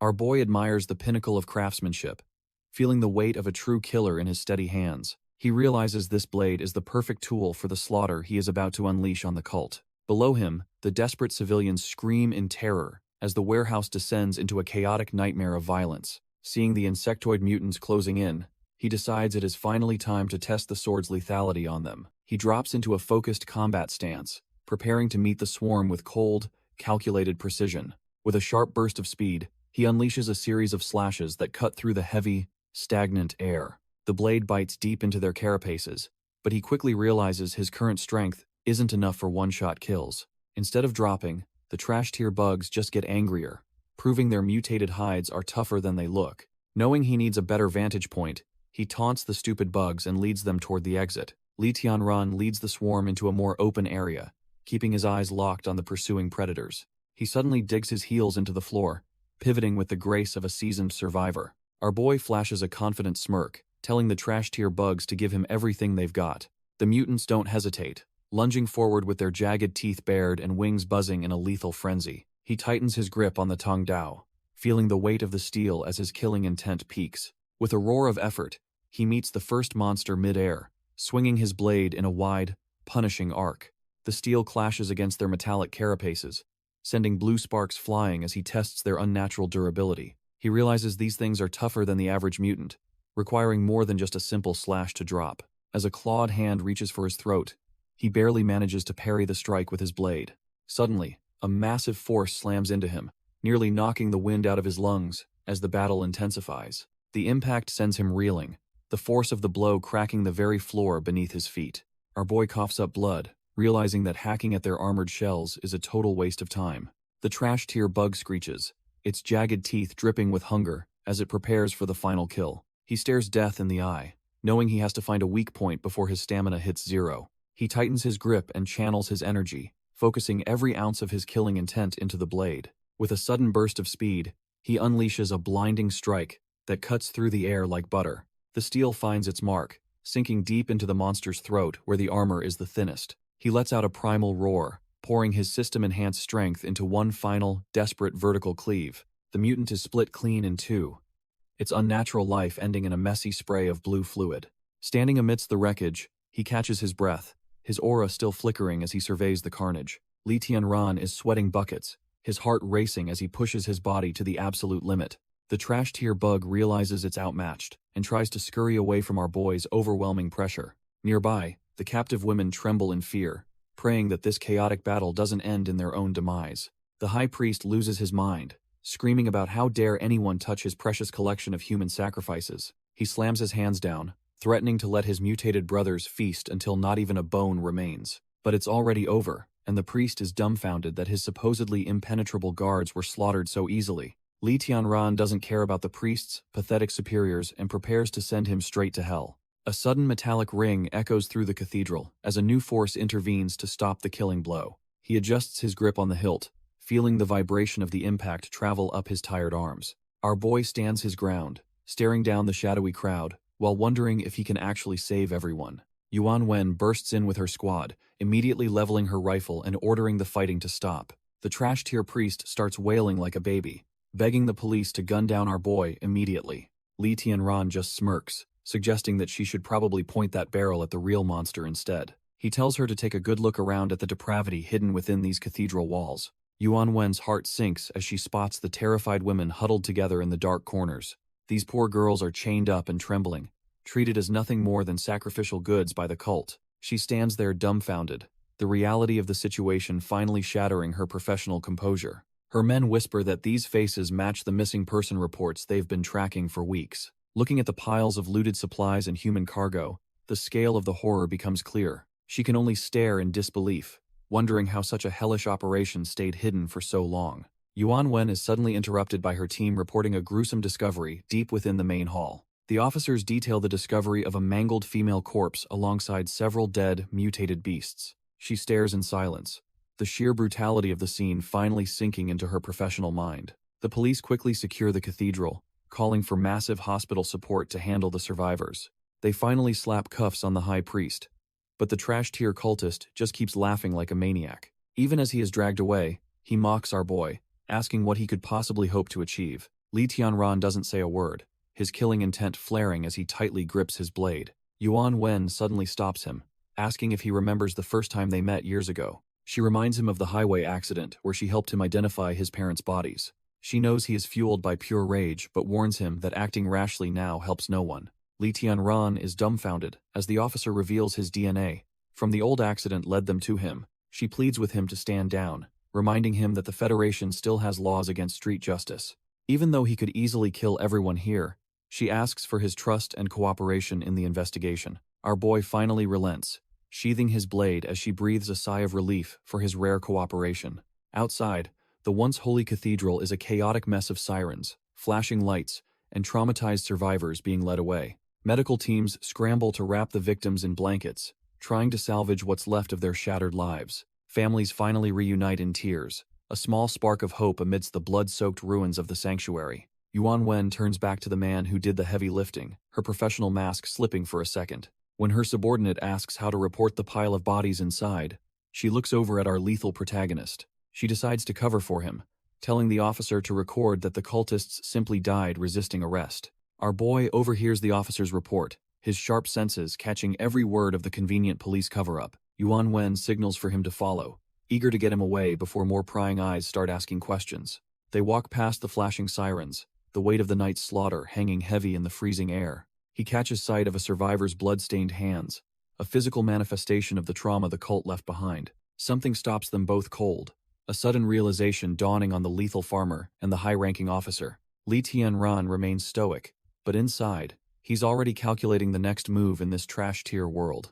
A survivor's voice breaks through his thoughts, pouring out desperate gratitude for the man who saved her soul. The woman reveals the cult's true horror, mentioning they were destined to be sold as toys for the elite. She explains how the promise of cheap food was just a bait to lure the hungry into a cage. Yuan Wen's professional mask cracks when she hears about a transaction ledger that could blow this conspiracy wide open. Li Tianran stands with Yuan Wen as the survivors process the nightmare they just escaped.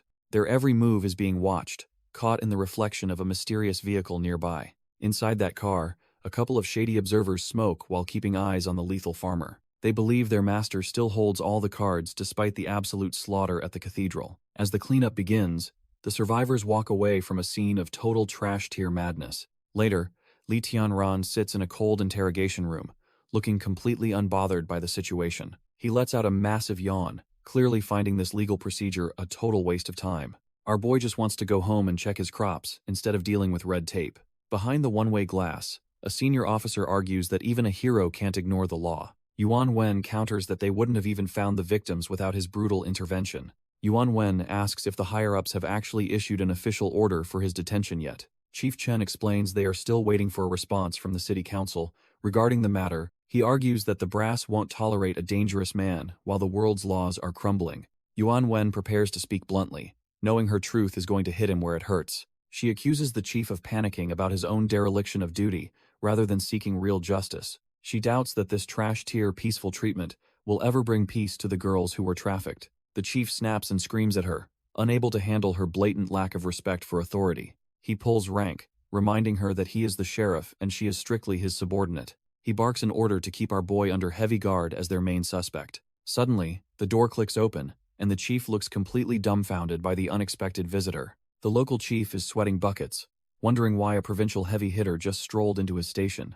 Yuan Zhenghong enters with an aura of authority, mocking the chief for being better at making enemies than arrests. He demands to know which corrupt higher-up has been pulling the chief's strings during this mess. To put the trash-tier officer in his place, he orders him to recite the police code like a schoolboy. After getting the lowdown from the bureau, he tells Yuan Wen he needs to see our boy immediately. Yuan Wen leads the way. Knowing the presence of a provincial inspector changes the entire game for them. Inside the quiet room, Li Tianran hears the door and realizes his peaceful nap is officially over. He sits up to find a room full of brass staring him down, including the big boss himself. The inspector introduces himself, making it clear that this isn't just another routine interrogation by some local goon. Our boy figures he's doomed if a provincial chief is involved, but the man just offers him a file. The inspector hands over a top-secret file, claiming our boy needs to see the truth about these mutations. Li Tianran takes the folder, wondering why such high-level intel is being shared with a simple farmer. The old man leans in, explaining that this classified data is specifically meant for unique cases like him. As he flips through the pages, he's met with gruesome photos of creatures that shouldn't even exist. Our boy freezes, his heart sinking as he realizes the scale of the horror unfolding outside his manor. One photo shows a nightmare fuel beast with dozens of weeping human faces fused into its very flesh. Yuan Zhenghong explains that patrol units found this thing in the mountains just a few days ago. Li Tianran's blood runs cold when he hears the beast wasn't just killing, it was actively feeding on people. Worse yet, these monsters are evolving rapidly, gaining human-like intelligence and toyed with the soldiers sent to die. Looking at those distorted, crying faces, he realizes the apocalypse is turning into something far more twisted. Li Tianran wonders if these monsters have somehow unlocked their genetic locks to gain human intelligence. Yuan Zhenghong confirms a new species is emerging by fusing human genes to transcend mere physical evolution. He calls these hyper-intelligent nightmares beast kings, revealing that 5 have already been spotted in the wild. As the files are snatched away, our boy asks why he's being trusted with such high-level intel. Without a word, the old man signals Yuan Yi to bring out something even more classified. A small glass container is placed on the desk, holding 2 strange, pulsating red objects. These are the unhatched eggs recovered from the cathedral, looking like something straight out of a horror flick. Li Tianran realizes these are the same parasitic seeds that failed to bloom inside the cultists. The inspector explains that their lab researchers have been dissecting the genome of these dormant biological weapons. Our boy is dumbfounded to learn they contain a cocktail of insect, animal, and even human DNA. The inspector drops a bombshell, claiming a beast king is likely hiding and breeding in the southern sector. Our boy is visibly shaken, unable to wrap his head around such a massive threat lurking so close. He wonders how a monster with that much destructive power could possibly stay undetected in a major city. Shifting gears, the old man brings up a new problem involving a missing ledger from the corporate villa. Lee Tian-ran immediately asks if they have actually managed to track down that critical piece of evidence. The inspector suggests that some humans might actually be working alongside these mutated nightmares for unknown reasons. Confused, our boy asks why a high-ranking official is sharing these dangerous secrets with a simple survivor. The old man just taps the desk, his silence making the tension in the room feel heavy. Suddenly, he reveals that a formal execution notice has been issued for Lee Tian-ran due to his rampage. Before things get even more heated, Yuan Wen rushes in, while Yuan Yi signals for everyone to stay calm. Lee Tian-ran is fuming, basically laughing at the idea that killing trash-tier cultists counts as a crime.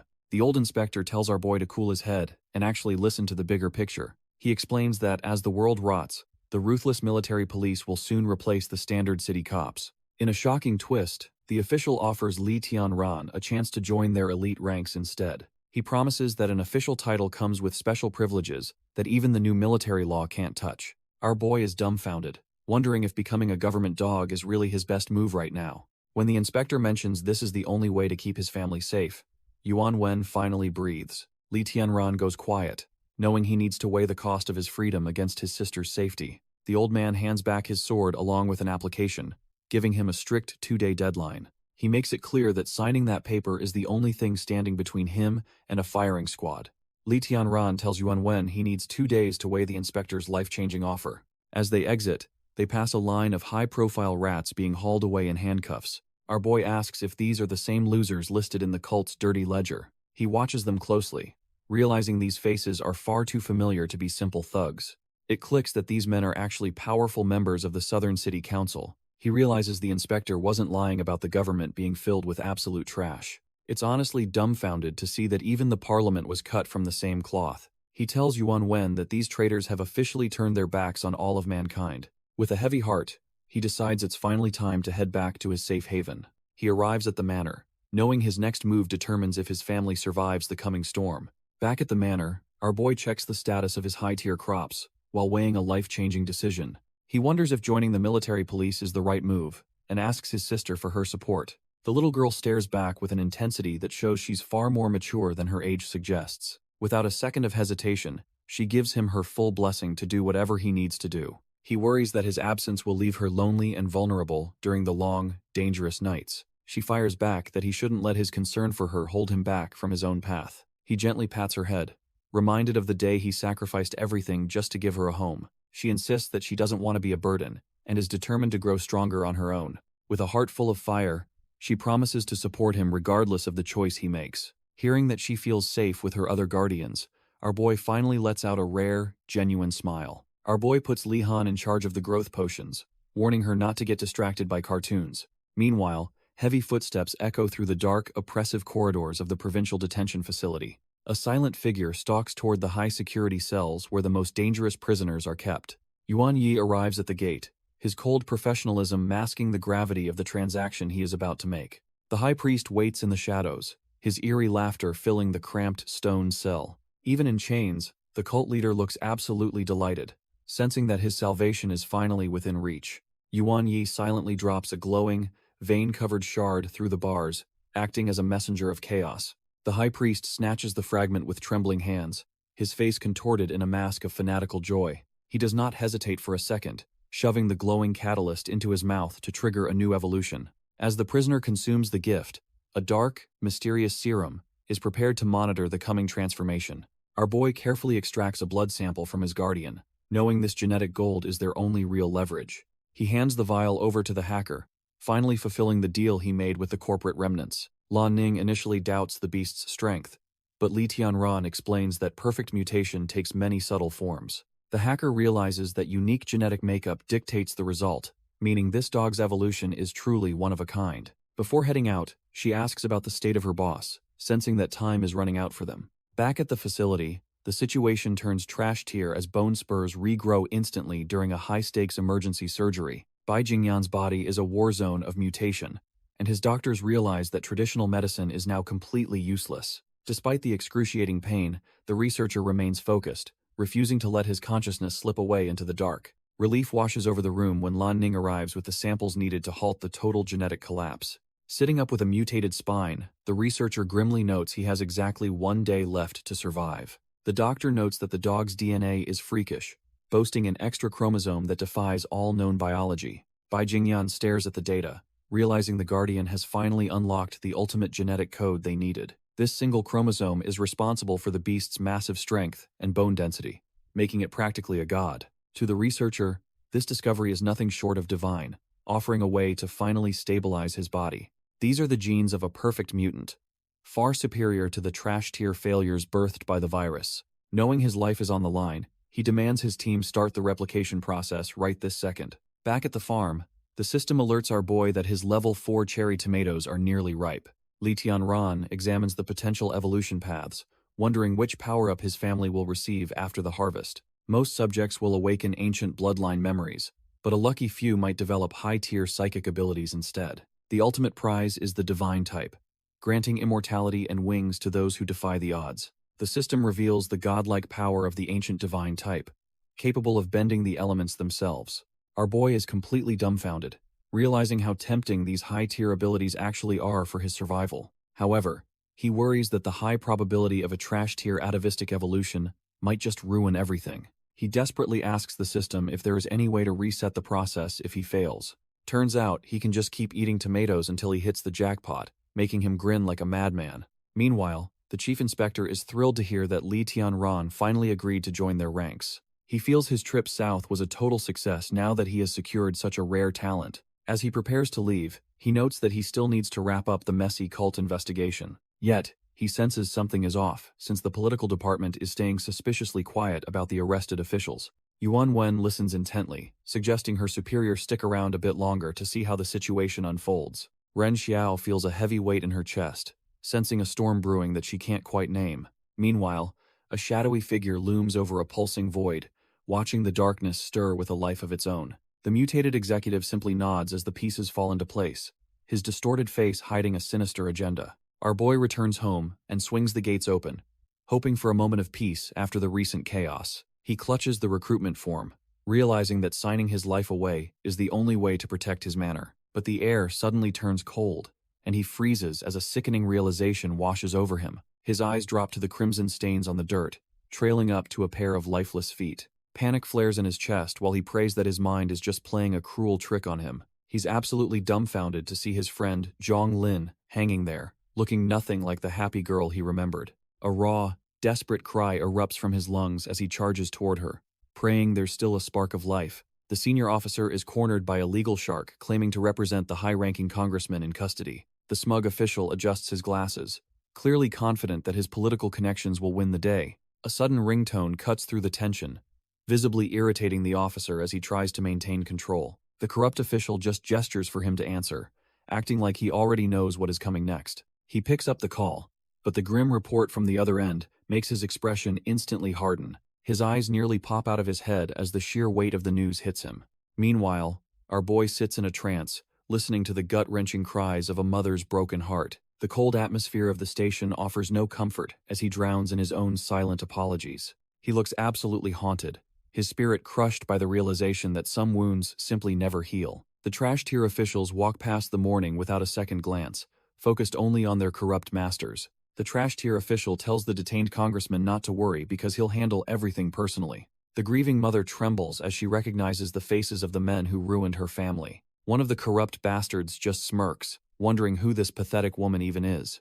Driven by pure agony, she lunges forward, screaming that they murdered her daughter. She claws at him, demanding he return the life he stole from her child. Instead of remorse, the official just kicks the poor woman away like she's literal garbage. She hits the cold floor hard while Yuan Wen rushes over to stop the madness. Our boy stands up, his eyes burning with a cold rage that these monsters can't even imagine. Yuan Wen cradles the sobbing mother, disgusted that they'd assault a victim inside a police station. The official just shrugs it off, claiming they were merely defending themselves from a crazy old lady. The smug lawyer flashes a grin, announcing that his trash-tier clients have already been released on bail. Yuan Wen stands there dumbfounded, realizing the system is even more rigged than she ever feared. He even has the gall to threaten the grieving mother, claiming she'll be held accountable for her outburst. Yuan Wen snaps, demanding to know how such monsters could walk free after everything they've done. The lawyer just adjusts his glasses, reminding her that touching a member of parliament is a career-ending move. Another corrupt official just scoffs, knowing the mountain of legal loopholes will keep them untouchable forever. Our boy watches silently, realizing that without undeniable electronic data, these snakes will just slip away again. He stares them down with a cold gaze, clearly done playing by their pathetic, broken rules. Yuan Wen desperately argues that the cult leader's testimony is coming, but she's clearly losing this fight. The lawyer smugly declares their time is up, preparing to walk the criminals right out the front door. The corrupt officials start walking away, patronizingly telling Yuan Wen to learn how to distinguish good citizens. Yuan Wen is absolutely fuming as they claim they are too busy to cooperate with her investigation. The smug lawyer adds that the witness she's counting on has already been declared mentally unstable. He dismisses the entire case, stating that any testimony from a certified lunatic is legally worthless. Yuan Wen refuses to back down, warning them that the provincial department will be watching their every move. The trash-tier official just laughs, claiming he's already cleared everything through the Ministry of National Security. He drops the final bombshell, revealing the witness is being shipped off to a psychiatric hospital immediately. The snake wears a disgusting grin, knowing he's successfully buried the truth under a mountain of paperwork. Suddenly, one official feels a chill and turns to see our boy's eyes glowing with murderous intent. They pile into their car and speed off, leaving a trail of dust and broken justice behind. Yuan Wen tries to comfort the weeping mother, who is convinced the big shots are completely untouchable. She grits her teeth in fury, realizing the law is failing the very people it should protect. Suddenly, a scrap of paper catches the wind and whips right past her face. She snatches it out of the air, realizing it is just a torn, useless piece of a legal form. They both watch helplessly as the rest of the documents scatter across the pavement like broken promises. The name of our boy is left behind on the scraps, hinting that justice might take a different form. Back at the manor, the system pings with news that the level 4 divine cherry tomatoes are finally ripe. Li Tianran looks down at the glowing crops, knowing this harvest is the key to his next evolution. He gathers the fruit as the system confirms a massive haul of high-tier resources ready for consumption. After one bite, his DNA rewrites itself, granting him atavistic powers and doubling his stats for the coming storm. While the dust settles, a car speeds away with officials believing they've successfully buried their dirty secrets. These trash-tier politicians relax in the back, confident that their status protects them from any real consequences. The man with the mustache scoffs, planning to toss some pocket change at the victims to keep them quiet. His partner agrees, thinking a few fake handshakes and a scripted press conference will fool the gullible public. He can barely contain his disgust, finding it irritating to even pretend to care about the lives he destroyed. The official reminds his cohort that they just need to stay patient until their emperor completes his dark transformation. As he mentions food supplies, a sinister blue glow in his eye reveals he's already far from human. Suddenly, the sound of shattering glass cuts through their smug chatter as a cold blade pierces the vehicle. Our boy Li Tianran arrives like a vengeful ghost, his eyes locked onto the monsters hiding behind suits. He lands on the roof with lethal grace, ignoring the congressman's pathetic pleas as justice finally comes knocking. Li Tianran is done playing games, telling these trash-tier officials they have finally run out of luck. He sees the corruption in their eyes and realizes only a bloodbath can cleanse their rotten souls. The car sits wrecked in the woods, a grim monument to the justice our boy just handed out. A nasty mutated insect crawls from the wreckage, proving the cult's rot is spreading faster than expected. The little monster gurgles in the mud, unaware that its brief, pathetic life is about to end. He crushes the bug under his heel, refusing to let even a single trace of mutation escape his sight. To keep his edge, he snacks on a divine tomato, successfully triggering yet another atavistic evolution for his stats. He grinds through the power surge, knowing he needs every bit of strength to survive this hellscape. Feeling bloated from the constant upgrades, he decides to let his body digest the new skills for a moment. Just as he relaxes, his instincts flare up, leaving him dumbfounded as he senses a new threat approaching. Our boy successfully completes a rare evolution, snagging the intelligent brain type and a handy telepathy skill. He finds the mental upgrade interesting, his eyes glowing with the weight of his new psychic potential. He wastes no time testing the ability, sending ripples of mental energy through the damp, quiet woods. Within 10 meters, He easily picks up the simple, flickering life forces of a rabbit and a squirrel. A small bird hops nearby, and he decides to see if he can read its tiny mind. He grabs the bird to test if direct contact makes the mental link any clearer or stronger. It turns out the bird is just a trash-tier glutton, complaining about being hungry for some rice. Realizing he needs a better evolutionary path, he decides to reach out to Lan Ning for help. The narrative shifts to a sterile hospital corridor, far away from the chaos of the forest. A sudden sharp noise breaks the silence of the hallway, hinting at a new threat emerging. Our boy realizes the hospital prisoner was a body double, and immediately contacts his hacker ally. Lan Ning tells him not to worry since she can pinpoint the real target regardless of disguises. A digital map reveals the target is hiding underground, explaining why his senses couldn't find him. Deep within the flooded sewers, a figure in white robes stalks through the dark, damp tunnels. The mysterious figure pauses, sensing that he is no longer alone in the silent, brick corridors. It is the high priest himself, looking absolutely deranged as he prepares for an inevitable confrontation. Li Tianran strikes with explosive force, determined to end this trash-tier cultist once and for all. The priest just laughs with his jagged teeth, mocking how much faster his opponent has become lately. He barely dodges a lethal blow, realizing this monster is cut from a much more dangerous cloth. Our boy slashes through the priest's defenses, sending a spray of mutated purple blood across the walls.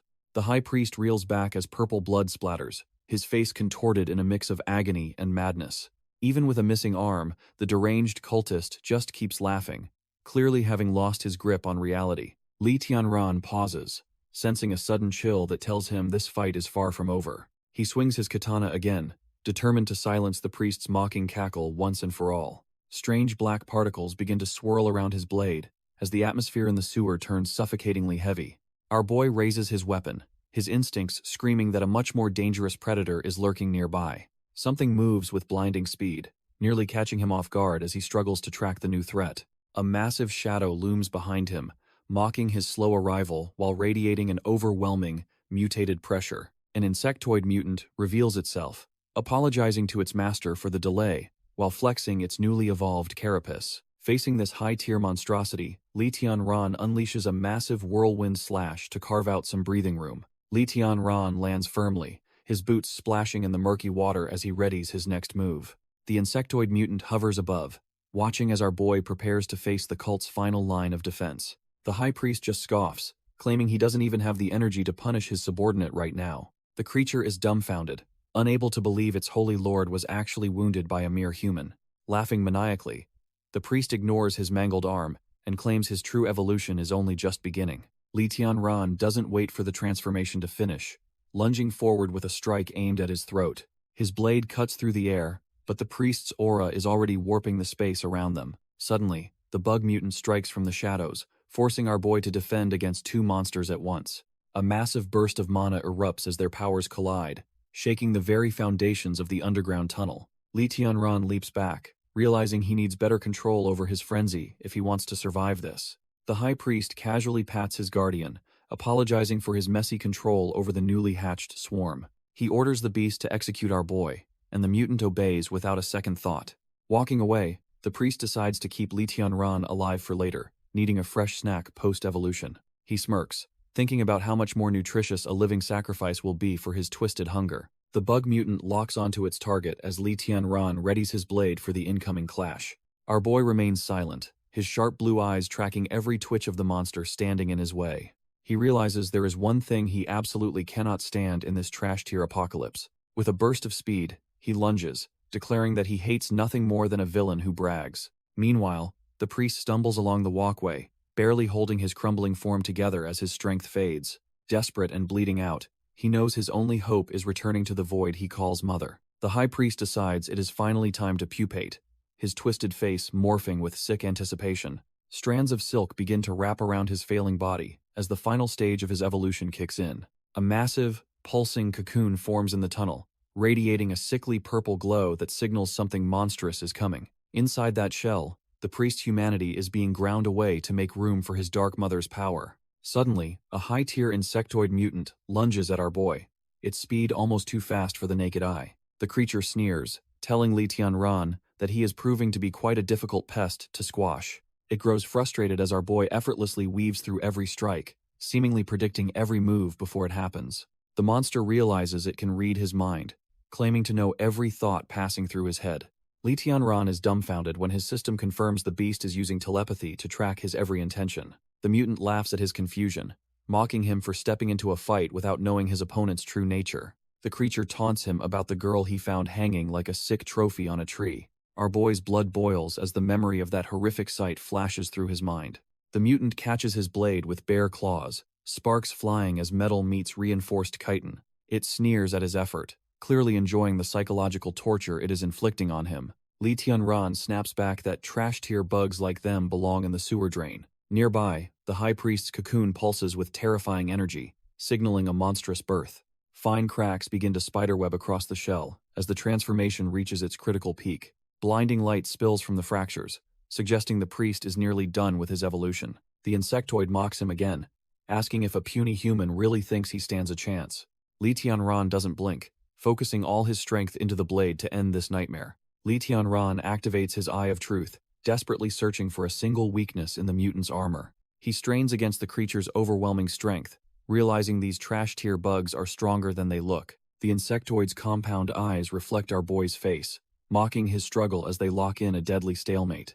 A dark vision of the cathedral emerges, showing the high priest's early days of gathering high-ranking puppets. The priest tempted a greedy mayor named Wang Dongchuan, promising to elevate him far beyond mere mortality. He flashed a sinister grin, while explaining that human life is nothing compared to the coming evolution. Wang Dongchuan was completely dumbfounded by the offer, his hunger for power blinding him to the obvious trap. He eagerly accepted the deal, failing to realize he was just another sacrifice for a hungry god. A black appendage suddenly forces its way down his throat, beginning a horrific and painful transformation. The priest coldly reminds his new servant that his lord demands a constant feast of young believers. Slime drips from his mouth as the transformation takes hold, forcing out every last drop of his humanity. Wang Dongchuan stands dazed, a glowing core pulsing in his chest as he fully submits to the cult.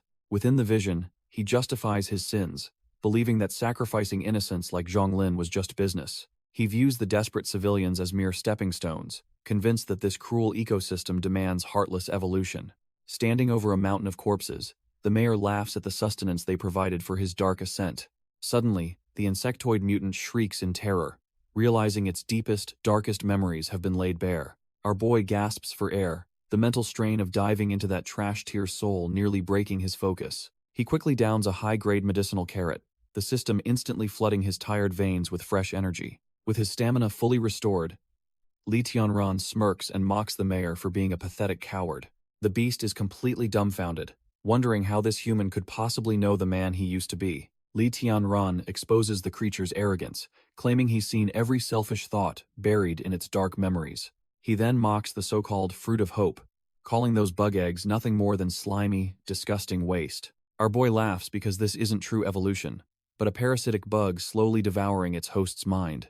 Turns out, the mayor's human soul is being crushed by the weight of the insect's overwhelming consciousness. The beast's primal side is winning the war, drowning out the man's identity in a sea of hunger. If things continue, Li Tianran warns that the mayor's personality will vanish, leaving only a mindless monster. The mutant retorts that he consumed a high-level egg, claiming he is far superior to any lowly ant. He truly believes he's reached a higher state by finally abandoning his weak and useless human body. When he mentions a prince, Li Tianran pauses, realizing the scale of this mutation is far worse. Suddenly, he recalls the high priest's bloodthirsty grin, suspecting the bald lunatic took the same path to power. Our boy's system suddenly blares a warning as a new, powerful presence enters the fray. Before he can react, the mutated mayor lunges with a speed that defies his bulky frame. Li Tianran is dumbfounded by how quickly these parasitic eggs can fully hatch into killers. The beast stares him down, its human consciousness completely swallowed by the hunger of the hive. Suddenly, a second, even more terrifying insectoid emerges from the shadows, signaling that the real nightmare has arrived.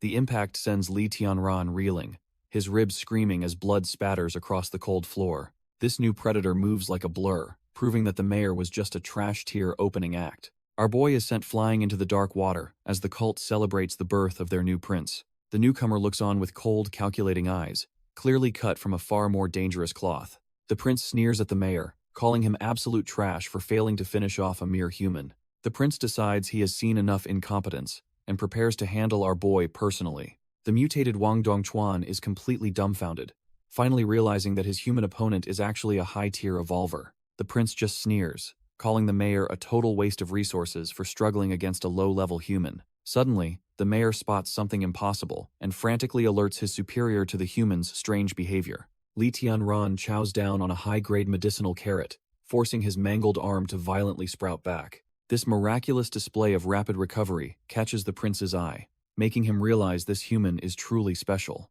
Our boy struggles to catch his breath, knowing these system-grown carrots are powerful but take time to work. He realizes that if these monsters notice his regeneration delay, he will be in some serious trouble. The prince is so impressed by the rapid healing that he suddenly decides killing him now is a waste. He desperately craves those unique genes, but thinks just eating him right away would be way too boring. The prince notes our boy has plenty of secrets and proposes they strike a mutually beneficial deal. Li Tianran keeps his guard up and tells the monster to go ahead and start talking.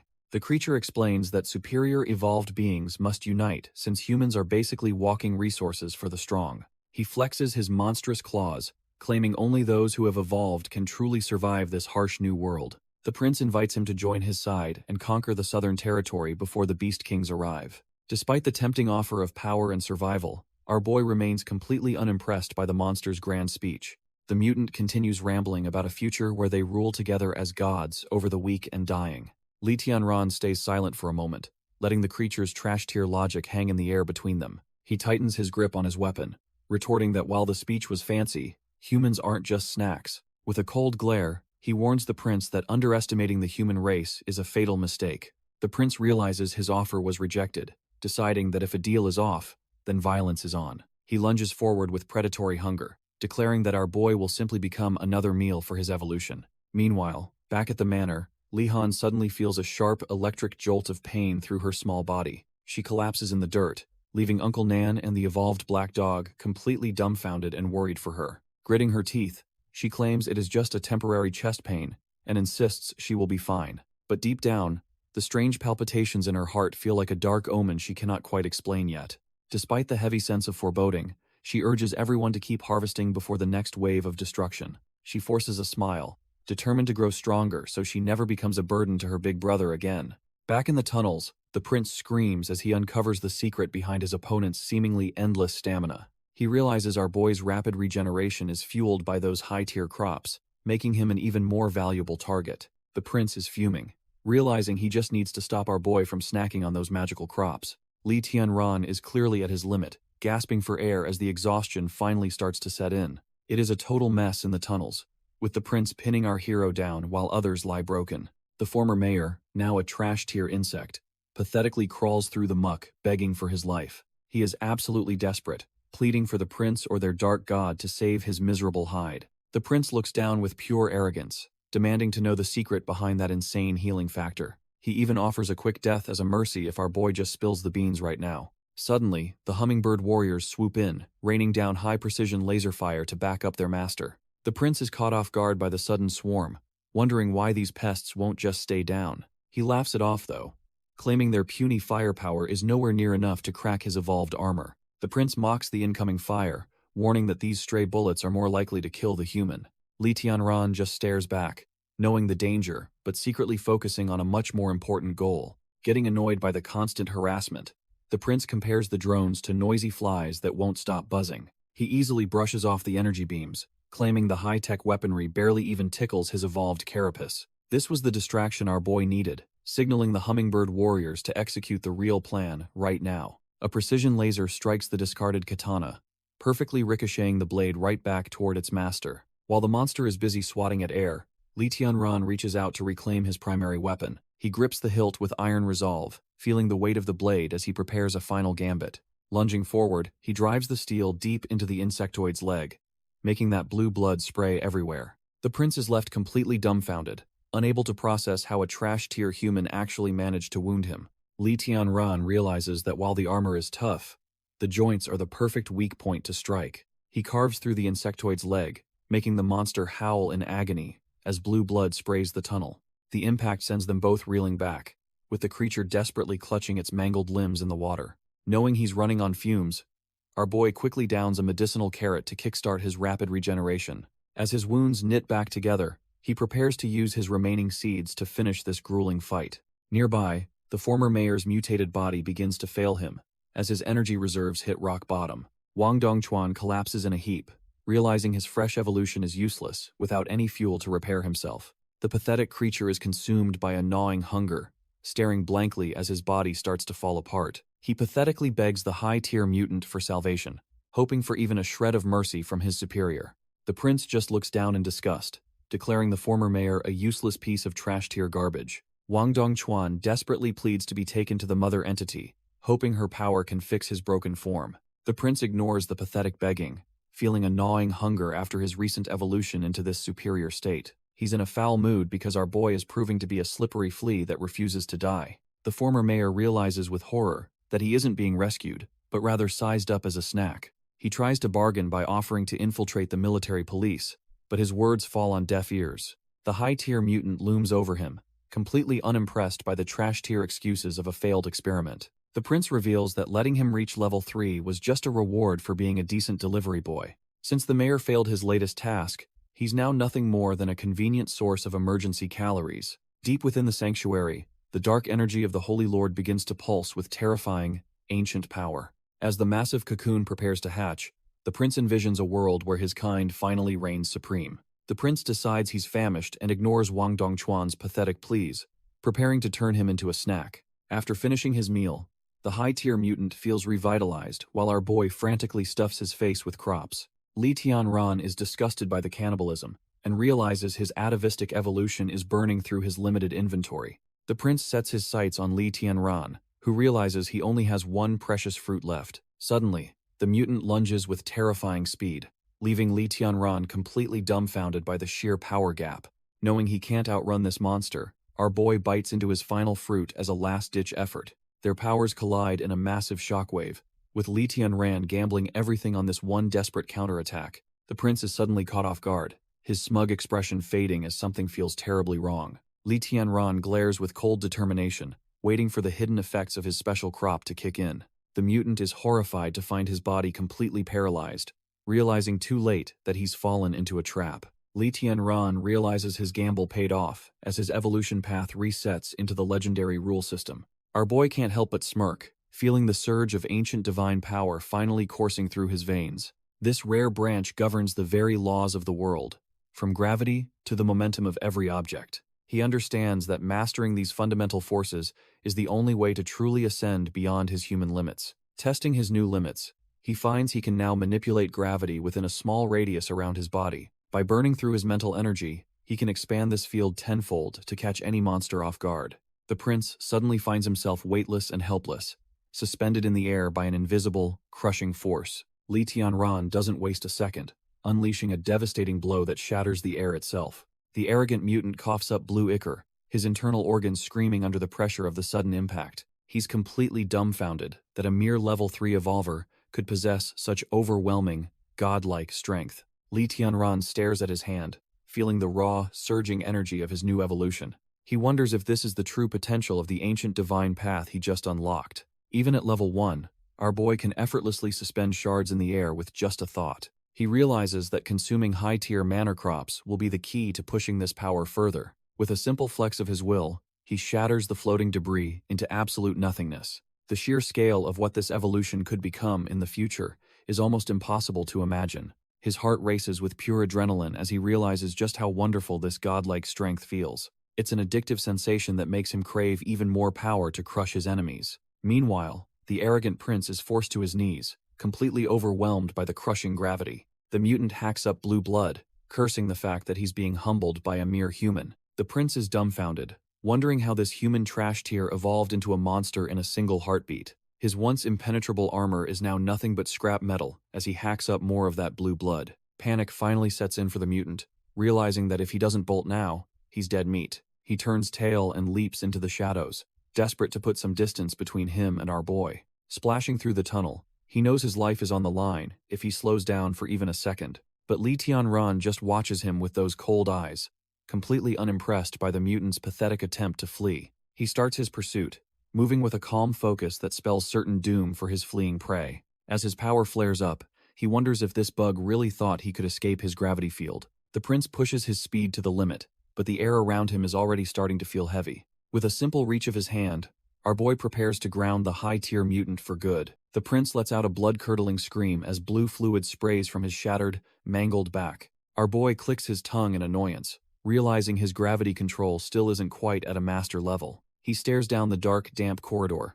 annoyed that the slippery bug actually managed to scramble away. The empty tunnel feels mocking, as the high-tier mutant disappears into the shadows of the underground facility. However, Li Tianran spots a trail of glowing blue blood, knowing his prey won't get very far. Deep within the sanctuary, the prince limps toward the altar while desperately crying out for his mother's help. He collapses in a pathetic heap, apologizing to the void for being such a trash-tier disappointment. Suddenly, a sharp cracking sound echoes through the hall, making the mutant freeze in absolute, soul-crushing terror.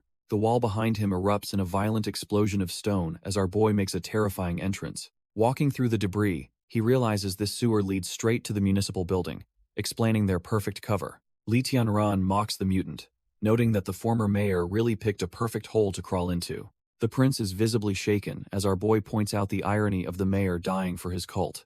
Infuriated by the interruption, the bug screams that his precious bonding time with his mother is being ruined. Our boy stands his ground, unfazed by the screeching as he prepares to finish this, once and for all. The prince points toward the dark abyss, claiming that his mother has finally completed her terrifying evolution. A massive, nightmare fuel entity towers over the sanctuary, leaving Li Tianran momentarily dumbfounded by its sheer scale. Disgusted, our boy asks what kind of freakish monster he actually considers to be his mother. The prince loses it, hysterically shouting for him to shut up and show some respect to his creator. He insists she is the most loving mother ever, even if her love involves constant beatings and starvation. He remembers his twisted past, where his human mother's abuse was the only thing that kept him alive. The prince remembers the day he abandoned his human mother, just to save his own pathetic skin. He calls himself a cowardly pig for fleeing, while a swarm of monsters devoured the only person he loved. The guilt of leaving her behind still haunts him, fueling his desperate obsession with finding a new creator. Li Tianran watches the bug's mental breakdown, realizing the creature is completely unhinged and dangerously unstable. The prince snaps, warning our boy not to insult his mother, while his stomach growls for more power. He turns to the massive level 7 queen ant, begging for the energy he needs to keep fighting. Looking up at the nightmare fuel entity, he tearfully calls out to her for one last gruesome favor. The queen ant acknowledges his weakness, deciding that his newly evolved body is the perfect snack for her. The prince opens his arms wide, ready to merge with the monster so they can stay together forever. Realizing the freak is about to be consumed, our boy prepares his gravity field for the coming fallout. The prince lets out a manic laugh, fully embracing his role as a sacrificial pawn for his mother. Suddenly, his body begins to dissolve into a mess of blue energy as the absorption process kicks in. He doesn't even resist as the queen ant's maw begins to swallow his very existence whole. The monster towers over our boy, having reached a terrifying new peak after snacking on her own kin. Li Tianran realizes the situation just went from bad to worse as the two entities merge together. The beast licks its chops, savoring the taste of the prince's evolved DNA while preparing for the main course. A blinding light erupts from the creature, forcing our boy to brace himself for a massive energy surge. Back at the corporate lab, test tubes rattle as the fallout from the tunnel battle reaches the surface. The doctors are losing their minds with joy, celebrating their successful replication of the legendary divine gene. One researcher holds up the glowing blue vial, convinced they finally unlocked the secret to ultimate evolution. The lab geeks are hyped, ordering the immediate injection of the divine gene into Bai Jingyan's failing body. One researcher suddenly pauses, his instincts screaming that something is very wrong with the surrounding atmosphere. They notice the equipment rattling violently, wondering if a massive earthquake is hitting the city right now. Outside, the municipal building becomes ground zero for a seismic event that definitely isn't natural. The military police swarm the skies, desperate to contain whatever nightmare is about to claw its way out. Lan Ning watches from a helicopter, her face pale as she realizes the scale of the impending disaster. The ground finally gives way in a violent burst of concrete, signaling the end of Southern City's peace. Emerging from the wreckage is a level 8 Beast King, the terrifyingly evolved form of the Queen Ant. She begins her rampage, tearing through skyscrapers like they're made of paper, while looking for her next meal. Lan Ning is completely dumbfounded that such a high-tier monster would show its face in the city center. Lan Ning watches the city burn, realizing this disaster is the biggest headline she has ever witnessed. She suddenly spots a civilian helicopter tailing them, looking completely out of place amidst the military response. Our girl snaps at the intruders, demanding to know how these trash-tier civilians got into a restricted zone. The reporter just smiles and explains they are from the local journal, hunting for the ultimate scoop. Lan Ning is absolutely dumbfounded by their stupidity and orders them to retreat before they get vaporized. But the reporter is cut from a different cloth, refusing to miss out on such a legendary shot. Both helicopters bank hard over the ruins as Southern City continues to crumble under the monster's weight. The news crew ignores every safety protocol, accelerating their bird deeper into the heart of the catastrophe. The reporter suddenly spots a blinding glow and tells his partner to lock the camera on the target. A terrifying surge of energy erupts from the rubble, signaling that the Beast King is ready to feast. The news crew pushes their equipment to the limit, desperate to see what is happening in the ruins. The reporter is absolutely dumbfounded when he realizes a human is actually taking on that monster. Our boy is flying through the air, looking completely unfazed by the chaos surrounding him. He realizes that by manipulating his own gravity, he can move in ways no human should.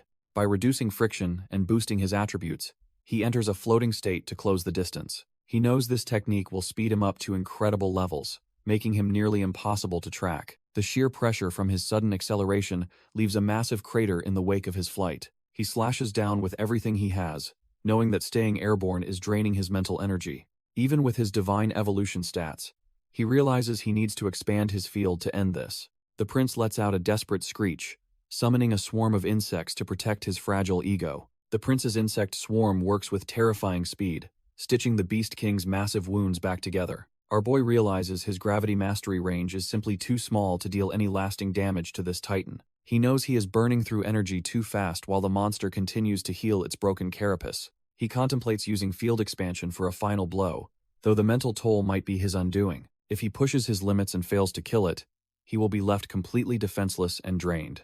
The thought of falling into a coma mid-battle haunts him, as it would mean certain death for everyone. He grits his teeth against the exhaustion, knowing he cannot afford to hesitate much longer in this fight. Suddenly, a series of massive explosions rock the monster, catching Li Tianran completely off guard. He looks around, dumbfounded, as a voice calls out to him through the smoke and chaos of the city. The military police arrive in helicopters, providing cover fire and telling him to target the creature's brain.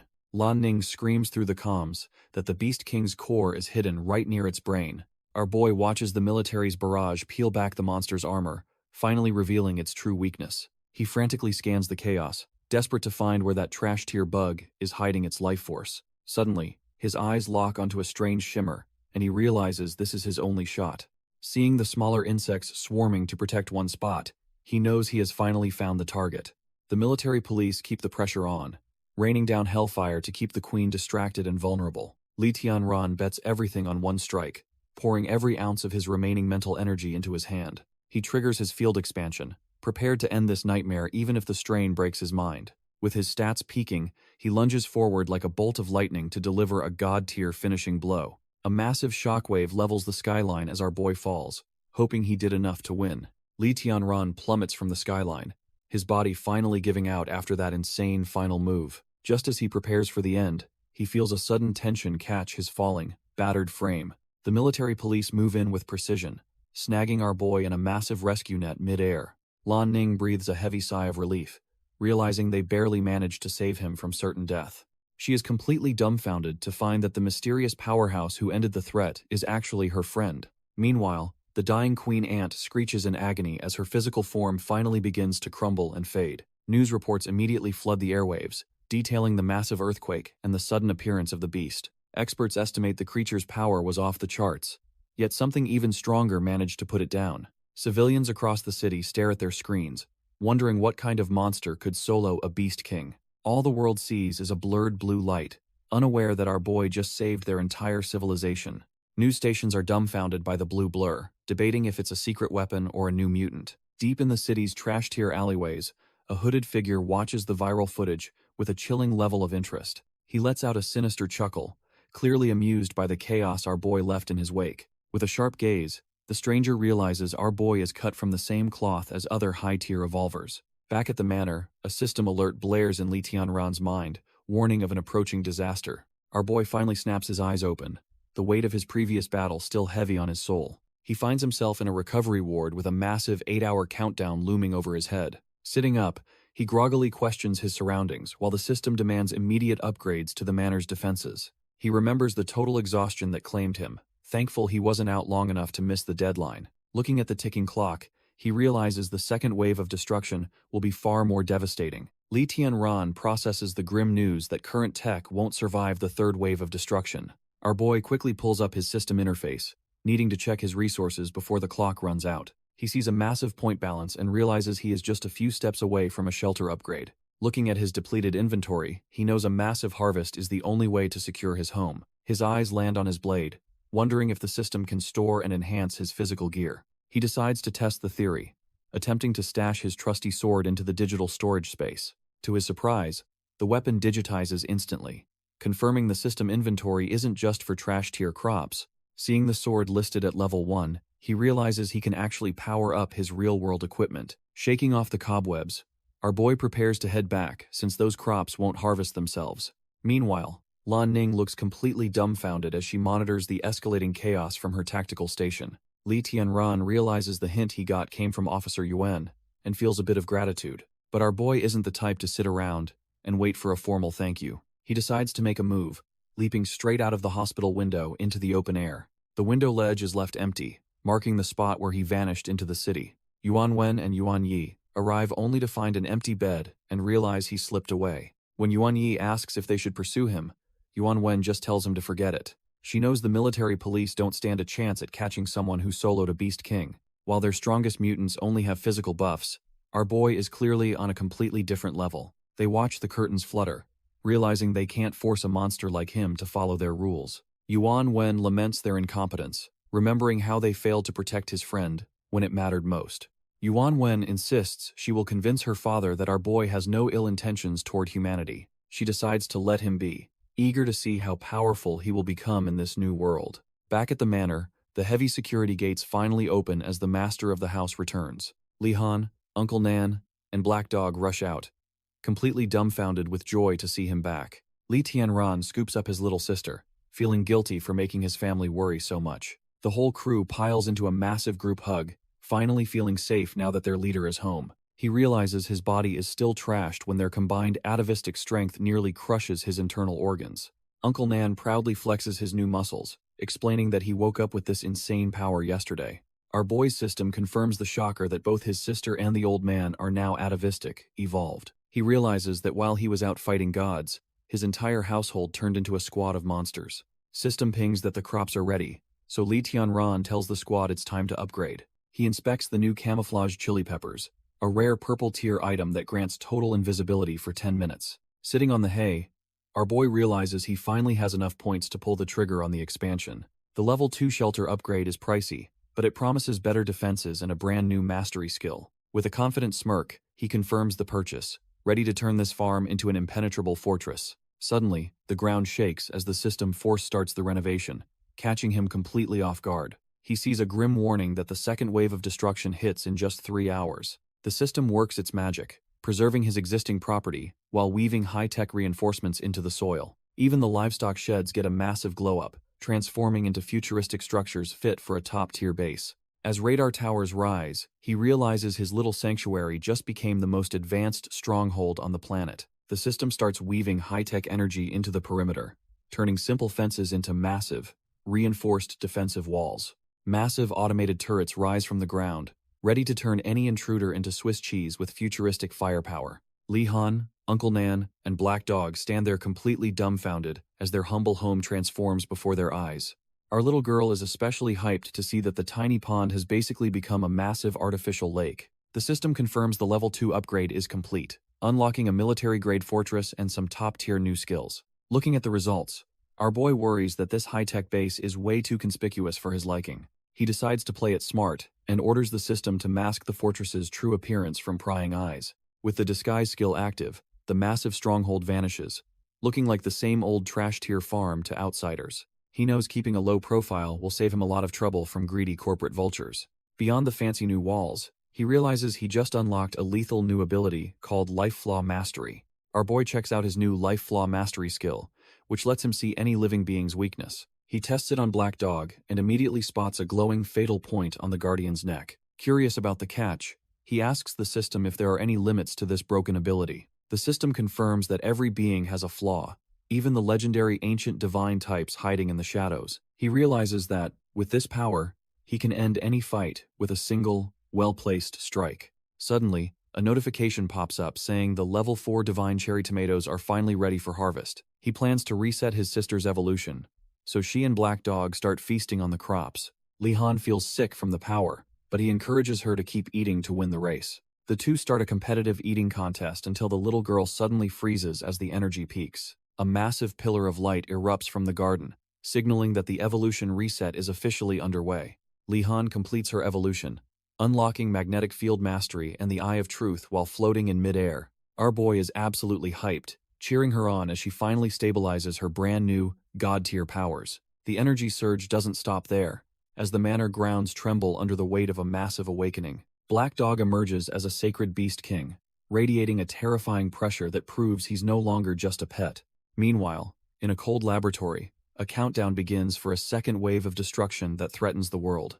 A nervous doctor checks in on their star patient, wondering if the experimental treatment actually took hold. The patient remains silent for a moment, feeling the raw, unstable power coursing through his newly reconstructed veins. Bai Jingyan reveals his horrific new form, boasting about his extreme speed and the bone armor covering his body. He believes he's finally replicated the divine gene, crowning himself a pioneer in this brutal new era of gods. But the power is too much to handle, and he realizes with horror that the mutation is spiraling out of control. Li Tianran feels a strange vibration as a countdown begins, signaling the arrival of something world-ending. The countdown continues as the very tides of the ocean begin to churn with a violent, unnatural energy. Suddenly, the second wave of destruction hits, lashing a lone warship with purple lightning and reality-warping storms. While Bai Jingyan watches the data, our boy realizes clean water is becoming a myth for all survivors. Across the globe, purple rifts tear through the sky, proving that the apocalypse is just getting started for humanity.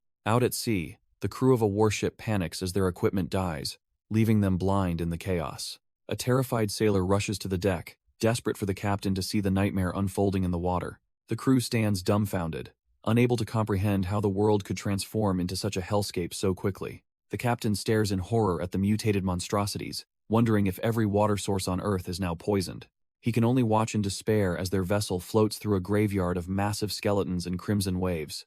Deep within a high-tech facility, heavy footsteps echo as a mysterious intruder infiltrates the heart of the laboratory. Bai Jingming finally reaches the central chamber, staring at the glowing container that holds the legendary divine gene. He grabs the green vial, surprised that his trash-tier brother actually succeeded in creating such a masterpiece. Suddenly, a jagged, bone-like appendage lashes out, nearly taking his hand off as the vial is sent flying. The intruder recoils in shock, realizing the security in this place is far more lethal than he anticipated. High above, a monstrously evolved Bai Jingyan glares down, demanding to know who has the guts to touch his stuff. Bai Jingming just smirks at the sight, noting that the evolution was a success despite the alarm being triggered. The mutated researcher slams into the floor, demanding to know how his brother even bypassed the safe's encrypted password.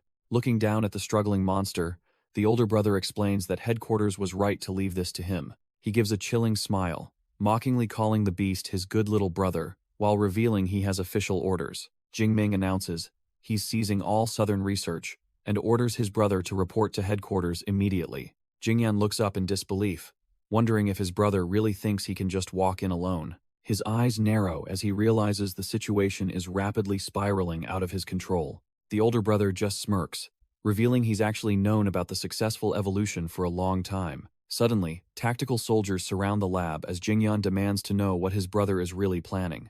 Jingming accuses him of having a hidden agenda, since he kept the successful results a total secret. Jingyan realizes his brother is still the same shameless thief, ready to rob him of his life's work. He scoffs at the idea of happiness, knowing he'll just end up as a lab rat for headquarters. The older brother laughs, noting that since Jingyan experimented on himself, he's now the perfect test subject. He triumphantly holds up the final copy of the divine gene, ready to claim all the glory. Jingming waves his hand, ordering his goons to drag his brother away like a common lab rat. Even the staff are caught in the crossfire, with Lan Ning desperately claiming he's just a simple worker. Jingming just smirks, telling the technician he's far too valuable to the company to let go so easily. He gloats about seizing the entire research institute, demanding Jingyan hand over the divine gene or face consequences. Jingyan grits his teeth, knowing his current body can't possibly tank 20 assault rifles at point-blank range. While he plots a high-speed escape, his brother threatens to break every bone in his body for fun. The trash-tier brother looks on with a twisted smile, enjoying the absolute power he now holds over everyone. Suddenly, a massive explosion rocks the facility, turning the entire high-tech lab into a chaotic, burning mess. Meanwhile, back at the manor, our boy has prepared a massive barbecue feast that has Lee-han drooling. Uncle Nan is totally dumbfounded by the spread, wondering what special occasion prompted such a high-tier meal today. Lee Tian-ran explains he's celebrating their progress by cooking up some high-tier, nutrient-dense ingredients for the family. Hess laid out level 3 and 4 dishes, hoping everyone levels up before the next destruction wave hits. Lee-han is ready to dig in, but wonders why their big protector hasn't joined the table yet. Turns out, the Beast King can only revert to his human form if he deactivates his combat mode. Our boy explains that the proud dog actually prefers his beastly look and is already feasting outside. Suddenly, the manor's security system blares a warning about 2 high-speed heat sources closing in fast. He notes the targets are moving at a staggering 38 meters per second, a speed only mutants possess. Lee Tian-ran activates his Eye of Truth to scan the perimeter and see who's crashing the party. His vision locks onto a bloodied figure sprinting toward the manor while carrying someone on his back. Hes dumbfounded to see a mutated Bai Jingyan desperately hauling a terrified Lan Ning toward the manor gates.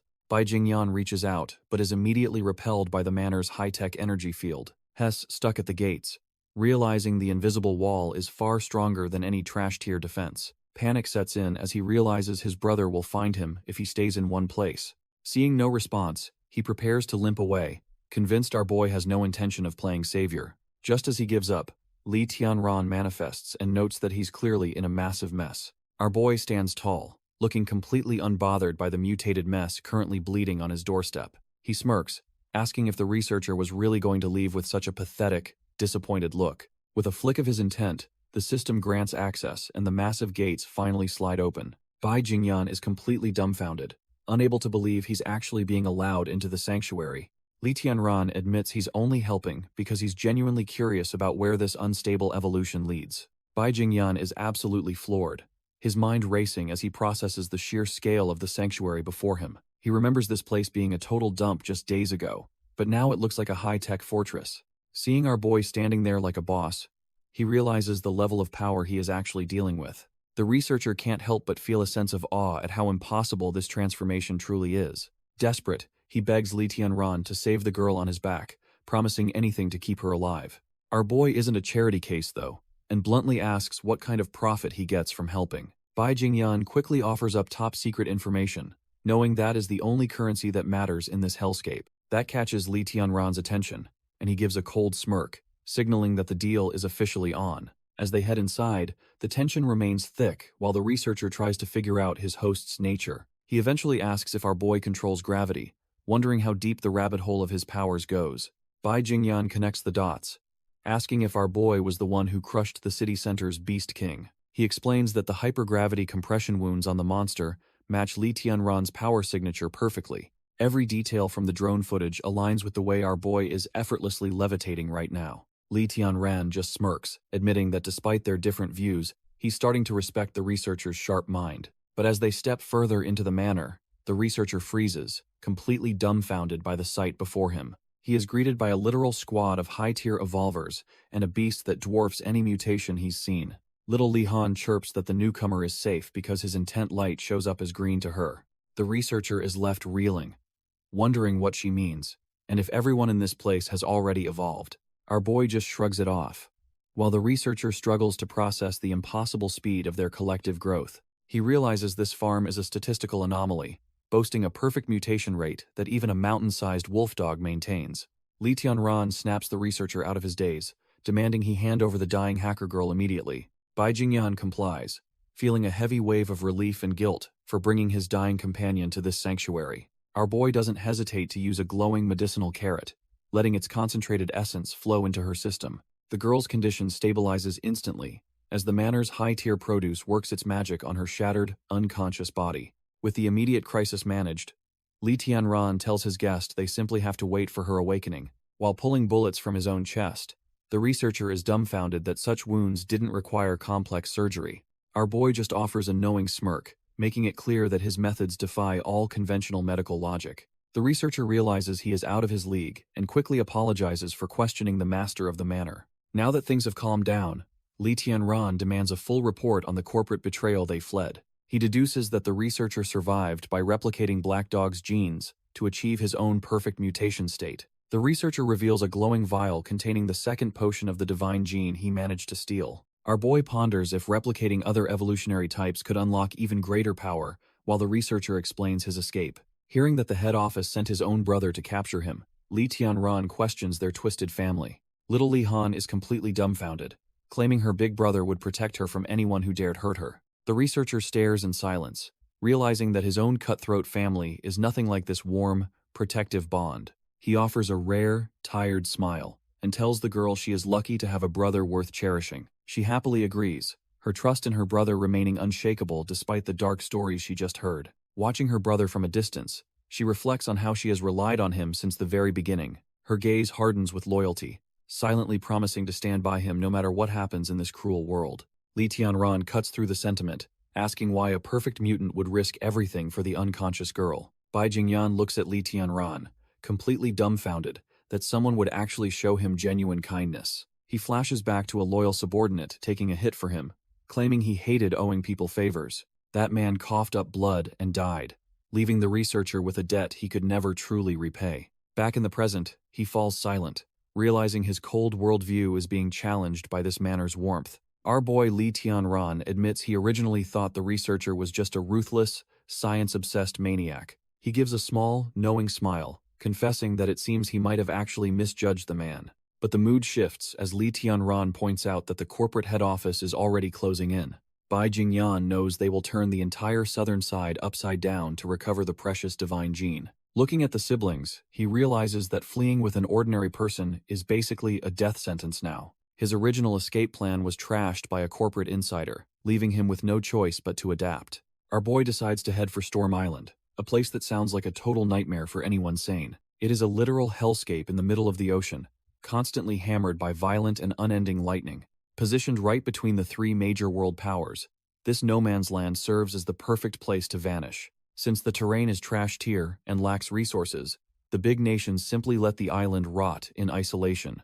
It remains unowned, a desolate rock, where only a few indigenous tribes struggle to survive through basic fishing. These locals live in primitive conditions, completely cut off from the high-tech chaos of the crumbling modern world. Civilization there is incredibly backward, making it the ultimate blind spot for any global corporate surveillance network. Bai Jingyan reveals he secretly built a research base there years ago, keeping it entirely off the grid. He explains how the United Umbrella Corporation and its 5 elite families effectively act as the world's shadow masters. This massive monopoly was internally divided over his divine creation project, which aimed to engineer the ultimate human. While many saw the project as a moral disaster, the elite families only saw a goldmine of potential profit. The Bai, Ren, and Lan families shook hands on a deal that would change the world forever. Bai Jingyan was sent to Southern City under the lie of developing new medicines for the corporate overlords. He confesses he was just an illegitimate son, using their massive resources to fuel his own secret goals.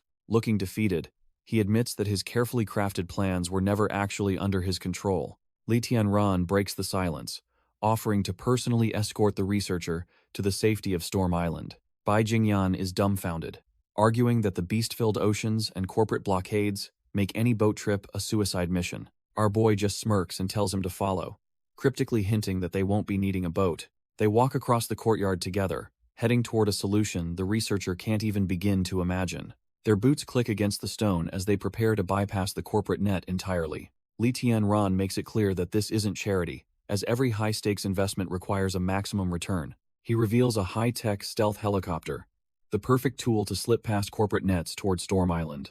Our boy even promises to stock the island with all the lab gear and supplies the researcher needs. Bai Jingyan is dumbfounded, wondering why a former enemy would suddenly offer such a massive, life-saving lifeline. The researcher falls silent, realizing his radical ideas might finally have the backing they actually deserve. He vows that if he makes it, he'll cross any distance to clear the world for his benefactor. They seal the deal with a handshake, a pact between two men who are definitely not trashed here. Meanwhile, at corporate headquarters, a hologram of the big boss scolds his son for letting the target slip. The arrogant heir tries to play it off, claiming he just underestimated how cracked the target's evolution was. He remains confident, believing their total control over the medical industry will eventually force the runaways out. Elder Liang warns that harming the girl from the Lan family would cause political headaches they don't need. Bai Jingming quickly shifts the blame, insisting that any harm she suffers is entirely the traitorous researcher's fault. The patriarch doesn't want to hear excuses and coldly commands his son to just clean up the mess. He then pivots to the rumors of a perfect mutation, demanding to know if the reports are actually true. Turns out, the old man is low-key impressed that his runaway son became the first perfect mutant among them. He even muses that the researcher would have been the perfect heir if his thoughts weren't so deviant. Bai Jingming stands there dumbfounded, feeling the sting of being compared to a brother he considers trash tier. His blood boils and he clenches his fists, realizing his father views him as a second-rate replacement. Desperate to reclaim his status, he gambles his entire future on catching the targets within just 3 days. Once the hologram fades, he immediately orders his staff to bring Ren Xiao in for some intense questioning. Bai Jingyan is putting in work at the farm, showing off those gnarly mutation scars and horns. Our boy Li Tianran watches from the haystacks, thinking how nice it is to have others do the work. Bai Jingyan admits he has been doing manual labor since childhood, which catches the manor owner off guard. While the livestock munch away, he explains he was just an illegitimate child the family ignored for years. Li Tianran realizes the scandalous drama of these high-tier families is actually 100% true. Suddenly, his phone starts buzzing with an urgent notification that cuts through their heart-to-heart. He checks the screen and his eyes go wide as he processes the unexpected intel.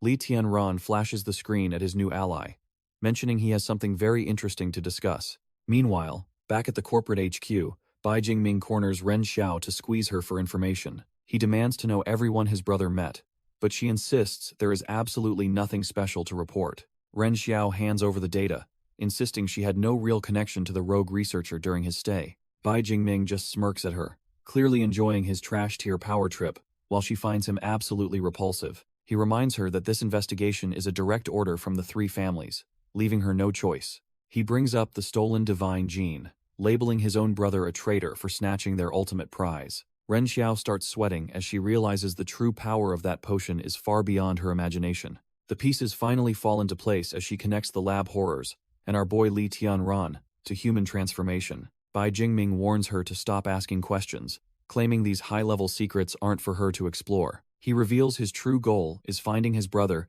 to finally close the power gap between the ruling families. Ren Xiao scoffs internally, noting that if the powerful Bai family is lost, a small manager like her is clueless. After he insults her standing within the Ren family, she plays the victim just to escape his presence. Ren Xiao leaves the room while the trash-tier Bai Jingming throws one last sexist insult at her back. She flinches as the door slams shut, barely containing her rage at being treated like a mere tool. Standing alone in her office, she realizes she can't just sit back while the world burns around her. Her gaze hardens because she knows exactly who holds the key to this entire mess. She hops into her SUV and dials our boy Li Tianran to initiate a very dangerous conversation. While speeding down the road, she drops the bombshell that she knows the runaway researcher is hiding with him. She warns him not to mistake her rare kindness for weakness as she approaches the manor gates. When she finally arrives, Li Tianran meets her outside, looking completely unfazed by her sudden appearance. She reveals she has proof of the researcher's identity, but hasn't reported it to the corporate higher-ups yet. Suddenly, a lethal strike forces Li Tianran to dodge, as the peaceful negotiation turns into a combat zone. A high-caliber round slams into the dirt, leaving a smoking crater right at their feet. Ren Xiao is completely dumbfounded, frantically scanning the perimeter to find where the hell that sniper is hiding. Her heart sinks as she hears a familiar, arrogant voice, thanking her for leading them straight to the hideout. Bai Jingming strolls out with his trash-tier ego, revealing he has been monitoring her every move from the start. He wears a punchable smirk, mocking her for thinking she could actually outsmart the corporate elite. Suddenly, red laser dots dance across their foreheads, signaling that one wrong move means an instant funeral. He looks down on them like ants, calling everyone garbage, while his snipers keep their fingers on the triggers. He offers Ren Xiao a way out but demands our boy hand over his brother immediately. Looking at Li Tianran's plain clothes, he assumes he is just some broke peasant struggling for supplies. He tries to buy him off with wealth, completely unaware that Li Tianran couldn't care less about his money. Bai Jingming keeps yapping, warning them not to cause trouble with his elite squad of goons. Our boy just listens, disgusted by this noble young master who treats everyone else like trash-tier peasants. Suddenly, the arrogant prick's face drops as he realizes something in the atmosphere has shifted. Before he can react, a hail of fire rains down, turning his well-equipped men into sitting ducks. With his eyes glowing, Li Tianran admits he absolutely loathes arrogant trash, who think they own everything. Turns out his hummingbird warriors were hovering above the whole time, ready to shred the corporate forces. Panic finally sets in as Bai Jingming desperately screams for his snipers to open fire and end this. As the chaos erupts, Ren Xiao dives for cover, while our boy remains eerily calm amidst the lead. The corporate car becomes a useless shield as the high-tech drones continue their relentless aerial bombardment. Even with a bullet flying straight for his face, Li Tianran doesn't even blink, completely unfazed.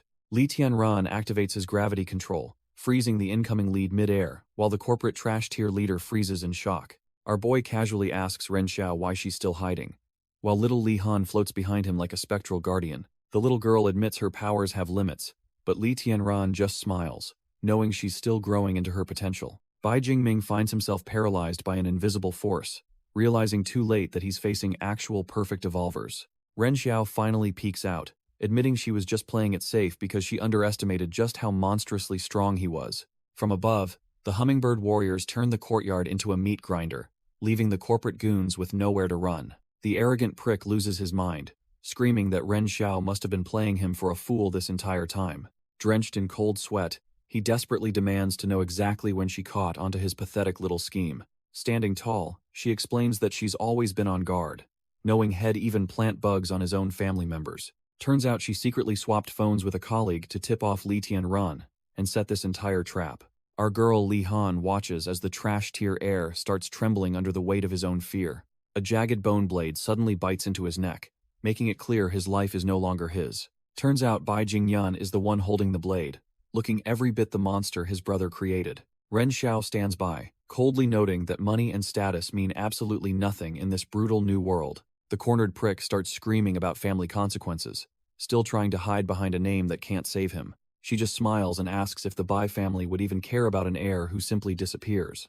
Dumbfounded, he listens as his brother reminds him that they both carry the same powerful blood in their veins. The heir turns frigid as the realization hits him that he is no longer the one in control here. Bai Jingyan explains that by removing the favorite son, he becomes the only option left for their father. He desperately shouts that a bastard could never be recognized, but his voice is full of pure terror. Bai Jingyan presses the blade deeper, making it clear that his brother's life isn't his to decide anymore. Jingming tries to hide behind their father's name, but the monster behind him isn't listening to threats anymore. Having lost everything, our boy realizes he has nothing left to fear from a family that abandoned him. He declares that he is the true legacy of the Bai family, before unleashing a final, lethal strike. With one swift motion, the arrogant heir is reduced to nothing more than a bloodstain on the dirt. His eyes glow with a cold, predatory light, as the weight of his vengeance finally settles in. Walking away from the carnage, he asks Ren Xiao which direction he should head to find the rest. He spots a glowing phone on the corpse and decides it's time to have a little family chat.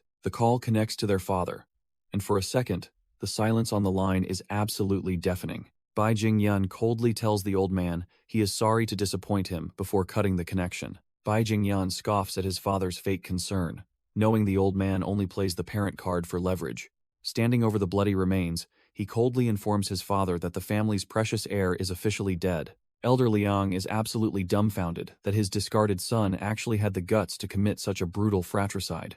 Our boy reminds the old man that he hasn't considered himself part of that trash-tier family in over a decade. He threatens to leak their secret research to rival corporations if they don't stop their pathetic pursuit of him. With a twisted grin, he points out that he is now the only choice left to inherit the legacy. The old man's screams of pure rage through the phone only serve to fuel our boy's dark, vengeful satisfaction. He warns that if they choose revenge, he will personally ensure every single person named Bai is utterly erased. He envisions a future of total destruction, promising to leave his enemies with nothing but death without burial. Walking away from the carnage, he gives a final mock farewell to the old man before cutting the connection. Bai Jingyan cuts the connection, leaving his father with a final warning about the family's grim survival. Suddenly, a helicopter descends through the digital haze, signaling that their extraction has finally arrived. Lan Ning waves from the cockpit, clearly relieved to see her boss survived the brutal encounter. Wiping blood from his face, Bai Jingyan asks if a man like his father would ever compromise. Li Tianran explains that power-hungry trash-tier leaders only value profit, even over their own children. Bai Jingyan realizes his father is far too cowardly to ever abandon his seat of authority. Our boy simply nods, knowing the cold, calculating logic of corporate monsters better than anyone. He notes that the Bai family's obsession with revenge will actually keep the manor's location hidden. Ren Xiao approaches the group, looking absolutely dumbfounded by the absolute slaughter left in their wake. She can barely process the scene, realizing she is now entangled with truly dangerous, cold-blooded evolvers. Bai Jingyan clenches his blood-stained hand, his mutated body still pulsing with the adrenaline of the recent kill. Ren Xiao admits she played a part in the brother's death, effectively tying her fate to these monsters. Bai Jingyan remains skeptical, wondering why a corporate high flyer would risk everything to help a mutated freak like him. He warns her that keeping Li Tianran's identity a secret is the only way they all survive this. While Ren Xiao fumes at the lack of trust, our boy steps in, telling his ally to let her speak. She takes a deep breath, deciding that a risky gamble with them is better than corporate backstabbing. Thinking back on the pathetic gender biases of the great families, she realizes they are all just tools. Her true goal is the top spot, wanting to see the look on those old men's faces when she reigns. She looks forward to the day the unwanted children finally tear down the trash-tier hierarchy of the elite. Bai Jingyan can't help but smirk, finding her ruthless ambition surprisingly refreshing in this dying world. A helicopter roars over the burning remains of the facility, leaving nothing but ashes and smoking ruins behind. Looking down at the inferno, it is clear our boy did not leave a single scrap of evidence. Lan Ning pilots the craft, impressed by how thoroughly every trace of their infiltration has been wiped from existence. He turns to Bai Jingyan, wondering if the mutated researcher really just agreed to Li Tianran's strict demands. Bai Jingyan stares out into the distance, his mind racing with the weight of the deal he just struck. Earlier, our boy made it clear he won't tolerate unethical experiments, forcing the researcher to modify his program. While the old world's laws seem naive now, Bai Jingyan knows he needs rules to keep from becoming a monster. Lan Ning just smirks, noting that in this hellscape, they will never run out of trash-tier subjects for research. As they fly toward the horizon, they part ways with a promise to meet again at the very top. Meanwhile, the rest of the world descends into a red-tinted nightmare, as massive warships engage in a desperate struggle. The ocean turns into a slaughterhouse as the fleet's heavy artillery shreds through a swarm of mutated sea beasts. With Sea Area 50 finally cleared, the command orders a continuous patrol to keep the blood-red waters secure. Despite the victory, the ship captain looks uneasy, while the young sailor wonders why he isn't celebrating their success. The sailor worries that even if they hold the coast, monsters could slip into cities through hidden underground waterways. The ship captain cuts through the optimism, asking if his subordinate noticed the bizarre behavior during the last assault. He points out that these trash-tier monsters weren't just hungry, they were carrying out coordinated, suicidal strikes in unison. Looking at the tactical display, they realize the beasts moved in a rhythmic sequence, as if being directed. The ship captain drops a bombshell, suggesting these aren't just mindless animals anymore, but an organized ethnic group. The sailor is completely dumbfounded, sweating at the thought of monsters building a full-blown civilization in mere days. As they watch the chaos unfold, the ship captain grimly notes that calling it a civilization is an understatement. The ocean has turned into a literal hellscape of twisted metal and black smoke as the monsters swarm. Our boy at the helm realizes these phased attacks are way too organized to be just animal instinct. The young sailor is sweating bullets, feeling like the creatures are actually downloading their combat data in real time. The captain grimly notes that the enemy is hunting for flaws in their defense, like a pro gamer. It turns out the Beast Kings have brains that match human intelligence, making them the ultimate apex predators. The crew can only hope their gut feelings are wrong, or else the world is basically a goner. Just then, a messenger sprints in with a high-priority alert straight from the Ministry of National Security. Colonel Meow grabs the report, his face turning to stone as he realizes the situation just got worse. The telegram orders a full military integration, effectively putting the entire country under martial law within 3 days. All eyes turn toward the southern side of Handong, the next designated war zone in this crumbling world. Meishi Town looks peaceful under the moonlight, but the silence is just a prelude to a total bloodbath. Suddenly, the asphalt splits like wet paper as something massive and hungry claws its way to the surface. A level 1 Beast King finally emerges, ready to turn this quiet neighborhood into its personal buffet. Inside a nearby house, a man wakes up feeling groggy, completely unaware that his life is basically over. His wife sits up in a cold sweat, claiming she hears a strange scratching sound outside their window. He just brushes it off as a hunger-induced hallucination, acting like a total clown while trying to sleep. Turns out her gut was right, when a massive, reptilian eye suddenly stares them down through the glass. In an instant, the town becomes a literal hellscape as the monster begins its savage midnight massacre. Back at headquarters, the captain reviews the grim data, showing 5,000 people were slaughtered overnight. The remaining survivors trudge through the snow, praying the evacuation center isn't just another trap for the weak. The government orders a mass evacuation, herding everyone into shelters like cattle, while guards keep a close watch. These poor souls are reduced to scavenging for scraps, barely surviving on whatever trash-tier rations they can find. Suddenly, an alarm blares at the farm as a massive atavistic Prussian crocodile decides to crash the party. Our boy Black Dog doesn't hesitate, lunging forward to intercept the beast before it can touch the manor. The oversized lizard just laughs, thinking Black Dog is some tiny snack that will get stuck between its teeth. It starts acting like a total clown, declaring itself the new king while drooling over the prospect of food. Little does it know, Black Dog is a berserk killing machine with a fatally flawed brain and terrifying stats. Li Tianran looks down in disgust, calling the beast a shapeless mountain of flesh unworthy of any title. The crocodile is completely dumbfounded, realizing too late that it just picked a fight with the wrong neighborhood. Standing right on its head, Li Tianran tells his loyal guardian to turn this trash into tonight's dinner. Li Tianran smirks as Black Dog goes into a frenzy, ready to finally shred the intruder. Little Li Han is already drooling, her eyes glued to the prospect of a high-tier beast feast. She asks if the meat is ready, but Li Tianran tells her to be patient while he cooks. The massive Beast King carcass lies nearby while the group huddles around a cozy, fragrant campfire. Li Tianran tells his sister to wait a bit longer. Even though everyone is clearly starving, he offers a raw slab to Black Dog first, making Li Han pout about him being biased. He just pinches her cheek, reminding her that their guardian doesn't need his meat cooked like she does. Our boy starts planning how to use every part of the beast, from leather shoes to medicinal powder. With 10 tons of meat available, he figures Black Dog is set for at least the next 10 days. Finally, the stew is done, and it looks like a meal fit for the apocalypse's elite.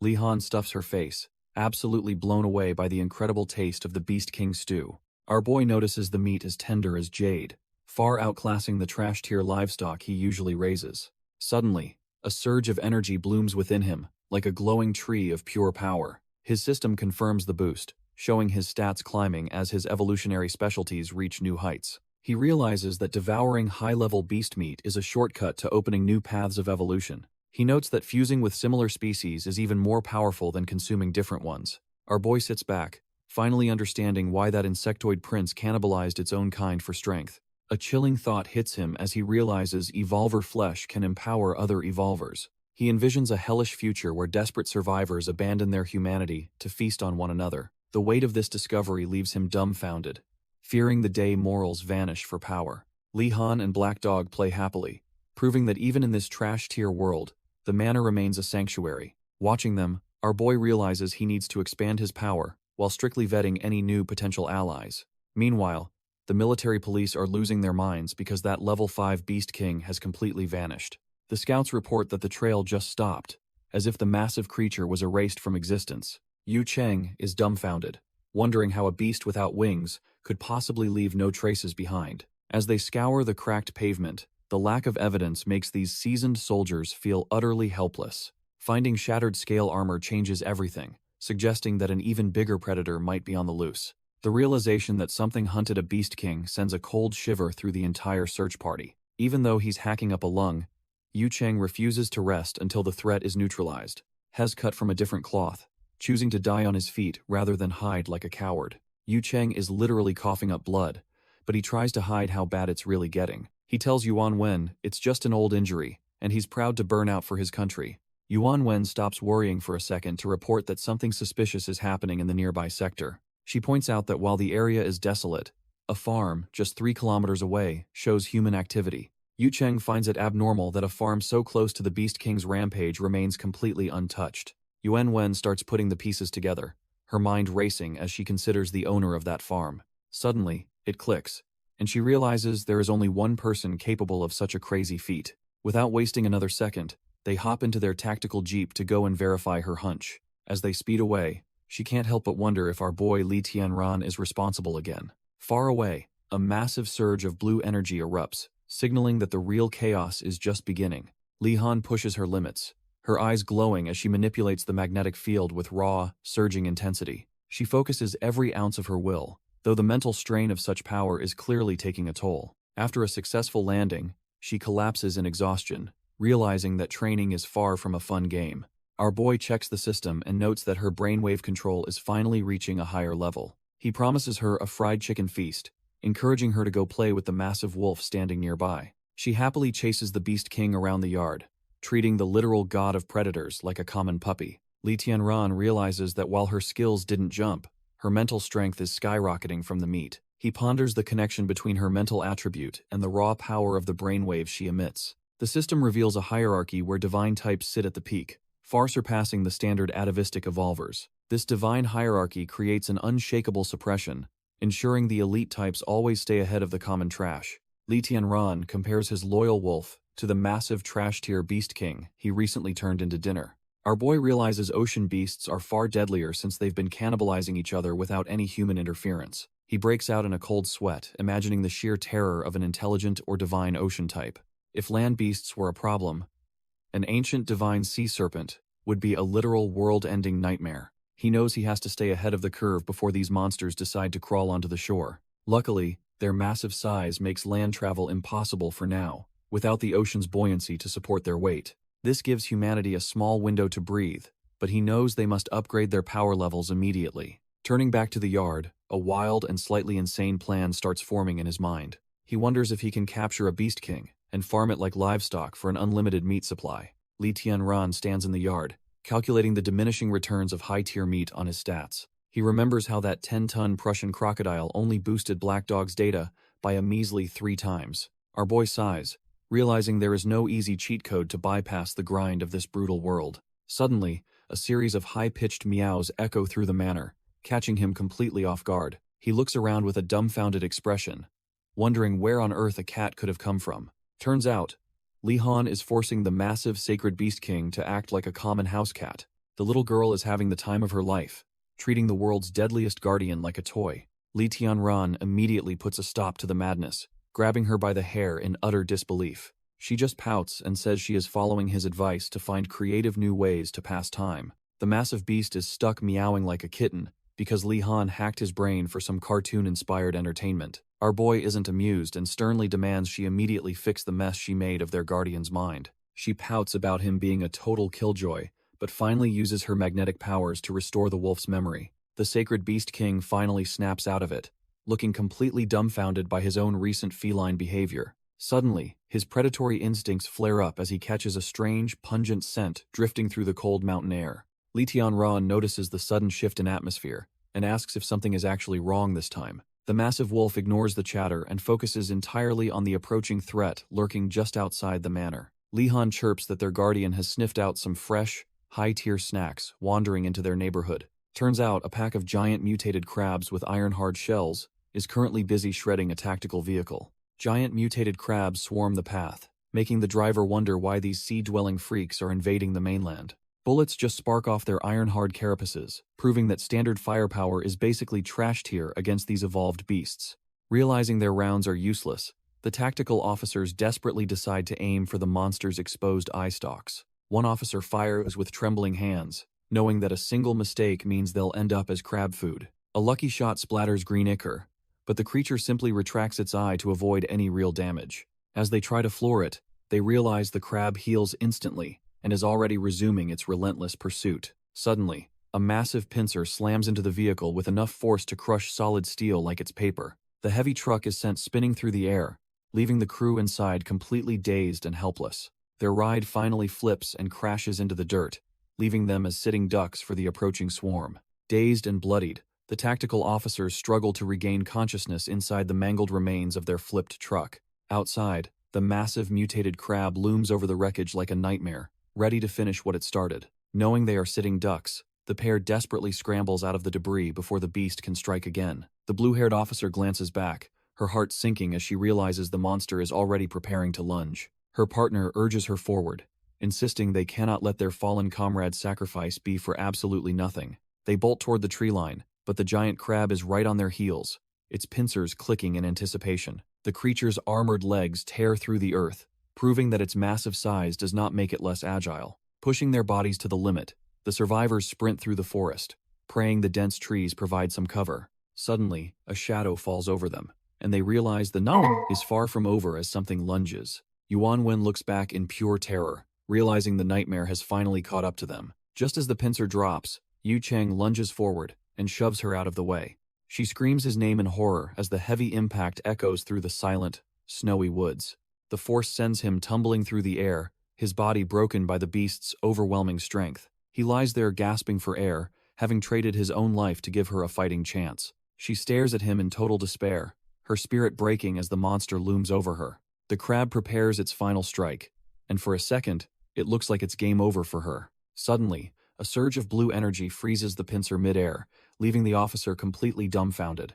Our boy Lee Tian-ran steps onto the scene, shattering the claw and casually greeting his old acquaintance. Lee Tian-ran arrives just in time, his presence alone causing the massive crustacean to explode into green gore. Yuan Wen looks up in terror as a massive, glowing wolf looms over the battlefield like a literal god. Still clutching the dying Yu Cheng, she desperately warns our boy about the monster standing right behind him. Li Han just giggles and tells her that the big wolf is actually a friend, while it shreds the crab. A blinding pillar of energy vaporizes everything in its path, proving these trash-tier monsters never stood a chance. The poor officer is left completely dumbfounded, unable to process the sheer scale of the power she is witnessing. The once terrifying beast is reduced to a heap of cracked shell and leaking fluids in a matter of seconds. Lee Tian-ran activates his gravity mastery, but feels let down that this is just another useless male crab. Little Li Han starts demanding a gourmet meal, while our boy instructs the wolf to harvest the beast's heart. Lee Tian-ran watches as Yuan Wen desperately tries to keep the dying Yu Cheng from fading away.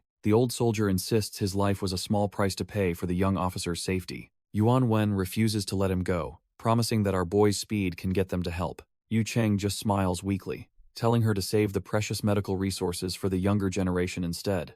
Our boy is genuinely surprised to find out this humble, dying man is actually a member of parliament. The officer snaps at him to stop gawking and start helping before the man's time runs out. She even offers a massive favor from the military police if he just saves this one life. Lee Tian-ran tells her to dry her eyes because he won't let a good man die today. He pulls out a glowing level 4 divine cherry tomato, instructing her to feed it to him. Yuan Wen stares at the fruit, convinced our boy has finally lost his mind in the apocalypse. She screams that a simple tomato can't possibly close a fatal wound or stop a man from dying. Our boy just sighs, thinking she is way too noisy for someone who is also half dead. He activates his system vision, realizing the stubborn officer is actually operating on pure adrenaline and grit. Turns out she has internal fractures and a concussion, making her survival a literal medical miracle. Without a word, he pulls another glowing level 4 divine cherry tomato from his spatial inventory. He forces the high-tier crops down both their throats, not giving them any room to complain.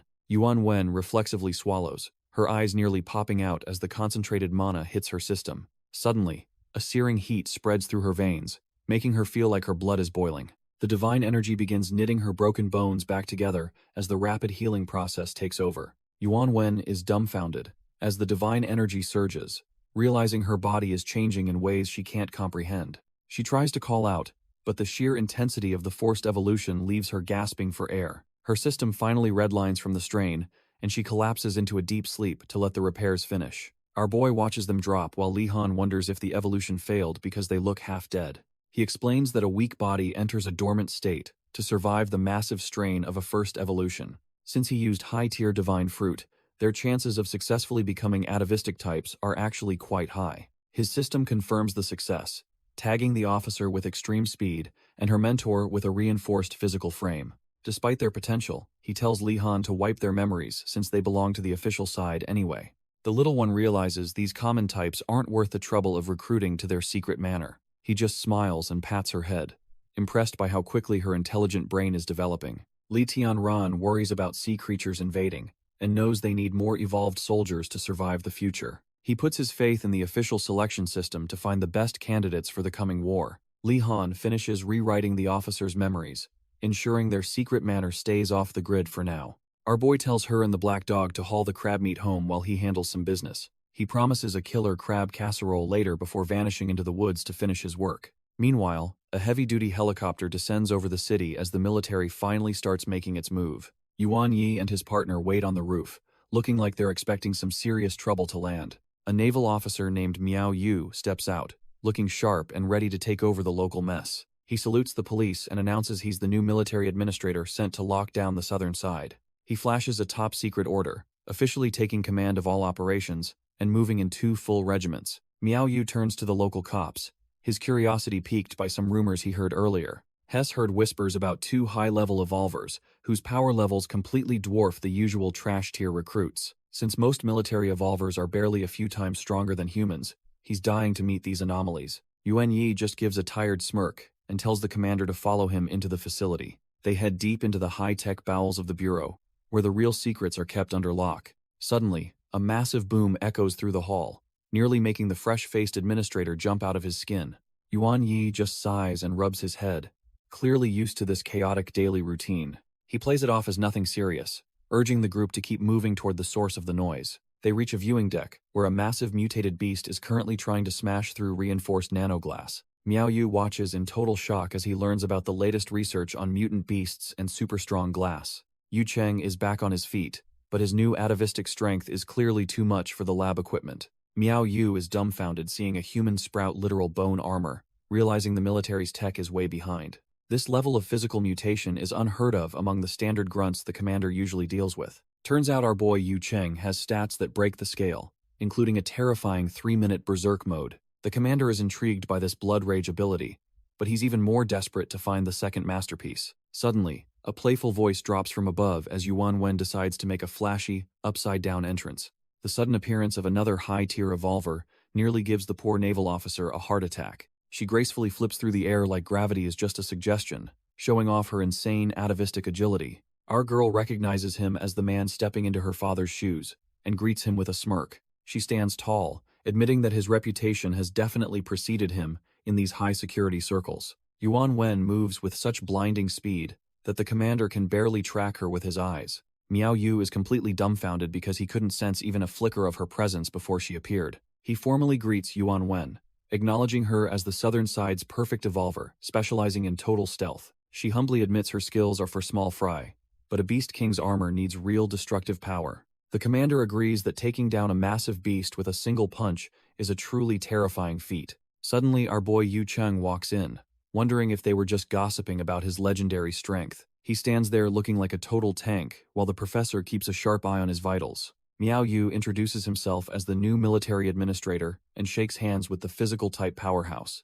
However, he is deeply suspicious about how they both suddenly developed these super-evolutionary abilities out of nowhere. He reveals they were found unconscious at the station with broken cameras, suggesting a mysterious man-made setup. Our boy Yu Cheng and Yuan Wen both admit their memories are totally blank after their recent injuries. Miao Yu notes that tracing their evolutionary origins could massively boost the military's overall power. Professor Nan chimes in, saying they already have 2 walking gene banks right in front of them. He explains that the higher-ups approved small-scale human experiments to replicate these elite evolutionary genes. However, the old man warns that the cost of mass-producing these evolvers is absolutely insane.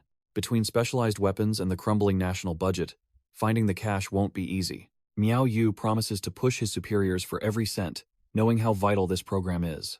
He is clearly stressed because sea beasts are hitting the shorelines way more often lately. If they do not get more super soldiers soon, a full-scale invasion will leave them completely defenseless. Meanwhile, deep in the Mariana Trench, something massive and hungry is already starting to wake up. Deep in the blood-red abyss, the ocean's real nightmares are finally waking up from their long slumber. Schools of mutated predators swarm through the trench, sensing the shift in the world's energy. In the center of this chaos stands a lone merman, looking like the king of this underwater hell. This sea evolver flashes a jagged grin, clearly satisfied with how his monstrous pets are developing. He lets out a chilling roar that ripples through the deep, signaling the start of the invasion. Suddenly, a Titangent-class mutated beast rises from the darkness, making even the other monsters look like trash-tier snacks. The merman stares at the colossal serpent, realizing this beast is the key to drowning the surface world. To fuel this nightmare, he digs his claws into his own chest without even flinching. He pulls out a glowing core, the pure essence of his mutation pulsing with terrifying power. By offering his own life force to the Titan, he is preparing to unleash a true apocalypse. The core's energy is so intense it turns the deep sea into a glowing crimson graveyard. It erupts through the surface, carrying the merman's final sacrifice into the night sky. High above the sleeping city, the orb hangs like a beautiful but deadly second moon. Suddenly, the core shatters into thousands of glowing fragments that rain down upon the urban sprawl. This isn't a miracle. It's a parasitic invasion of trash-tier monsters disguised as a light show. One of these glowing seeds thuds against a high-rise balcony, signaling the start of the end. A confused resident heads to his window, wondering what that strange tapping sound could possibly be. He stares at the floor, dumbfounded by the sight of a wriggling, purple mass of flesh. Turns out, this disgusting thing is a planarian branch from a divine descendant sea monster, looking for a host. As the tissue pulses and a slit opens, it's clear the apocalypse has finally reached the city's doorstep. The parasitic fragment snaps its eye open, finally waking up to claim its first urban victim. Before the resident can even blink, the trash-tier creature lunges and latches onto his face like a leech. He collapses in total agony as the virus begins aggressively rewriting his DNA into something monstrous. His skin turns a sickly blue, while his human consciousness is slowly drowned out by a primal hunger. Standing up as a hollow puppet, he starts rambling about finding a king to lead his new kind. A third eye splits his forehead open, giving him a twisted new perspective to serve his master. He isn't alone, as dozens of newly turned monsters stand in the rain, sharing the same dark mission. Meanwhile, back at the manor, Li-Han reaches into a basin to handle a mutated aquatic specimen. Our boy watches from the side, curious to see how his sister plans to handle the strange creature. She focuses her magnetic field mastery, ready to see what secrets this little monster is hiding inside. Li-Han lifts the creature, her eyes glowing as she initiates a deep mental link with the beast. The creature splashes back into the water, leaving her breathless from the sudden surge of alien thoughts. Our boy steps in, asking what she managed to pull from the creature's twisted mind. She realizes the fish is terrified, its memories bleeding into hers through their synchronized magnetic fields. Li Tianran knows her brain-type evolution lacks raw power, but offers utility his own system can't match. He tells her to take a breather, but his sister is far too stubborn to quit just yet. She dives back in, forcing her consciousness to mesh with the creature's frantic energy once more. The strain is immense, and sweat beads on her forehead as she pushes past her mental limits. Suddenly, she screams in agony when a massive, dark presence violently retaliates against her mental intrusion. A terrifying vision of a sea evolver flashes through her mind, proving some monsters are better left alone. Li Tianran braces against the psychic backlash, terrified that his sister has bitten off more than she can chew. The mental explosion sends the poor girl reeling, her small frame no match for such a high-tier presence. Li-Han coughs up blood as her consciousness fractures, the weight of the monster's memory proving far too heavy.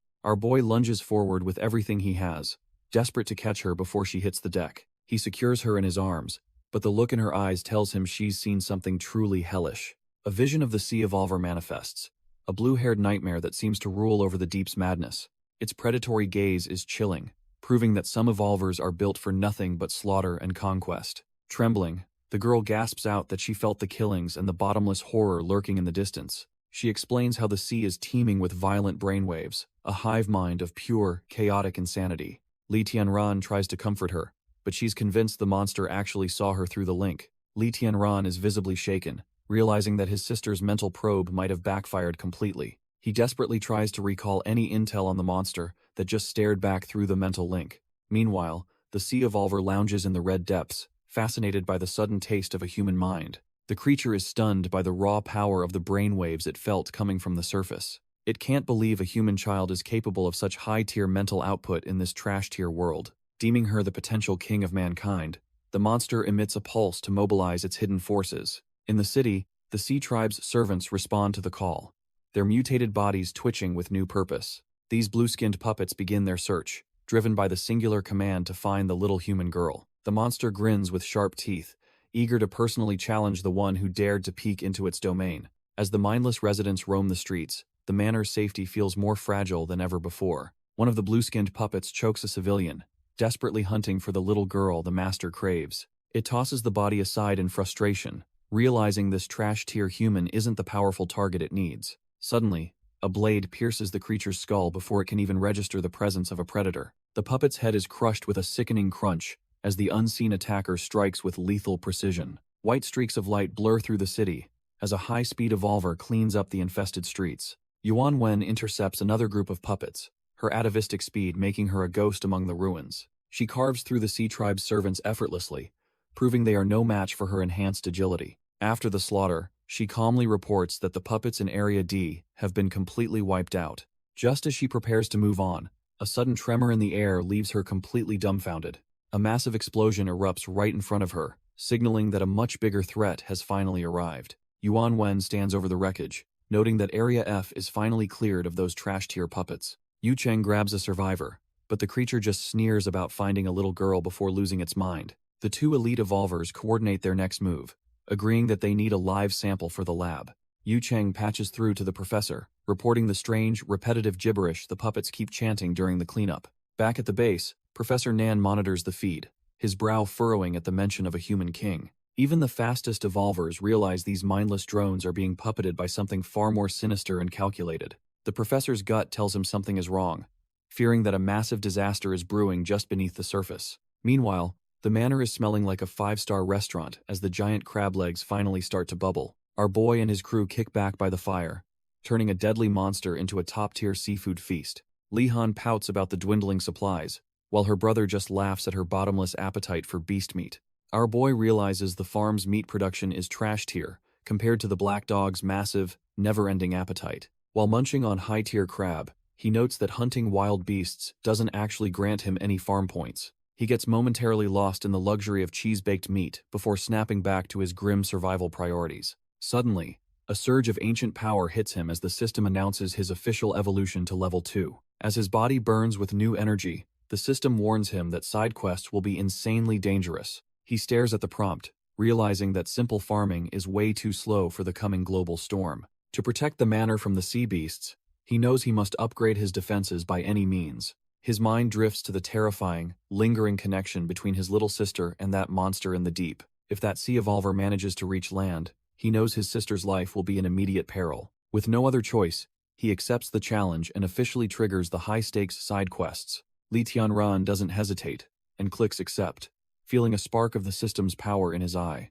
He officially receives the quest for Puppet City, a place that looks eerily still from a distance. The water surrounding the city is filled with mutated puppets, their third eyes staring blankly at nothing. His first objective is a massive grind, requiring him to wipe out 1,000 of these trash-tier puppets. Next, he has to navigate the urban maze to locate a mysterious summoning crystal hidden at the center. The system demands the destruction of this growing crystal before it can complete its sinister construction phase. With only 48 hours on the clock, our boy knows a failure penalty would be absolutely devastating. Standing on the outskirts, he surveys the concrete jungle and confirms this is indeed the infamous Puppet City. He spots a faint purple glow in the distance, pinpointing exactly where that summoning stone is hiding. After verifying his inventory is fully stocked, he prepares to dive into the chaos and finish the job.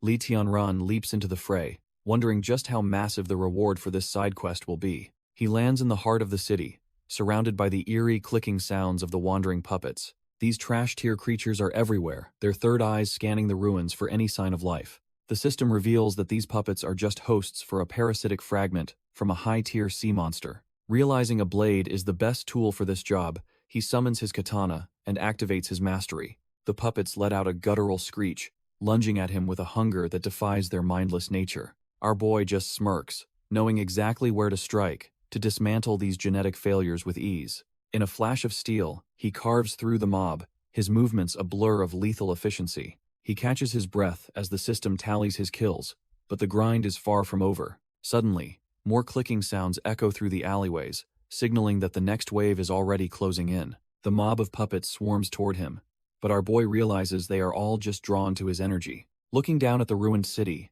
it is clear this infestation has turned the urban center into a graveyard. He takes a breather on a pile of corpses, checking the system to see he is halfway through the grind. Munching on some manor-grown food, he feels his stats recovering as the divine nutrients finally kick in.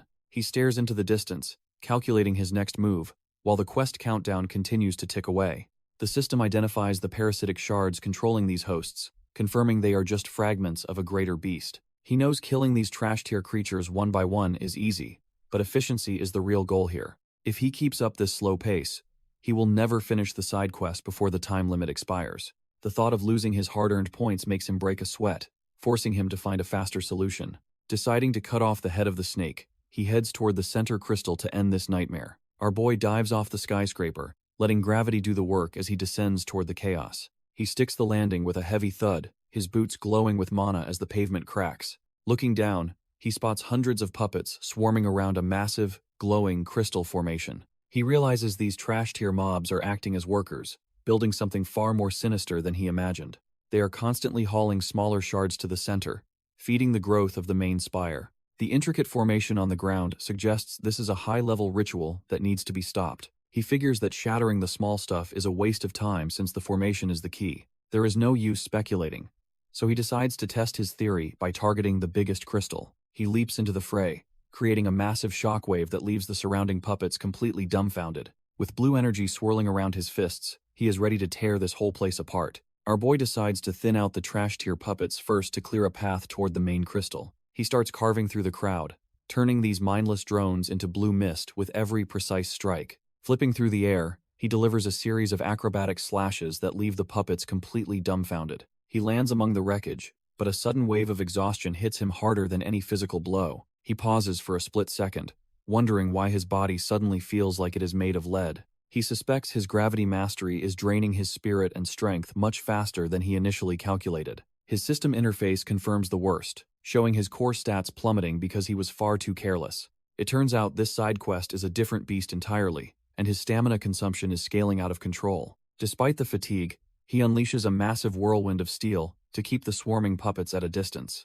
He realizes he has to stop spamming his gravity skill immediately, or he will be dead in the water. Li Tianran realizes that if he doesn't finish this soon, the puppets will swallow him whole. He continues to tear through the trash-tier mobs, but his movements are becoming noticeably sluggish. Suddenly, a system warning flashes before his eyes, signaling that his physical limits are being pushed. Our boy is drenched in sweat as he watches his strength and spirit stats plummet into the red. He keeps swinging his blade, desperately trying to thin the herd while his energy continues to leak away. He curses his luck, realizing the high-tier carrot he consumed barely gave him 20 minutes of peak performance. Panicked, he checks his inventory only to find his stash of stamina-restoring carrots has completely run dry. All he has left are some low-grade soybeans, which won't do much against this endless wave of puppets. He considers using the albino corn for a quick rampage, but the potential side effects give him pause. If the frenzy ends before the puppets are dead, the resulting weakness will leave him completely defenseless. Li Tianran keeps slashing, but his movements are getting sluggish as the puppets swarm him from all sides. He decides that even trash-tier snacks are better than nothing, and quickly pulls up his system inventory. Our boy desperately tosses a handful of low-grade soybeans into his mouth to regain any scrap of energy. He crunches down on the dry beans, praying they provide enough of a boost to survive this wave. Suddenly, he senses a presence behind him, but his drained body is too slow to react in time. A mutated puppet lunges from the shadows, locking its cold arms around him in a sudden death grip. He grunts in pain as the creature sinks its teeth in, realizing his physical defense is rapidly failing. With a surge of desperation, he shoves the trash-tier monster back to create just a bit of breathing room. He follows up with a wide, desperate arc of his blade, cleaving through the nearest group of attackers. His feet stumble across the cracked pavement as his vision begins to blur from the sheer exhaustion. Our boy is pushed to his limit, bleeding out and realizing he can't sustain this pace much longer. He decides to burn a rare resource, popping a camouflage chili to vanish right before the puppet's eyes. The trash-tier mobs are left completely dumbfounded, wondering where their prey disappeared to in an instant. Li Tianran knows the constant bleeding will be his end if he doesn't find a way to stabilize. He retreats to the top of a massive crystal, finally finding a moment of peace to fix his stats. Opening a high-tier bento, he prepares to feast on nutrient-dense food to purge his negative status effects. Every bite of the level 2 meat sends a surge of much-needed vitality back into his drained system. The system-enhanced nutrition works its magic, instantly sealing his jagged wounds and stopping the life-threatening blood loss. He sits in deep meditation, letting the mana and nutrients circulate until his energy reserves are completely topped off. With the camouflage fading and the kill count reached, he prepares for the final stretch of this quest. Li Tianran finishes his meal, feeling his strength return as his stats finally begin to stabilize.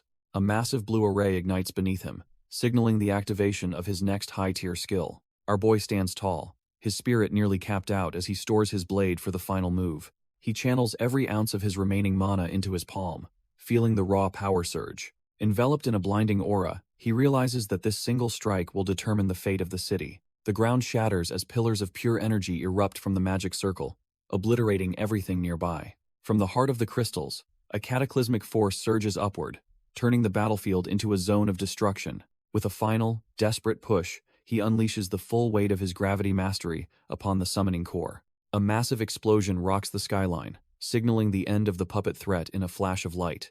As the countdown finally halts, the energy dissipates, leaving behind a silent city and a successful mission. The summoning crystal finally shatters into dust, marking the successful destruction of the core and ending the nightmare. With every puppet neutralized, our boy stands amidst the wreckage as the system confirms the side quest is complete. His body is battered and drenched in sweat, but the system finally begins distributing the hard-earned rewards for clearing. He secures millions of points and a weapon coupon, though his physical stats have plummeted to a dangerous low. Even with a massive haul of high-tier seeds, he can barely focus as his vision starts to swim. A final warning flashes across his interface, signaling that his stamina is officially tapped out, and his body is failing. His strength hits absolute zero, and he finally loses the battle with gravity, collapsing onto the cold, hard ground. He lies motionless in the center of the crater, a tiny speck compared to the silent, smoking city ruins.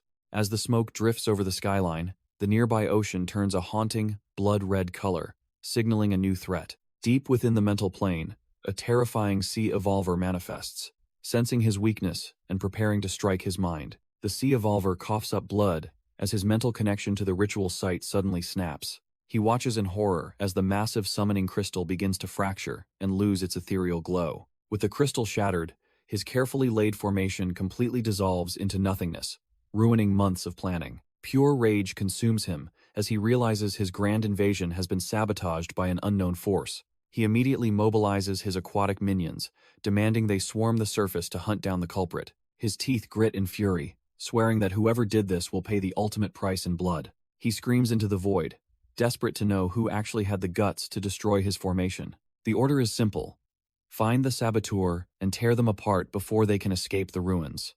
Meanwhile, our boy slowly opens his eyes to the sound of persistent system pings echoing in his head. Despite his battered body, he stares at a new side quest prompt, wondering if he can even stand. Li Tianran is dumbfounded by the system, realizing the next mission popped up before he could even breathe. He checks his inventory, relieved his strength is back but annoyed that his food stash is nearly empty. He spots a weapon upgrade coupon in his inventory, hoping it can finally sharpen his trash tier gear. Our boy realizes the system actually handed out the rewards just before he lost consciousness in the ruins. He summons his trusty katana, watching the blade hum with a faint, digital blue light. Without wasting a second, he activates the coupon, watching the rare item dissolve into pure energy. The energy surges into his weapon, transforming the blade into the far more lethal level 2 Tang Heng. Not only is it sharper, but the system confirms he has unlocked a devastating new skill called Sword Chi. He stares at the notification, wondering just how much destruction this new power can actually cause. Despite the exhaustion, he stands tall as the system pings again, signaling that this next quest is urgent. Li Tianran accepts the new quest, realizing the system isn't giving him any time to breathe. He scans the interface, knowing he needs every advantage to survive the next wave of the apocalypse. When he sees the countdown for the hard armor army, he's dumbfounded by how fast things are moving. Standing amidst the rubble, our boy grips his new blade, ready to face whatever trash-tier monsters appear next. Suddenly, the ground begins to tremble violently, signaling a massive threat approaching from the nearby coast. He leaps into action as the sky turns a blood-red hue, punctuated by the sound of booming explosions. Despite the sweat and exhaustion, he can't help but grin at the sheer absurdity of these back-to-back crises. Looking toward the horizon, he sees the ocean-stained crimson as a dark, terrifying force begins to surface. Massive pincers snap through the air, belonging to a swarm of mutated crabs hungry for human flesh. These armored beasts surge forward with a single-minded instinct to kill anything that stands in their way. The sea monster finally rises, its massive armored body shaking the very foundations of the coastal ruins. This divine-tier beast king unleashes its domination skill, asserting absolute authority over the surrounding territory. Its single purple eye glows with terrifying intensity, scanning the rubble for any remaining signs of life. Meanwhile, a swarm of crab kings descends upon the city, turning the urban landscape into a chaotic hunting ground. Our boy floats high above the destruction, unaware that he's been tagged as the only surviving heat source. Deep beneath the surface, the sea evolver narrows his eyes, sensing an anomaly that shouldn't even exist. He watches through his mental link, dumbfounded to see a lone human standing against his overwhelming forces. The creature snarls in fury, realizing this human is the one who trashed his carefully prepared formation. He recalls how easily his puppets overran the streets, proving that most humans are just weak, pathetic prey. To him, these survivors are nothing more than trash-tier fodder waiting to be annexed into his growing empire. The sea evolver snarls in pure hatred, calling the human's actions absolutely unforgivable. He refuses to tolerate weak humans looking down on his superior sea clan from the surface. If it weren't for the ocean's cage and the land's pressure, he'd have started this war sooner. His generals have grown hungry for blood, believing only the strongest deserve to survive this world. He originally planned to kill the king of mankind to dominate the land and claim its resources. Even with the chaos unfolding, he admits he's feeling a little bored with the current resistance. He wonders if our boy actually has what it takes to provide the ultimate combat experience. Deciding to warm up, he triggers his domination descent skill to exert his will over the city. Waves of purple energy ripple through the skyscrapers, signaling the arrival of a true apex predator. The mutated beast senses the surge, its single purple eye glowing as the master's power arrives. The massive beast shudders as a terrifying presence begins to take hold of its primitive mind. Its single purple eye dilates, now acting as a direct window for a far more dangerous entity. The Sea Evolver manifests his domination descent, looming over the battlefield like a vengeful god. A massive pincer slams down while the monster wonders if this tiny human is actually the threat. Li Tianran stands his ground, unfazed by the creature identifying him as the one who broke its crystals. The beast looms over our boy, threatening that anything less than his best will result in death. The Sea Evolver warns that he'll be incredibly disappointed if this fight ends too quickly. Instead of trembling, Li Tianran just smirks, finding the whole dramatic monologue a bit too much. He looks at the giant crab and asks why it's just standing there talking to itself. Pointing a finger, he mocks the puppet master for getting worked up over some broken rocks. The giant crab is absolutely livid after our boy dismisses its entire race as mere trash-tier seafood. Deep in the ocean, the Sea Evolver is stunned that a human can see through his mental manipulation. The beast demands to know how a surface dweller could possibly speak the sacred language of the sea. Activating his Eye of Truth, Li Tianran casually insults them by saying their language is child's play. The Crab King trembles with rage, wondering if this arrogant human thinks he is superior to their tribe. Li Tianran reveals he only learned it to talk to his dog, making their culture seem pathetic. He flashes a cold smirk, deciding it is finally time to show this overgrown crustacean what fear feels like. The Sea Evolver is left dumbfounded, unable to process that his heritage was just compared to a pet.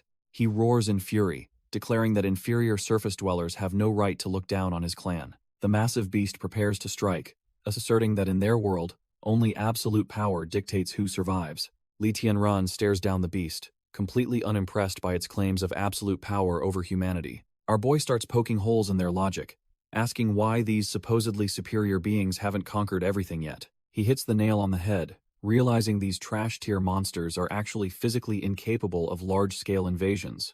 Exposed and furious, the Crab King lunges forward, unable to handle a mere human seeing through its weakness. The ground shatters as the beast strikes, desperate to silence the man who just insulted its entire lineage.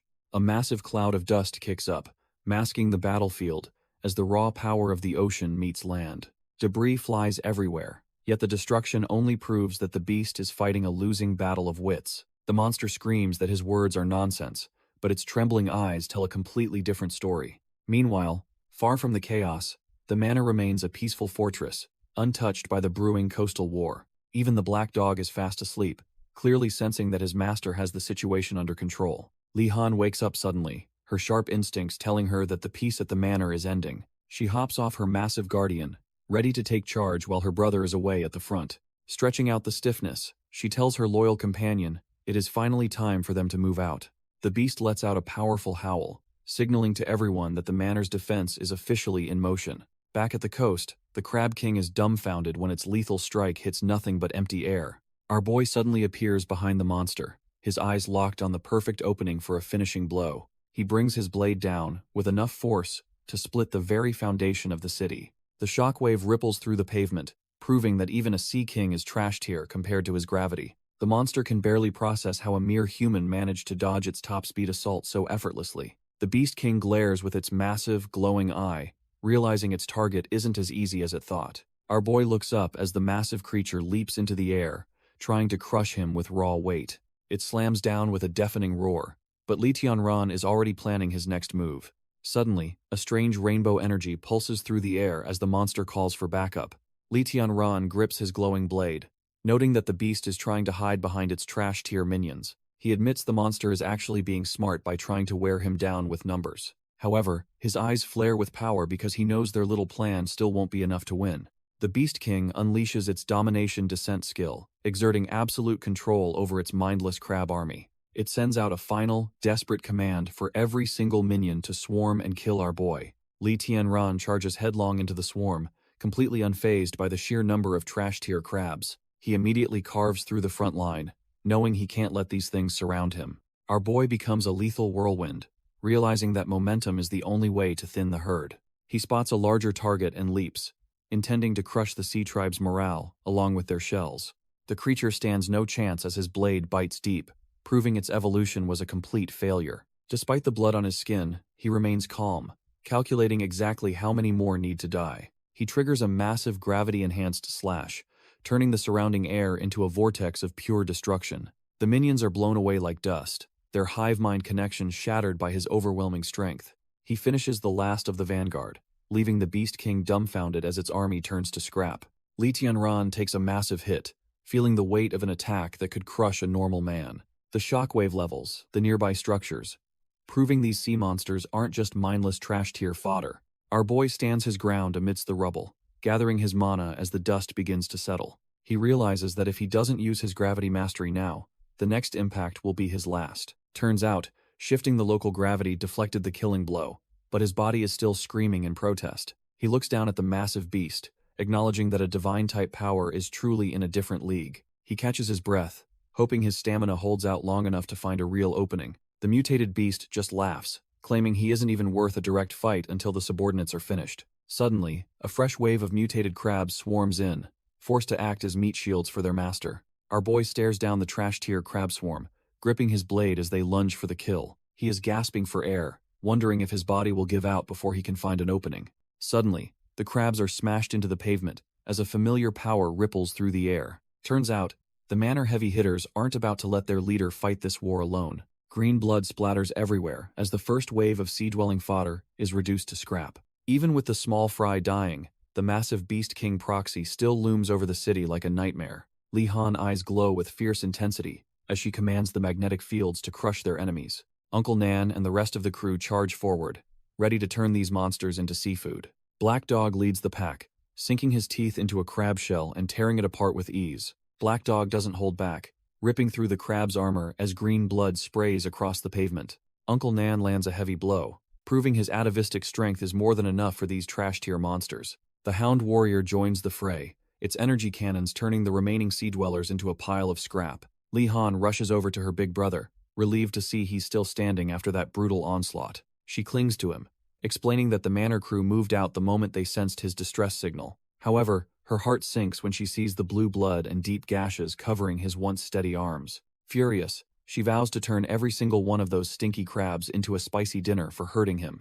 Our boy quickly grabs her, knowing her magnetic powers might level the whole block if she loses it. He tells her to take it easy, insisting he's fine despite looking like he just crawled out of hell. Li Han is dumbfounded when she sees our boy's wounds closing up instantly thanks to his insane regeneration. Li Tianran feels like a trash-tier brother for letting his little sister witness such a bloody battlefield. He closes his eyes for a moment, reflecting on the heavy burden he carries to keep her safe. But Li Han isn't having it, declaring she's ready to grow up and stand right beside him. She uses her magnetic field mastery to hand over a bag of high-tier crops to help him recover. Our boy quickly stashes the supplies into his system inventory, preparing for the next round of this nightmare. He points toward the city center, asking if she can sense the massive Beast King lurking in the shadows. Looking at the wreckage, they realize the Sea Tribe's vanguard is already turning the streets into a graveyard. Li Han's eyes glow with power as she locks onto the sea, Evolver's arrogant consciousness hovering above them. The Crab King lunges forward, its massive pincers ready to turn anything in its path into scrap metal. It lets out a guttural screech, spraying corrosive green acid that sizzles against the frozen pavement. A massive shockwave erupts as the beast slams down, but it completely misses its mark. Suddenly, Black Dog streaks through the air like a bolt of purple lightning, his predatory instincts dialed to 11. Our boy's loyal guardian stands tall over the mangled remains of the vanguard, proving he's no ordinary pet. The dying beast's single eye twitches as it picks up a brainwave that feels terrifyingly familiar. It realizes the true threat isn't the wolf, but the two figures standing calmly in the distance. Li Han radiates a chilling aura as she fully awakens her magnetic field, her eyes burning with divine power. She senses a wave of pure malice and confirms that the real monster has finally shown its face. The beast realizes Black Dog is just a subordinate of the human king,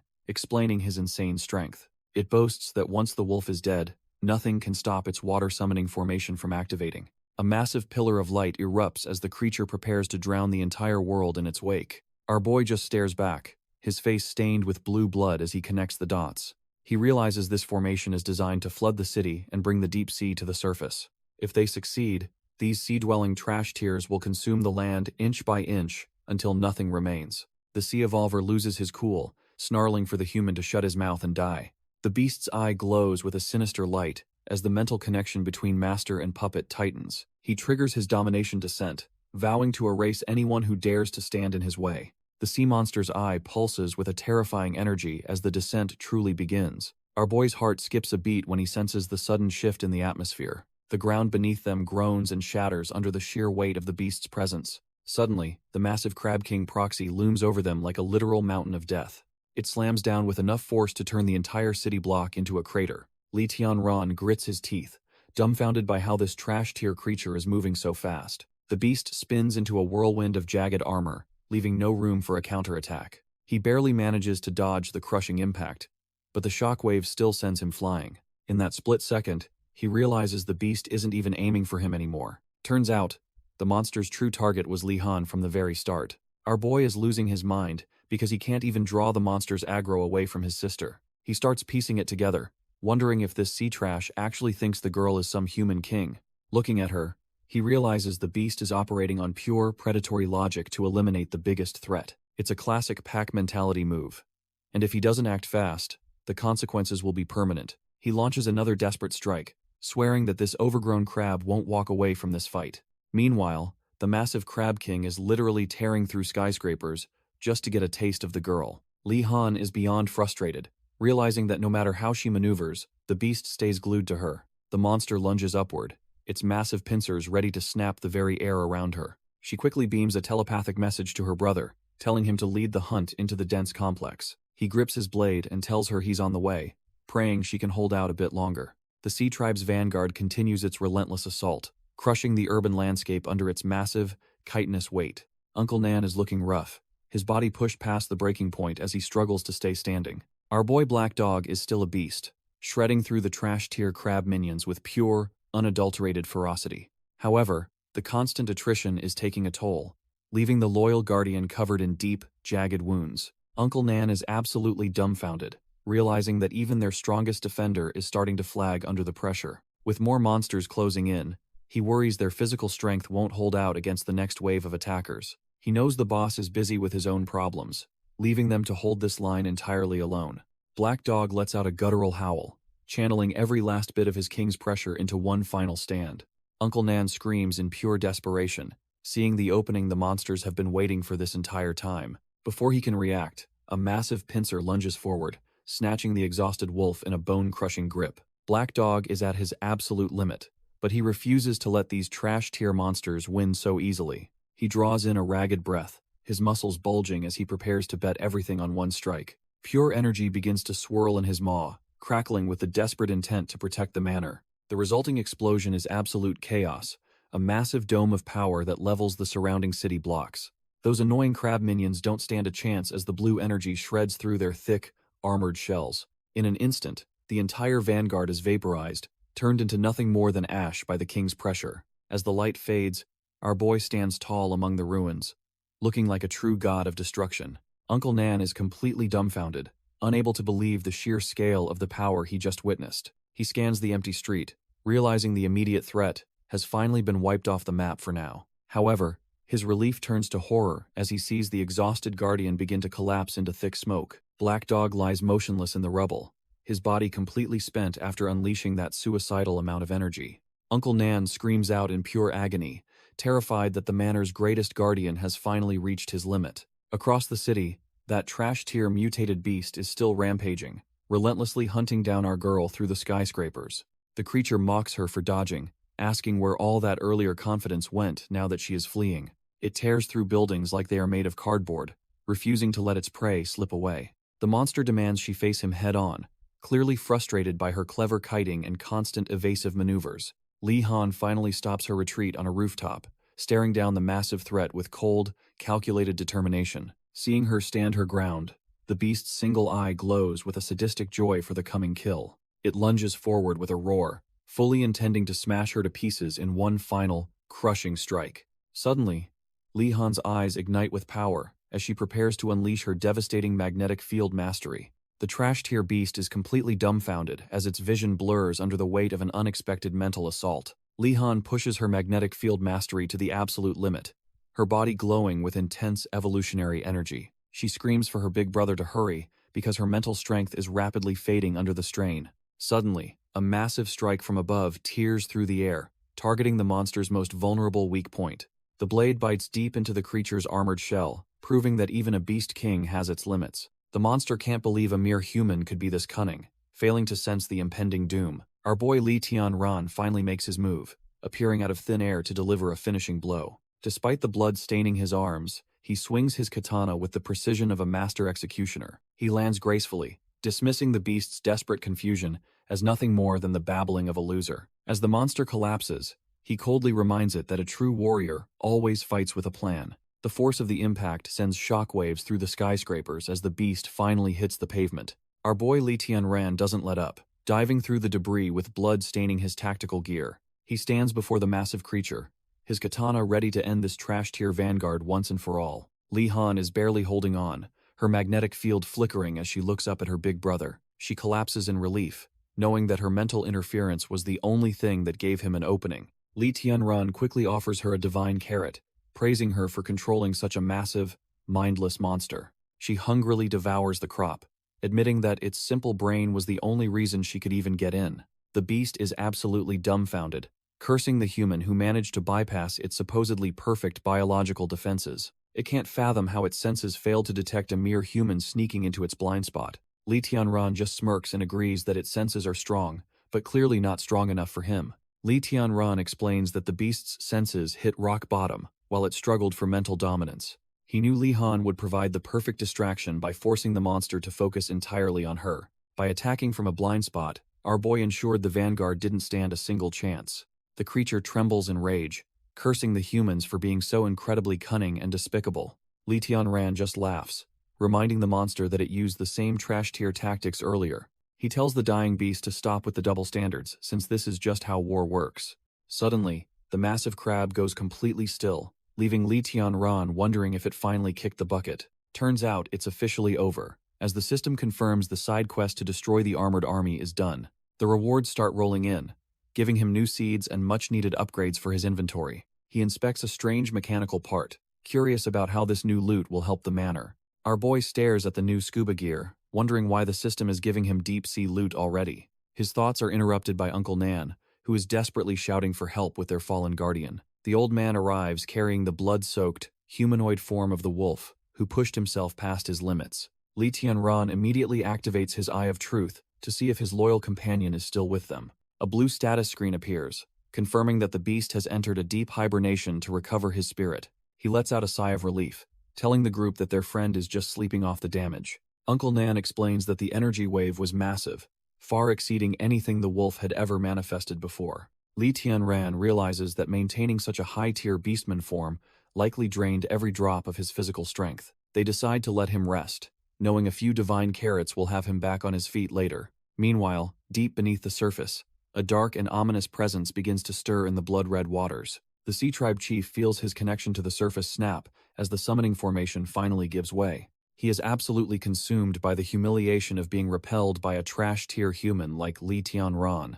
From the darkness, his kin are dumbfounded and urge him to retreat since they lack sufficient water. However, our boy refuses to listen, his ego far too bruised to accept a tactical withdrawal right now. He knows that failing to kill the king of mankind means humans have evolved way past their expectations. The rest of the clan vows to follow him ashore so they can slaughter the humans together. He shuts them down instantly, commanding his warriors to stay put in the safety of the abyss. This vendetta is his alone, and he wants his people to focus on reaching their next evolutionary stage. Looking up through the blood-red tide, he promises that the surface world's days are strictly numbered. He grits his teeth in pure rage, already planning how he'll make the humans pay for this embarrassment.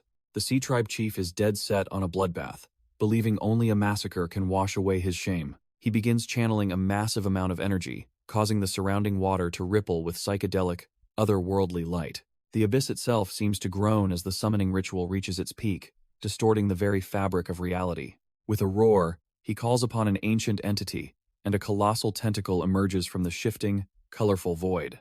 The Elder God Kraken mount finally reveals its terrifying form, towering over the chief with its many glowing eyes. Our boy wastes no time and hops onto his massive ride, feeling the raw power coursing through the beast. The Kraken hums with ancient intelligence, asking its master for orders while apologizing for the long slumber. Its massive eyes lock onto the chief, showing a level of loyalty that only a god-tier mount could possess. He admits that he needs this overwhelming strength to crush his enemies and finally feel whole again. The beast simply acknowledges the plan, ready to turn the surface world into a buffet for the Sea Tribe. The Sea Tribe chief reflects on his shared shame, vowing to follow his master into the coming slaughter. Deep below, the Kraken's massive form ripples with power as it begins its rapid ascent to the surface. He charges toward the world above, intent on butchering the human who dared to humiliate his warrior lineage. Meanwhile, Li-Han is completely dumbfounded, screaming that there is no way she will allow this madness. Our boy considers a suspicious new side quest, but his sister is convinced the system is setting traps.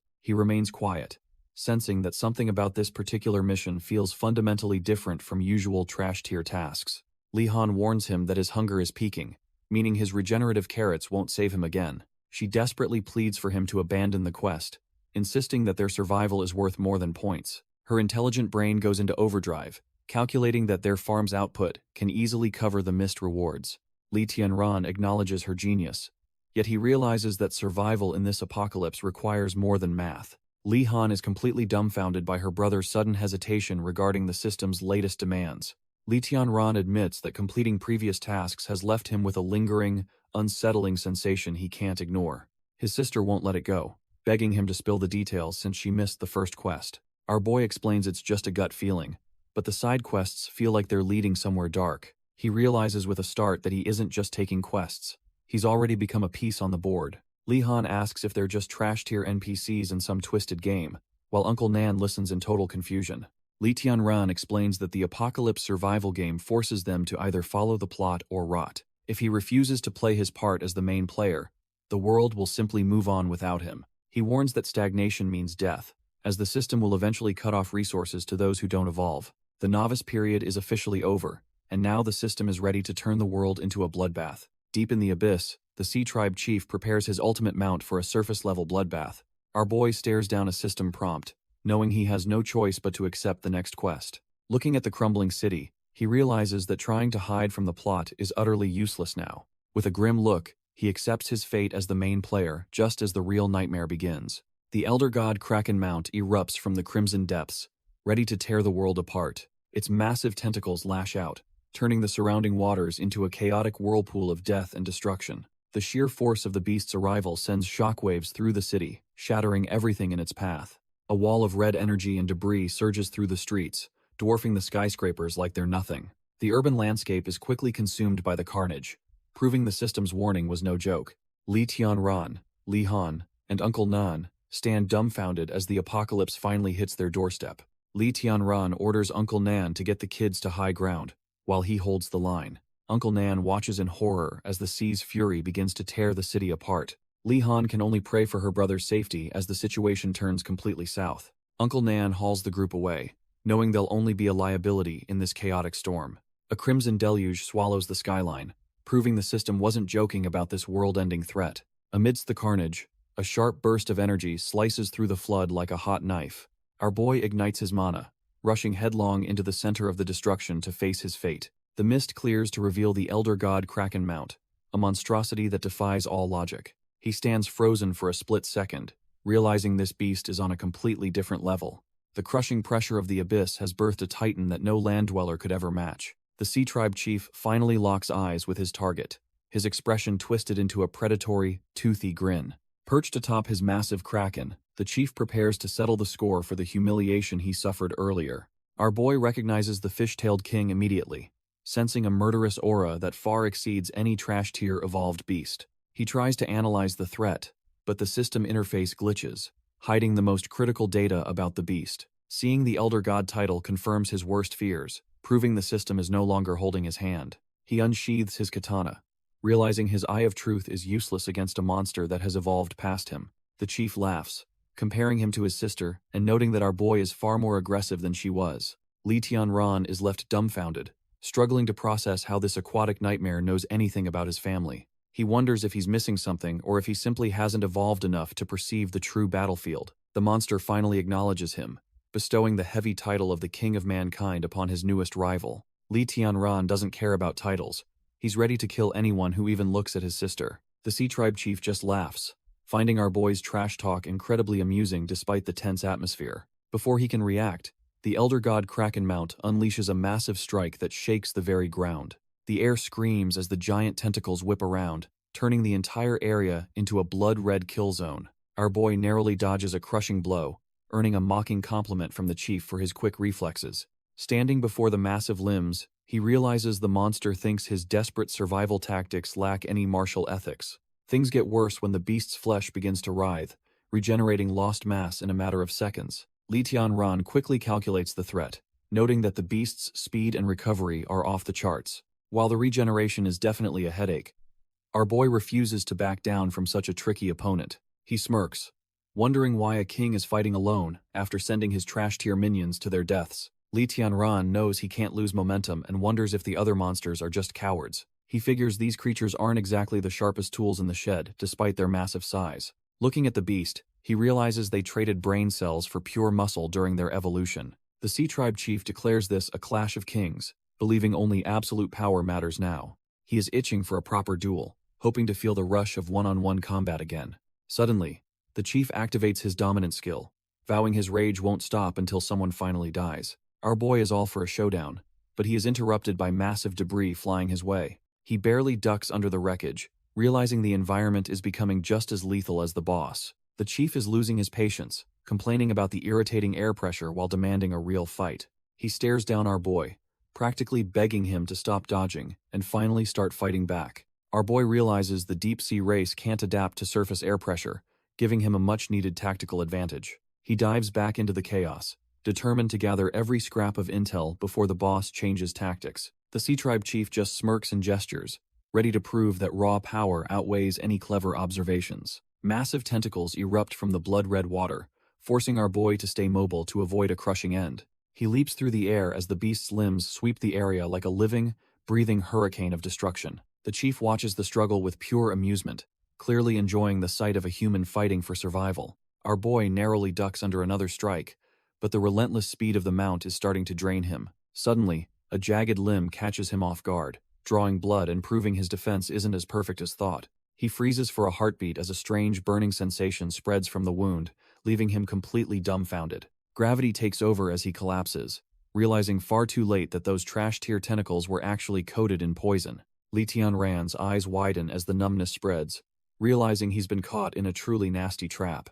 Those suction cups aren't just for gripping, they're lined with tiny barbs designed to shred a man's skin. Knowing he needs a heartbeat to recover, our boy dives deep into the blood-stained water to vanish. He curses his own carelessness, remembering that these trash-tier beasts use both suffocation and lethal toxins to kill. Luckily, he's got a secret weapon, an ancient medicine-grade carrot, that can neutralize even the deadliest sea venom. He quickly chomps down on the glowing vegetable, feeling the purifying energy surge through his poisoned veins. After securing his mask, he realizes that without this quick thinking, he'd be nothing more than fish food. He maneuvers through the murky depths, narrowly avoiding the massive limbs of the Kraken Mount hunting him down. Surfacing with a splash, he grips his katana tight, refusing to let a little poison end his journey. The Sea Tribe Chief just grins, watching as our boy prepares to turn this aquatic nightmare into sushi. Li Tianran realizes the enemy is trying the same old trick, but he's already prepared for it. The Sea Tribe Chief just keeps grinning, thinking he still has the upper hand in this duel. Meanwhile, back at the manor, a strange hand reaches out toward a swirling vortex of energy. A hooded intruder tracks a signal, convinced he's found exactly what he was looking for. Suddenly, his body freezes up completely, and he realizes with horror that he can't even flinch. A surge of blue energy crackles behind him, signaling that he's walked right into a trap. Turns out, our girl Li Han was waiting in the shadows to put this trash-tier scout in his place. She warns him that if he even thinks about looking back, she'll scramble his brain into mush. Dumbfounded and terrified, the intruder throws his hands up, desperately claiming he doesn't mean any harm. Li Han isn't buying it, demanding to know exactly who he is and why he's trespassing. The intruder slowly pulls back his hood, revealing a face that looks more terrified than dangerous. He introduces himself as Ding Lu, his voice trembling as he tries to de-escalate the tense situation. Recognizing Li Han as his benefactor's sister, He offers to be tied up to prove his peaceful intentions. Li-Han activates her eye of good and evil, confirming the guy isn't hiding any immediate murderous intent. He insists on seeing his benefactor first before revealing the full truth behind his presence at the manor. Meanwhile, underwater, our boy is getting absolutely crushed by the massive tentacles of that ancient kraken. Li Tianran struggles to breathe as the pressure mounts, his vision starting to blur from the constriction. The beast tightens its grip further, determined to snap his bones like dry twigs before he can escape. The Sea Tribe chief just watches and laughs, mocking our boy for being nothing more than trash-tier prey. He prepares to end the fight, his clawed hand surging with energy for a final, lethal strike. The kraken's grip tightens to a lethal degree, but a strange blue light begins to pulse from within the constriction. The Sea Tribe chief's smug expression instantly crumbles as he senses a sudden, violent shift in the battlefield's energy. Our boy erupts in a massive whirlwind of power, having used his albino corn to trigger a desperate evolutionary surge. He emerges from the wreckage of the tentacles, his blade glowing with a lethal hum that cuts through the water. The ancient beast lets out a muffled, underwater shriek as its massive limbs are shredded by the sheer force. The chief is completely dumbfounded, unable to comprehend how a trash-tier human could possibly survive such a crushing weight. He prepares another strike, wondering why his lethal toxins haven't already paralyzed the intruder's nervous system and stopped his heart. Li Tianran doesn't wait for an answer.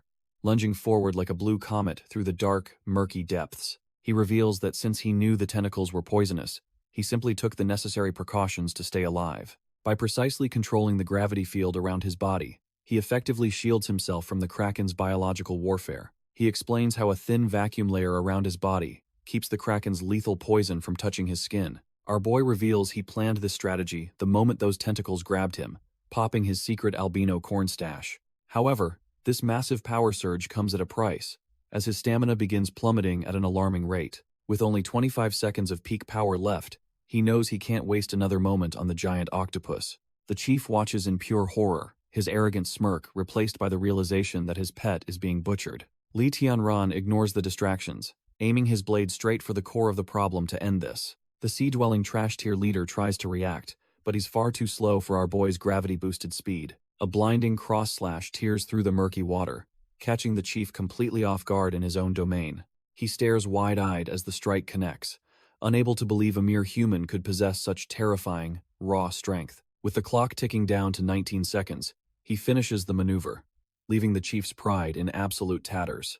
Li Tianran realizes the enemy he just slashed was nothing more than a flickering phantom.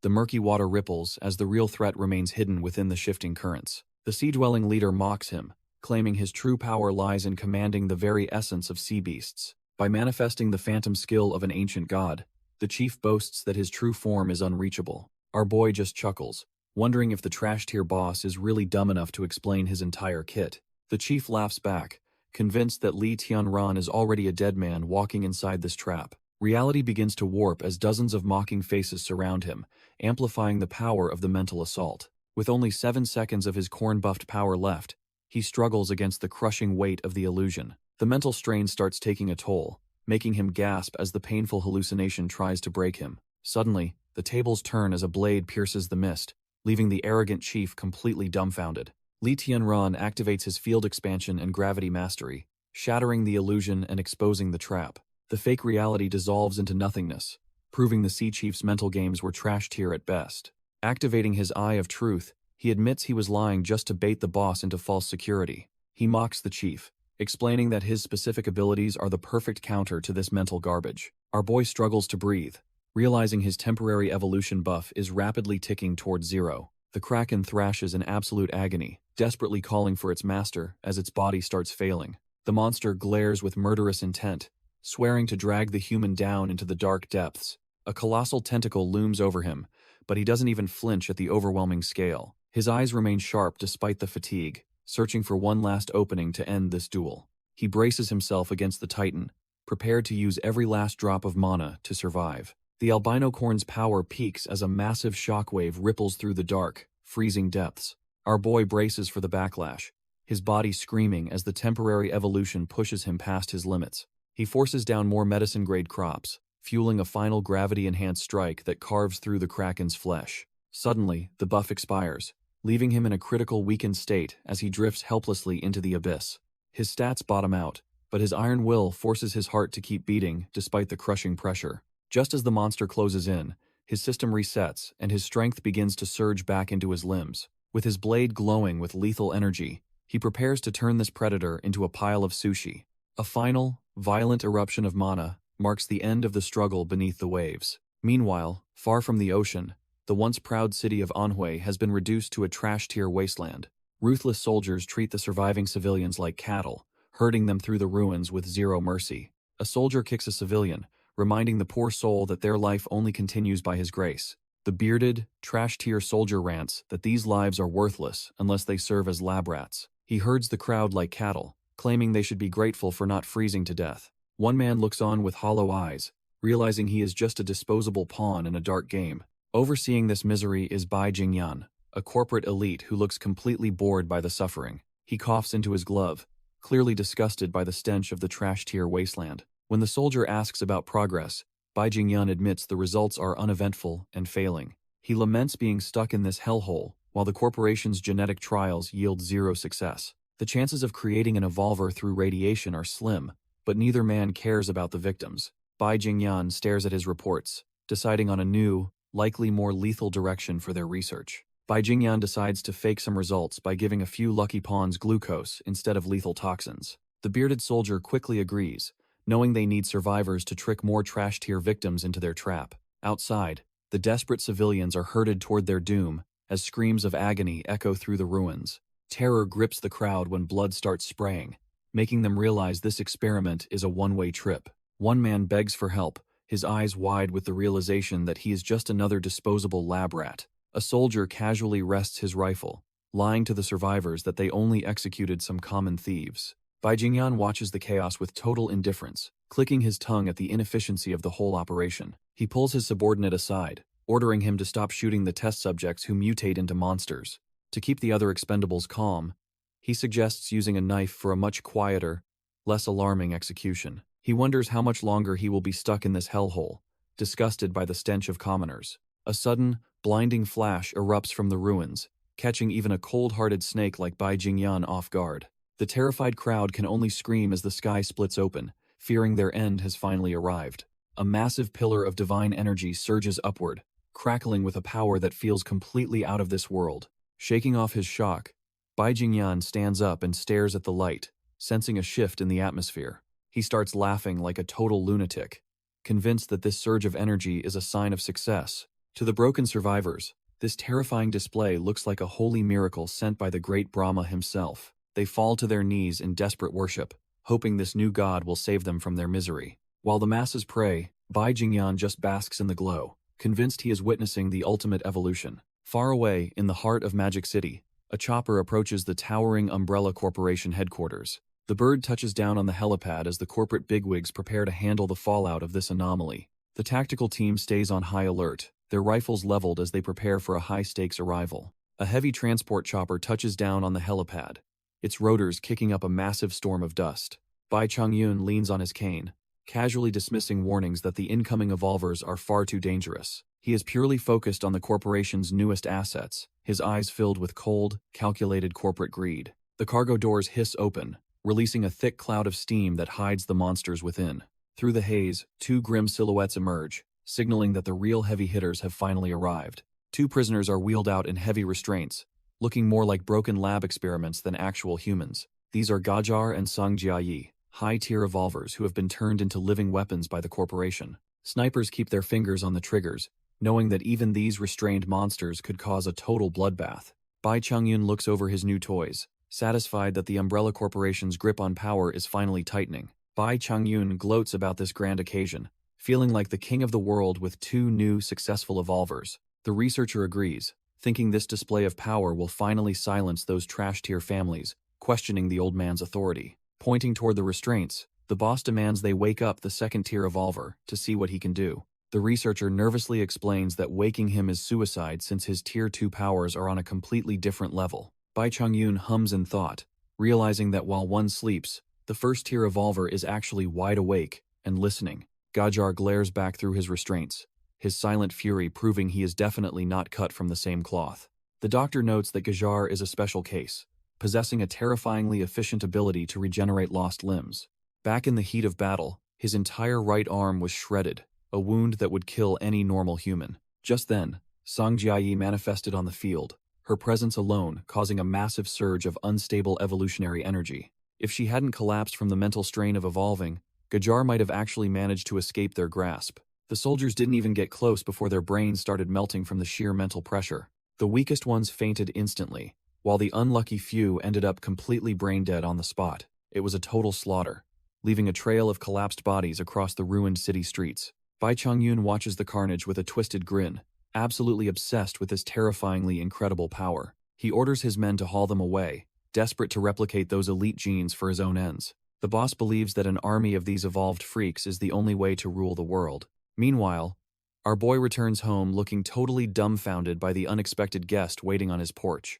Li Han is way more interested in the giant octopus leg, already dreaming of a takoyaki feast. Li Tianran tells her to chill out, while he tries to figure out why this guy is tied up. The little genius confirms via telepathy that the intruder is clean, so it's time to make him talk. Ding Lu can only make muffled noises, his eyes pleading for a chance to finally explain himself. Li Han roughly rips the tape off, deciding it is finally time for the intruder to start talking.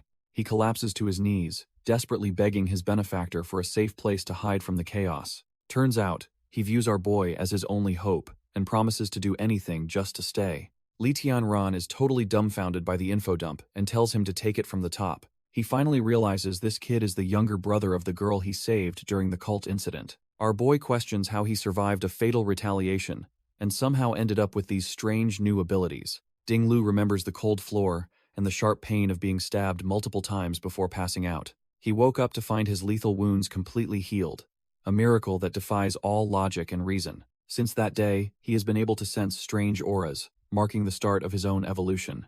Ding Lu breaks down, thanking his savior for giving his sister a proper burial after sensing his unique aura. Li Tianran feels a pang of guilt, wishing the poor girl hadn't suffered such a hellish fate. The kid explains that he felt a familiar energy on the farm, proving they are both evolved beings. Our boy remembers the sea monster mentioning evolvers, and realizes this kid is the real deal. Naturally awakened, seeing potential in the boy, he decides to test his limits to see if he's worth keeping around. A system scan reveals the kid isn't trash tier, possessing rare divine abilities like camouflage and skin hardening. Li Tianran analyzes the stats, noting the high strength, but the nasty debuff following his rage state.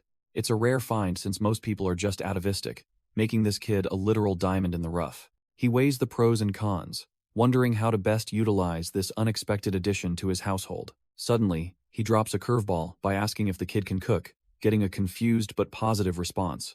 Our boy starts grilling the kid about his experience with livestock and farming to see if he's actually useful. Ding Lu lists every chore imaginable, but Li Tianran cuts him off with a brutal, unpaid job offer. Silence falls as the kid processes the fact that this gig is basically a death trap with no paycheck. He admits his mutated body makes him feel like a freak who has nowhere else to turn anymore. To him, facing certain death alongside fellow evolvers is a much better fate than rotting away in solitude. He vividly remembers how our boy avenged his family and feels a burning need to repay that massive debt. No matter how insane the risks are, he's ready to throw his life away for his benefactor's cause. He activates his chameleon skill to prove his utility, desperately begging for a chance to serve the manor. Li Tianran is genuinely impressed by the kid's grit, realizing he has a real personality under that hood. With a smirk, our boy officially hires the new recruit, securing a rare divine tier asset for his household.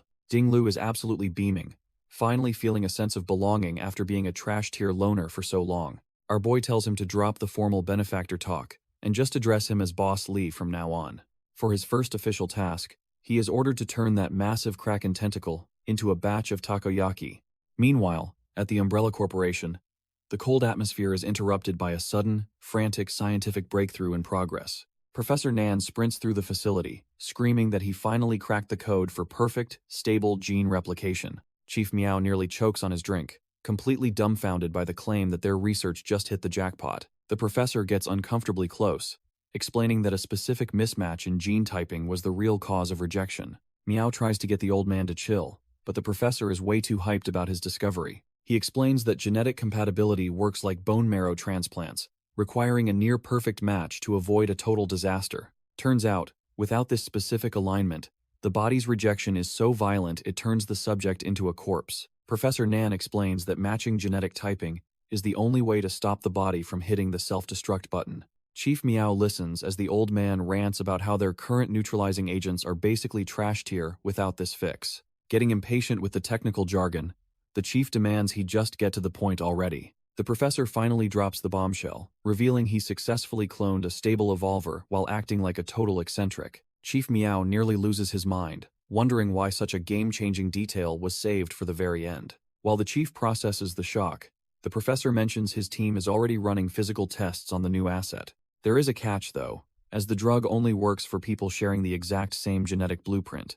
Not wanting to waste another second, the chief grabs the old man to go see this miracle for himself. They head deeper into the facility, but the eerie silence and dim lighting start to feel seriously wrong. Stepping into the lab, they realize the entire staff has vanished, leaving them alone in the creeping dark. Chief Meow smells something metallic and foul, but the old man brushes it off as standard lab procedure. His gut feeling is proven right when his boot sinks into a thick, warm puddle of fresh blood. The duo stands frozen, their faces turning pale as they realize the physical tests went horribly south. Turns out the entire corridor has been turned into a slaughterhouse, littered with the remains of the staff. The high-tech containment unit is completely shattered, meaning their prize asset has officially broken its leash. When the backup finally arrives, they find the professor slumped on the floor, looking like a broken man. Despite the reassurances from the guards, the old man knows, has unleashed a monster he can't control. He trembles in pure terror, admitting that even his calculations couldn't account for such a terrifying, raw power.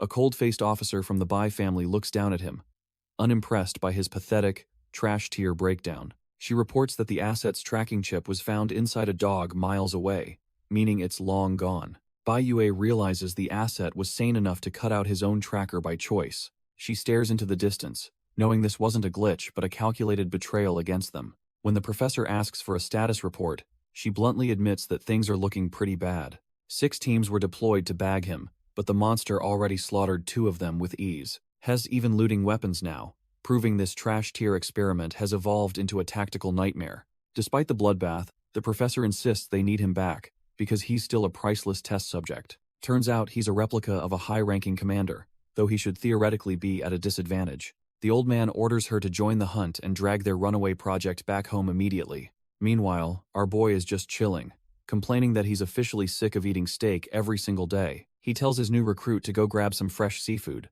so they can finally change the menu. Dinglu is eager to please his new boss, ready to tackle any task with a bucket in hand. Li Tianran tells him to scram and fish elsewhere, worried the kid's clumsy energy will spook his catch. Watching the recruit walk off, our boy can't help but find the guy's awkwardness a little bit endearing. He settles back into the silence, reflecting on how farming points have been drying up since the last quest. He realizes he's getting greedy for more rewards, even though the peaceful lake should be enough for anyone. Suddenly, the line tenses up, signaling that something big is finally ready to take the bait. With a powerful tug, he hauls a massive beast out of the water, shattering the calm surface. Turns out it's a high-tier silver carp, a rare medicinal find that makes this trip totally worth the effort. He compares fishing to an apocalyptic gacha game, where every pull is a gamble for survival or snacks. While this quiet life is comfortable, he knows deep down that a man's true nature always craves more. Our boy claims he loves the peace, but his little sister knows he's just bored to death. She reminds him that she can read his brainwaves,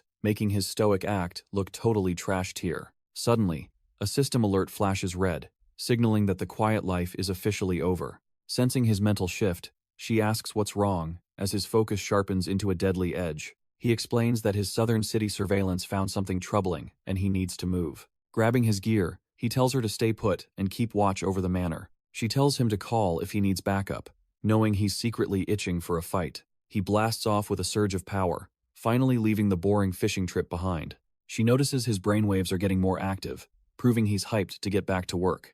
Our boy streaks through the ruined cityscape like a blue bolt, ready to crush the new threat.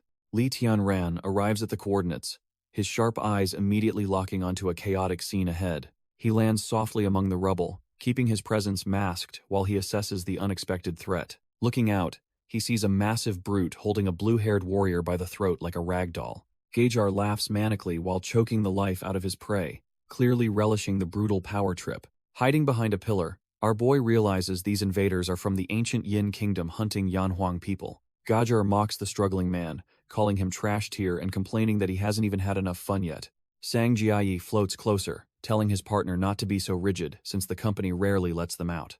The masked freak's eyes glow with an eerie light, his unstable energy making the surrounding air hum with danger. Li Tianran suddenly tenses up, sweating as he wonders if the masked evolver actually managed to sense him. Sang Jiayi calls the whole thing boring, ordering the brute to bring the asset back to the company alive. Li Tianran watches the two powerhouses blast off, realizing he can't let them just disappear. He quickly deploys his hummingbird drone, silently ordering it to tail them back to their hidden nest. The drone follows them to a massive corporate skyscraper that looks way too pristine for this apocalypse.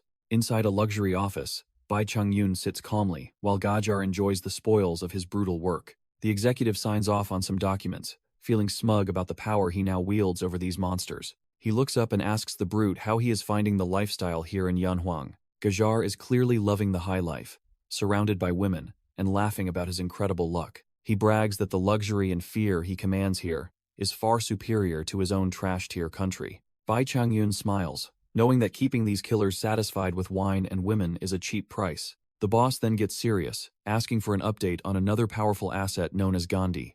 Gajar wonders why their other heavy hitter is still wasting time with that same woman. Bai Changyun finds it weird that a man with such power and wealth remains so devoted. Meanwhile, in a quiet, high-end suite, the atmosphere is heavy with a strange, melodic humming. Our boy Gandhi is resting his head on his companion's lap, seemingly at peace for once. He wears a specialized helmet to keep his volatile powers in check, while she hums a soothing tune. As she gently strokes his head, the peaceful moment feels almost too perfect for this trash-tier world. Suddenly, Gandhi senses something is off and looks up, only to hear her speak in an ancient tongue. His heart sinks as her form begins to glitch and glow with a menacing blue energy. He tries to stand but realizes he's completely paralyzed, his eyes wide with pure terror. The woman he trusted begins to float, leaving him dumbfounded as his sanctuary turns into a high-tech trap. The shimmering illusion begins to shatter as she begs for help in a language lost to time. Gandhi snaps out of his trance, demanding to know who is lurking within the shadows of his sanctuary. He realizes with a sinking gut feeling that this presence has been stalking him since the very beginning. Suddenly, our boy Li Tianran steps out of the void, holding the glitching construct like a shield. He leans in with a cold smirk, suggesting they finally have a proper talk now that he's been noticed. Gandhi flares his energy, revealing his status as an intelligent evolver, ready to unleash a lethal mental shockwave. Consumed by a desperate rage, he demands that the intruder let go of his only source of comfort. Li Tianran just mocks him, warning that a close-range blast would likely turn the woman's brain into mush. Realizing he's completely cornered, Gandhi hesitates and asks what the intruder actually wants from a trash-tier asset. The construct flickers one last time, her hollow eyes reflecting the cold reality of Gandhi's high-tech cage. The glitching construct suddenly starts screaming in a frantic language that Li Tianran doesn't immediately recognize. Using his translator, our boy realizes this woman is just a terrified soul begging to go back home. Gandhi completely loses his composure, desperately shouting for Arya and promising to rescue her from the intruder. Li Tianran realizes that even if she is just a construct, she is the perfect bargaining chip. Seeing her in danger, Gandhi drops his guard and offers to do absolutely anything to keep her safe. His eyes reflect nothing but her image, proving that she is the only thing keeping his mind together. He remembers her as his personal sunshine, a divine beauty far out of reach for a worm like him. To ensure total control, our boy attaches a high-tech microbomb to the woman's collar. With a cold click, he calmly explains that her survival depends entirely on how well Gandhi decides to cooperate with his demands. Gandhi agrees to the terms, but warns that any betrayal will result in a lethal, mutual mental explosion. Li Tianran follows Gandhi deep into the facility, wondering if walking in so boldly is actually a good idea. A guard suddenly spots them, demanding to know who the hell is trailing behind their most precious asset. Two tactical soldiers immediately raise their rifles, ready to blast our boy as if he were some trash-tier intruder. Gandhi doesn't even blink, using a mental wave to deceive them into thinking his companion is a company employee. The soldiers are left dumbfounded as their minds shatter, eyes glazing over under the weight of Gandhi's mental pressure. The guards step aside like puppets, making our boy realize Gandhi and his sister are cut from the same cloth. He realizes that choosing a peaceful negotiation over a deathmatch was definitely the right call for his survival. They continue through the sterile halls, the tension rising as they approach the center of this high-tech hellhole. Gandhi finally stops, announcing that they have arrived at the final destination of their little unsanctioned tour. Below them lies a sea of stasis tanks, housing the corporation's failed and successful experiments in cold silence.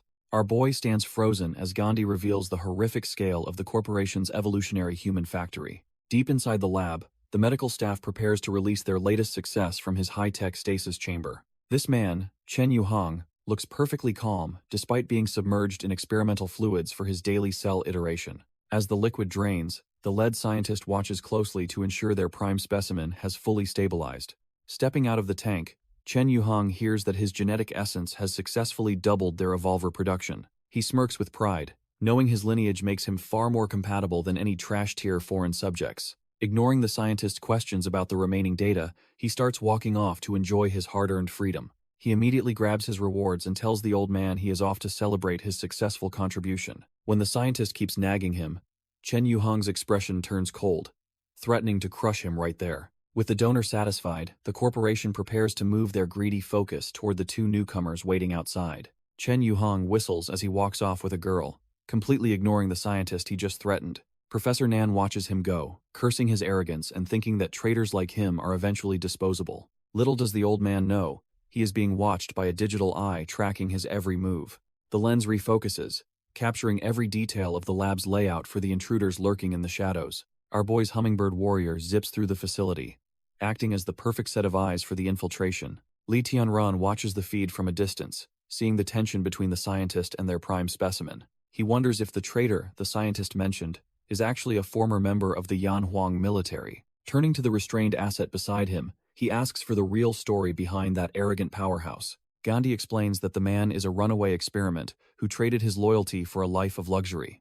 Apparently, he slaughtered an entire lab to escape, leaving him with no choice but to serve the corporation. Li Tianran realizes the military is mass-producing evolvers, confirming his worst fears about the shifting global power balance. Gandhi leans in close, revealing that he already knew exactly how that powerhouse ended up with the corporation. Our boy breaks into a cold sweat, realizing he wasn't nearly as stealthy as he thought back then. He realizes he's been played by an intellectual brain type who saw right through his little infiltration act. Gandhi smugly explains that simple micro-expressions gave him away, leaving Li Tianran feeling completely dumbfounded and annoyed. He starts calculating the risks, knowing that more factions mean his peaceful farming life is officially a dream. If these high-tier evolvers keep appearing, keeping his manor a secret will eventually become an impossible task. When the restrained asset asks what else he needs, our boy takes a moment to process the heavy intel. He weighs his options carefully, knowing his next move determines if he survives this corporate snake pit. Finally, he decides he needs a direct sit-down with that arrogant Yanhuang soldier to get the full truth.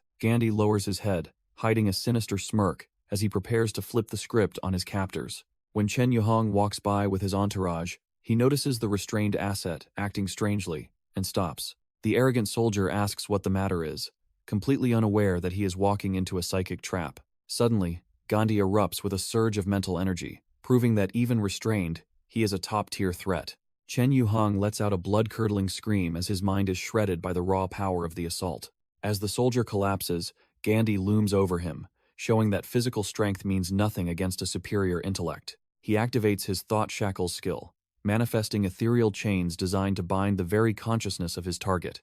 The mental bindings wrap tightly around the soldier's psyche, locking his thoughts in a crushing and inescapable grip. Left gasping for air, the once proud donor is now just a hollow shell under Gandhi's absolute mental control. Gandhi warns Li Tianran to move fast since his mental hold on top-tier evolvers is strictly limited. As the chains tighten, the nearby captives tremble in fear, realizing they are caught between two absolute monsters. With a final surge of intent, Gandhi forces the donor's consciousness to surrender and sink into a deep sleep. The elite soldier collapses instantly, leaving the room silent as the mentalist proves his terrifying utility in the field. Our boy is actually dumbfounded, realizing Gandhi is cut from a different cloth to manage such complex mental feats. Within the psychic haze, the construct known as Arya starts to regain her sense of self and past life. She realizes with a heavy heart that her old life is gone and there is no home to return. Looking out at the desolate horizon, she feels the hollow sting of being a ghost in a trash-tier world. A fragment of the past shows Gandhi tenderly telling her to wait, a promise made before the apocalypse hit. Arya laughs bitterly as the crushing weight of her artificial existence finally breaks her spirit. She recalls the days she spent tending to Gandhi before the corporation turned them both into tools. Refusing to remain a manipulated puppet any longer, she decides to reclaim her agency the only way possible. Standing on the precipice, she gazes at the sky, ready to leave this trash-tier reality behind forever.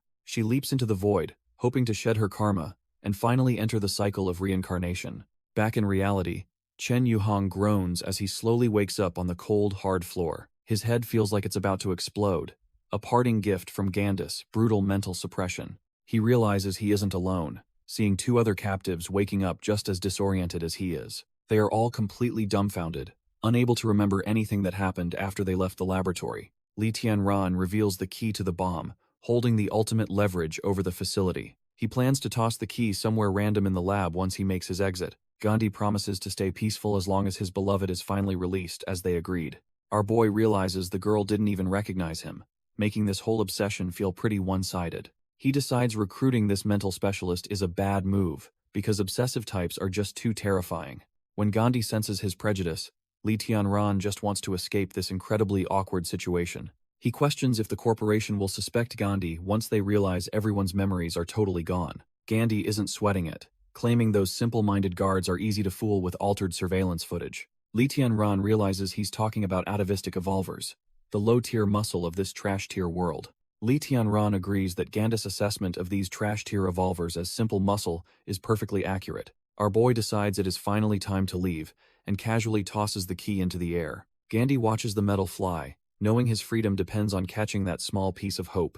Li Tianran tells him to get ready while channeling energy into the key to make it glow. He hurls the key with incredible force, sending it flying across the facility grounds as a distraction. The mental specialist is completely dumbfounded by how quickly our boy is making his move. The key impacts the ground far away, forcing Gandhi to focus on retrieving it immediately. With a confident smirk, he tells the specialist to enjoy the search while he heads home. He blasts out of the building like a blue streak, finally escaping that suffocating corporate lab.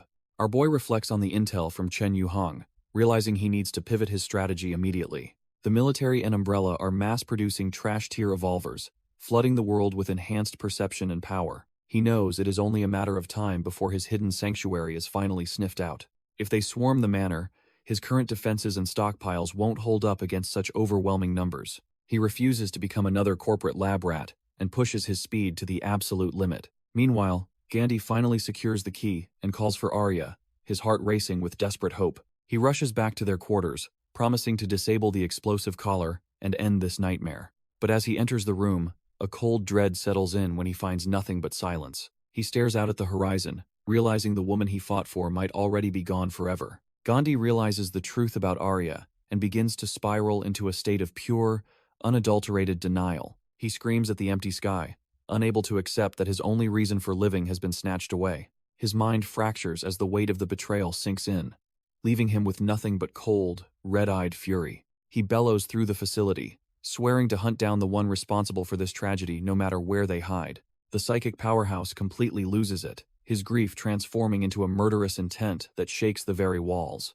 While Gandhi loses his mind, our boy successfully bypasses the manor security and finally steps back onto his turf. Li Han rushes out to greet him, her face lighting up now that her big brother is safely home. But there is no time for a warm welcome, as he gathers everyone to drop some heavy news. The crew huddles around a hologram, realizing the world outside is about to get a whole lot more dangerous. Ding Lu looks hesitant, wondering if they really need to abandon their current southern stronghold. Our boy explains that their current spot is way too exposed and lacks the resources for long-term survival. Seeing the logic, Ding Lu asks where exactly they are planning to set up their new home. Li Tianran pulls up the map, zeroing in on a specific patch of land in the middle of nowhere. He points directly to Frenzy Island, a place that sounds just as dangerous as it probably is.